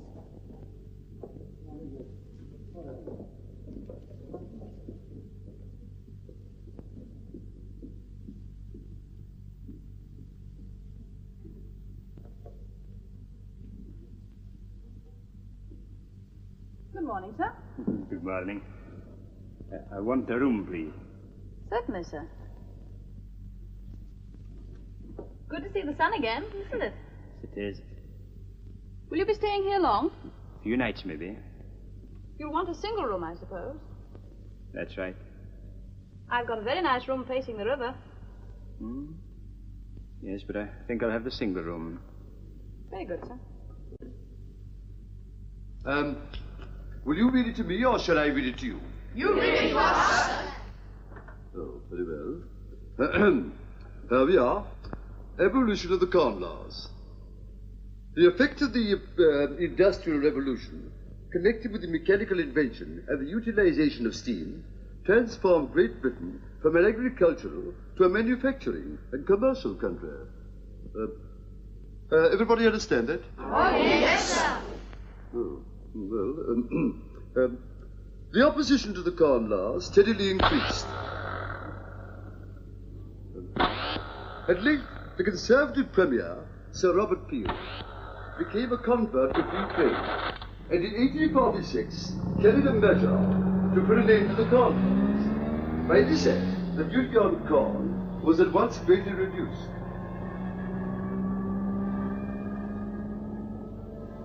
And it ceased altogether in 1849, with the exception of a registration duty of 1 shilling per quarter, which terminated in 1869. I don't know about you, but I find this a trifle dry. So do we, sir. I thought so.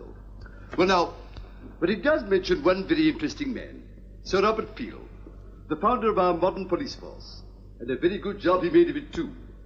As a matter of fact, if it hadn't been for him, we should never have had the highly efficient organization with its network of detectives, plainclothesmen, and coppers narcs, informers, that we have today. But still, I dare say that many of you boys, at one time or another, have wanted to be detectives. Yes, I thought so. But let me tell you that it requires more than muscle to make a detective nowadays. Oh, yes. I mean, you have to have powers of observation and deduction. Now, take observation, for instance. I very much doubt if there's a single boy here that could tell me whose car it was that went down the drive just now. It's the head's car, sir. How do you know that? Because he always goes out at this time. That's right. Well, now, if he always goes out at the same time, it's probable that he always returns at a certain hour. Has any boy observed what time that is? 3 o'clock, sir. What, every day? Yes, sir, because he takes Latin at 3:15. You're more observant than I thought. Well, now, let us see if you're as good at deduction. I'll give you a start. Now, if he always goes out at the same time, that is 2:30, and is only gone for half an hour, it follows that wherever he goes can only be a quarter of an hour's car ride away. Probably less, since he must spend some time at his destination. Now, can any boy deduce where he goes in that time? The village, sir. What makes you think that? Because I've seen his car there, sir. That's right. Parked outside the post office. I see. Still, that is observation, not deduction. Now, let us try and deduce what he does in the post office. Excuse me, sir, but isn't that the headmaster's business?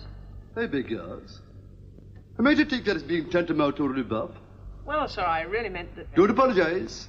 You're quite right, my boy. There's no concern about what he does in the post office.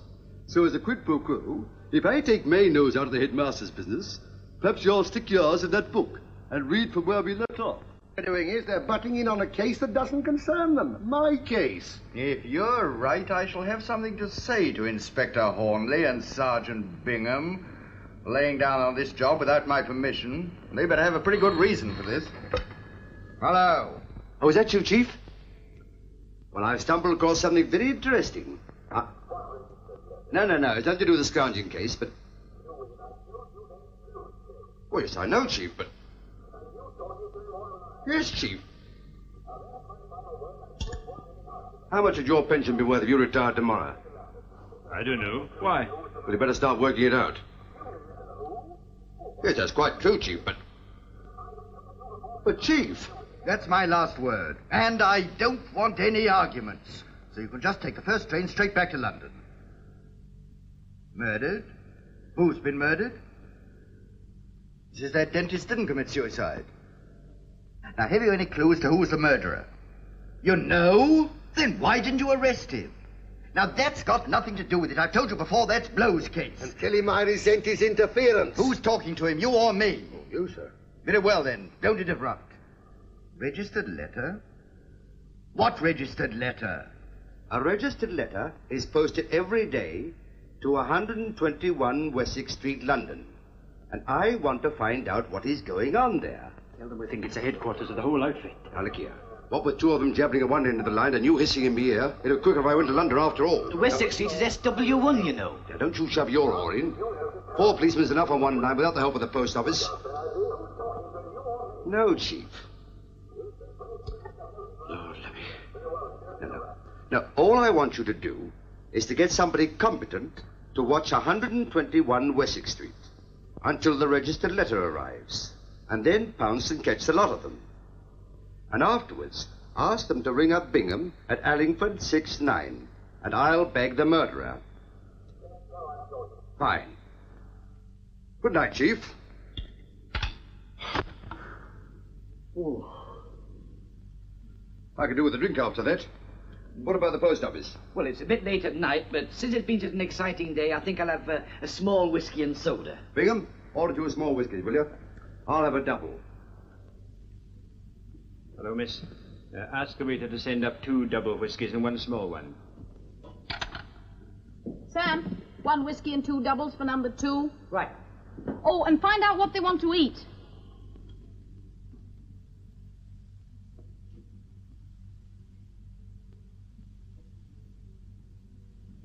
Good evening, sir. Good evening. I believe you have a Mrs. Sutton staying here. Would you be good enough to send out my card?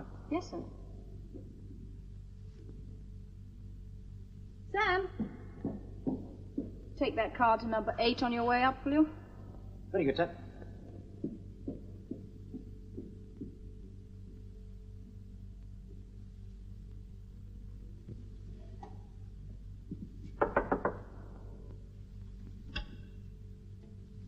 The gentleman downstairs handed that in, miss. Oh, thank you.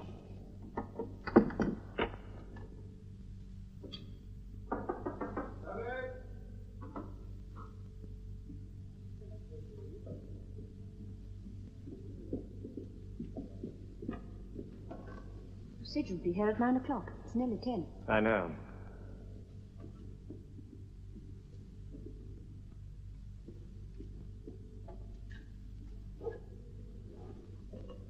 Carlson.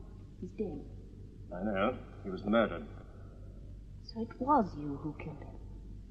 You reported to me that he was about to clear off to South America. A man like that's not only useless, but dangerous. Well, all I can say is you might have been a little more careful about it. In what way? It may interest you to know that whilst you were disposing of Carlson, there were 2 detectives in the house. You sure? I met one of them. Did you find anything? Only a list of our agents in the safe. You needn't be alarmed. I played the prostrate widow very successfully. Well, I'll be getting along. I should have closed on my cucumber frame a couple of hours ago. Well, thank you very much for your assistance, Mr. Tomboy. A pleasure. Good night, Inspector. Good night. Good night, Sergeant. Good night, Mr. Tomboy. Hello? Is that you, Hornleigh? It's Blow here. I said, what sort of game are you playing? Oh, listen, I'm in Wessex Street now, and there is no 121. The highest number in the street is 75. Hey, what are you talking... Here, hang on a minute, will you? Bring back the post office, will you? Quick. Mr. Tomboy! Just a minute. Yes? You want it? Where's your registered letter book? Here it is. Well, you know what I want. Yes. Ah, here we are. Now, this can't lie. I've got the post office registered letter book here. Now, there's been a registered letter sent to Mr. E. Knight, 121 Wessex Street, practically every day for 3 months. I suppose you can count up to 121? And I don't want any insults. You asked for someone to check up on this, and I've done it. Yes, but I asked for somebody competent. We are competent at the yard since you left, and I'm telling you there's no 121 Wessex Street, and there won't be till they pull down the Houses of Parliament and make the street a bit longer. And why on earth don't you stick to your strawberry jam instead of... Hello. Oh. There's no such place as 121 Wessex Street. But he sends a letter there every day. There's no such place, I tell you. But why would you send a letter to a place that isn't there? It doesn't make sense. But look, 121 Wessex Street, written by my own hand. Well, I don't care if you wrote it with your elbow. There are only 75 houses in Wessex Street, and 121 isn't one of them. But if registered letters are not delivered, they come back to me. And you never had any of them back? Never. That's why I say if it's take written that there... book away. Now, that letter was handed in your post office this afternoon. Now, where would it be at this moment? In a sealed bag at Northbury, waiting for the night mail. Where does the bag join the train? Lancaster? No, about 10 miles before that, it's caught up by the automatic arm. Where does the night mail start from? Carlisle. What time? 10:45. 10:05. Brigham, we're going to Carlisle. What about the luggage, Chief? Leave it.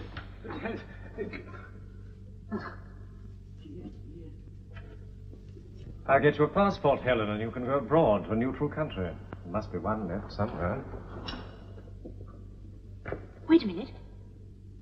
There's the detective who's in the house. Which one? The tall one. The little fellow they've got in tow is the village postmaster. And I was under the impression that the man with him was my new history master, and I appear to have made a mistake. Suppose it was just a nominal charge for the room, seeing I haven't slept in it? I'm sorry, sir, but I'm afraid you'll have to pay the full price as you've used the room. You're charging me for bed and breakfast, and I haven't it either. Go on, pay up and don't argue. Well, if it was my own money, I'd be adamant. Seeing it will go down in expenses, I'll concede the point. They must have found out I was here. If they had, they'd hardly be leaving. No, I fancy they've something else on their minds. Oh, can't you pocket it without counting the change for once? Come on, come on. Good night, Mr. Tomboy. Minute X again. Right. Oh, good evening, Mr. Tomboy. I wonder if you'd mind obliging me. I know it's after post office hours and all that, but I should be very grateful if you'd break the rules and cash a money order for me. Well, Unfortunately, I wasn't able to get to the bank today. Oh, certainly, Dr. Kirbishley, with the greatest of pleasure. Oh, thank you very much. I'll run you down to the post office now, shall I? Oh, thanks. Yes. Well, it's one of the registered letters for London. I made a mistake about the receipt. Got the addresses mixed up. If I could have it back, I could put it right in a few minutes. It's gone. Oh, very well. The registered letters have already left Northbury for the mail train. It's too late to stop them now, Dr. Kirbishley. There's nothing I can do.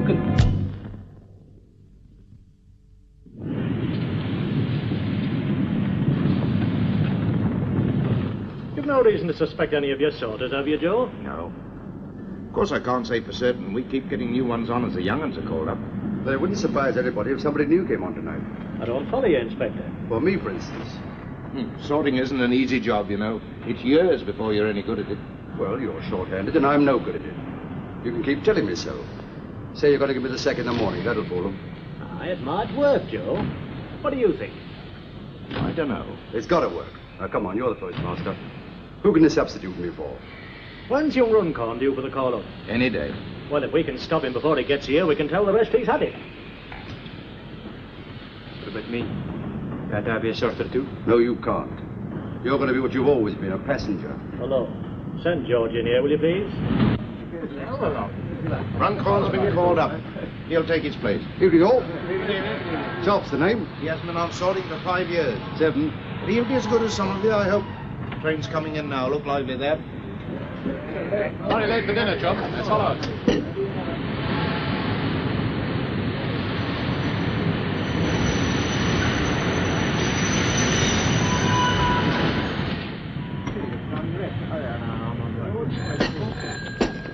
Hello. Foster. Wanted on the phone. Better hurry. Hello? Yes? I had to warn you, 2 detectives will be on the train tonight. No, if you're careful, it'll be all right. One of them's tall, bald, looks intelligent and isn't. The other one's short, with a sour face, doesn't look intelligent and is. Has he got a heavy lower lip? Oh, well, I've seen him. He's the new sorter. They're working fast. Listen, whatever you do, don't let him get hold of that letter. No, leave that to me. I don't like the sound of it. I've got to go now.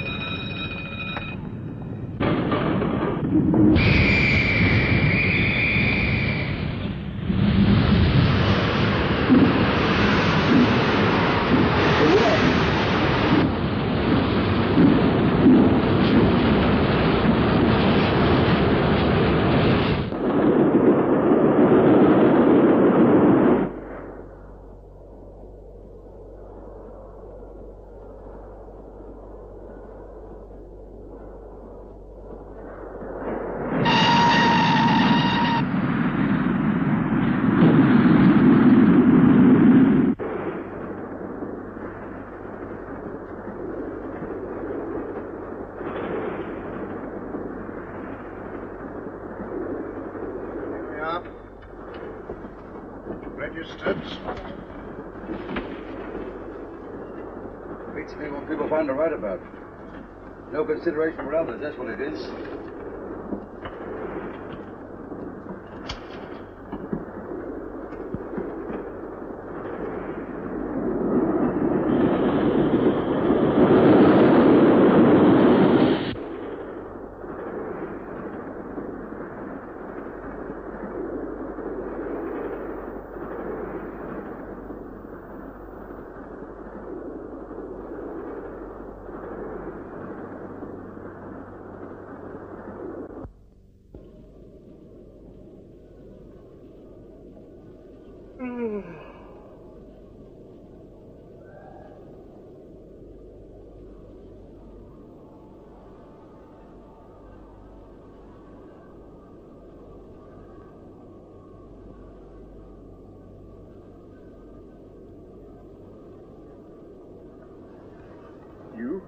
What are you doing here? Good evening, Sergeant. Perhaps I should introduce myself. I'm the principal of your colleague's school. It was smart of you both to discover that I posted a registered letter this afternoon and to catch the train at Carlisle. But I've an idea. The inspector won't find that letter. Oh? Why not? Because you're going to write him a little note and ask him to come along here and see me first. And you think I'd fall for a thing like that, eh?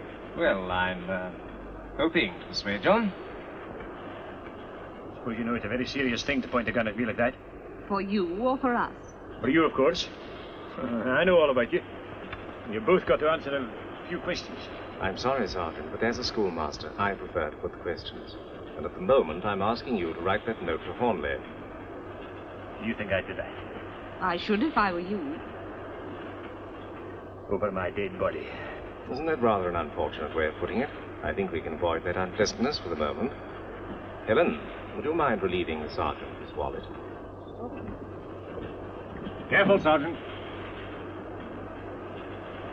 I'll throw caution to the winds in a minute. That'll be very foolish of you. And his fountain pen, please. What are you going to do?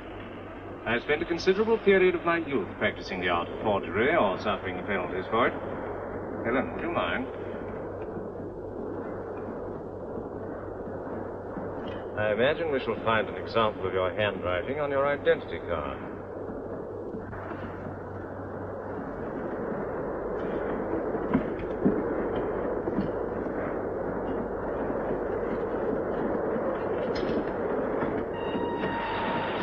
Mr. Busby. Got a new saw on tonight? Well? Bloke along the train there says he's his brother. Asked me to give him this note. Well, it's against regulations. Still, we'll let it go this time.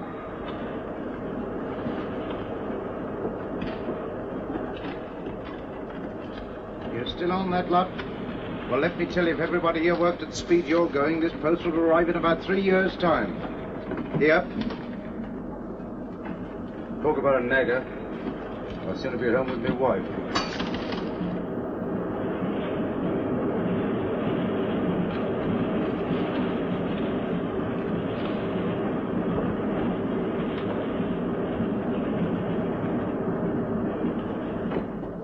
I've got to go along and see my sergeant. The letter I'm after is in the SW hole, number 20. It's addressed to Knight, 121 Wessex Street. Keep your eyes glued to it while I'm gone, will you? Okay.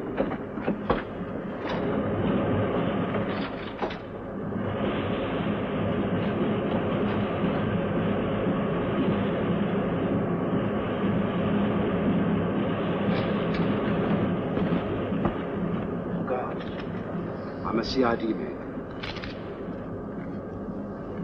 I wonder if you go in that next compartment and examine the tickets. Certainly, sir.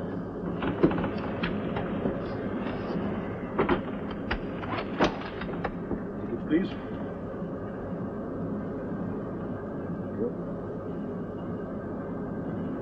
What tickets, sir, please? I don't think I've got mine on me. Inspector, I think I'll come with you. I think I've got yours, Edward. Thank you, madam. Thank you, sir. There you are, dear. Who's in there? Tall, bald-headed gentleman, sir. Looks rather pale. Yeah. Anybody else? A well-dressed man with a long nose and a red-headed woman. Rather pretty. Aha. Thank you very much. Anything else I can do for you, sir? No, not just now, thank you. Very good, sir.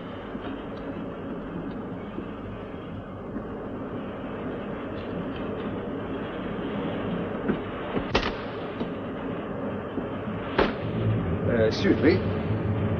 What do you think he's doing?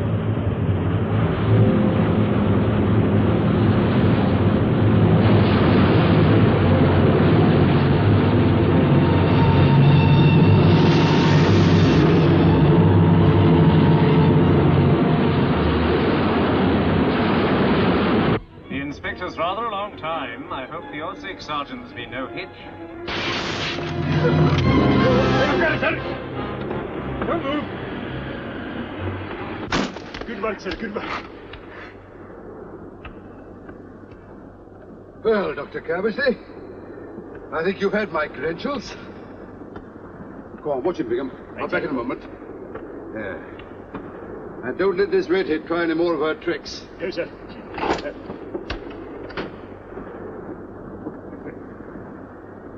Just an example of the way we work, you know.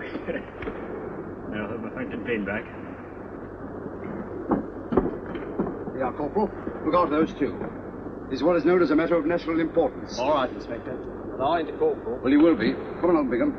I may need your help. So long, Doctor. See you later.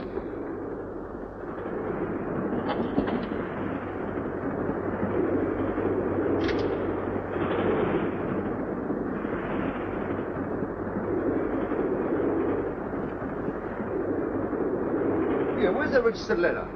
Which registered letter? The one that was in there. Well, what do you want with it? That's my business. What have you done with it? Are you accusing me of pinching it? I'm asking you what you've done with it. Well, I'm not going to be talked to like that by an extra man. I'm going to have this out with the head sorter.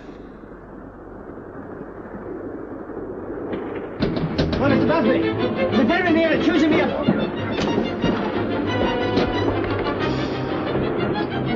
I should take it easy if I were you.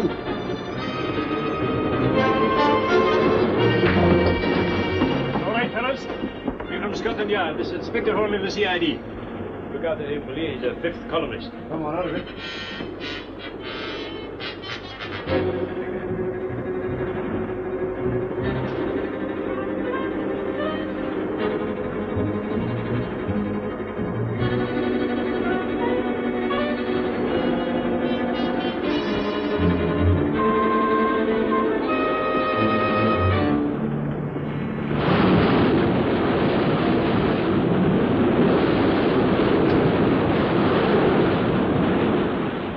There you are. The little fellow that never broadcast in the same place twice. And within 24 hours of laying my hands on the mystery transmitter, I had the whole organization behind bars. Morning, Holnleigh. What a blow. Still on the last chapter? Making the most of it, I suppose. I am. Oh, I mentioned that you had some connection with the case. Oh. You still haven't mentioned my connection with it. Well, I haven't finished yet. In conclusion, I would like to pay tribute to a man without whose help I could never have achieved this coup. Mr. Tomboy, the postmaster of Upper Allingford. Now, look here, Chief. I've given you the best years of my life. Hello? Oh, Bonus. Commissioner for you, bloke. Morning, Chief. But Hornleigh's on the scrounging case, sir? Since when? Oh. What? Me at my age? Well, I suppose I'll get a commission. No, private. Very good, sir. And don't think this is a penny job, low old man. I mean, this isn't just a case of a few tins of strawberry jam. No, it's costing the country $1,000 a year. And here's a few clues to be going on with. 1 pair of gents' underpanties large size, 1 tin of pilchards, and 1 bar of carbolic soda.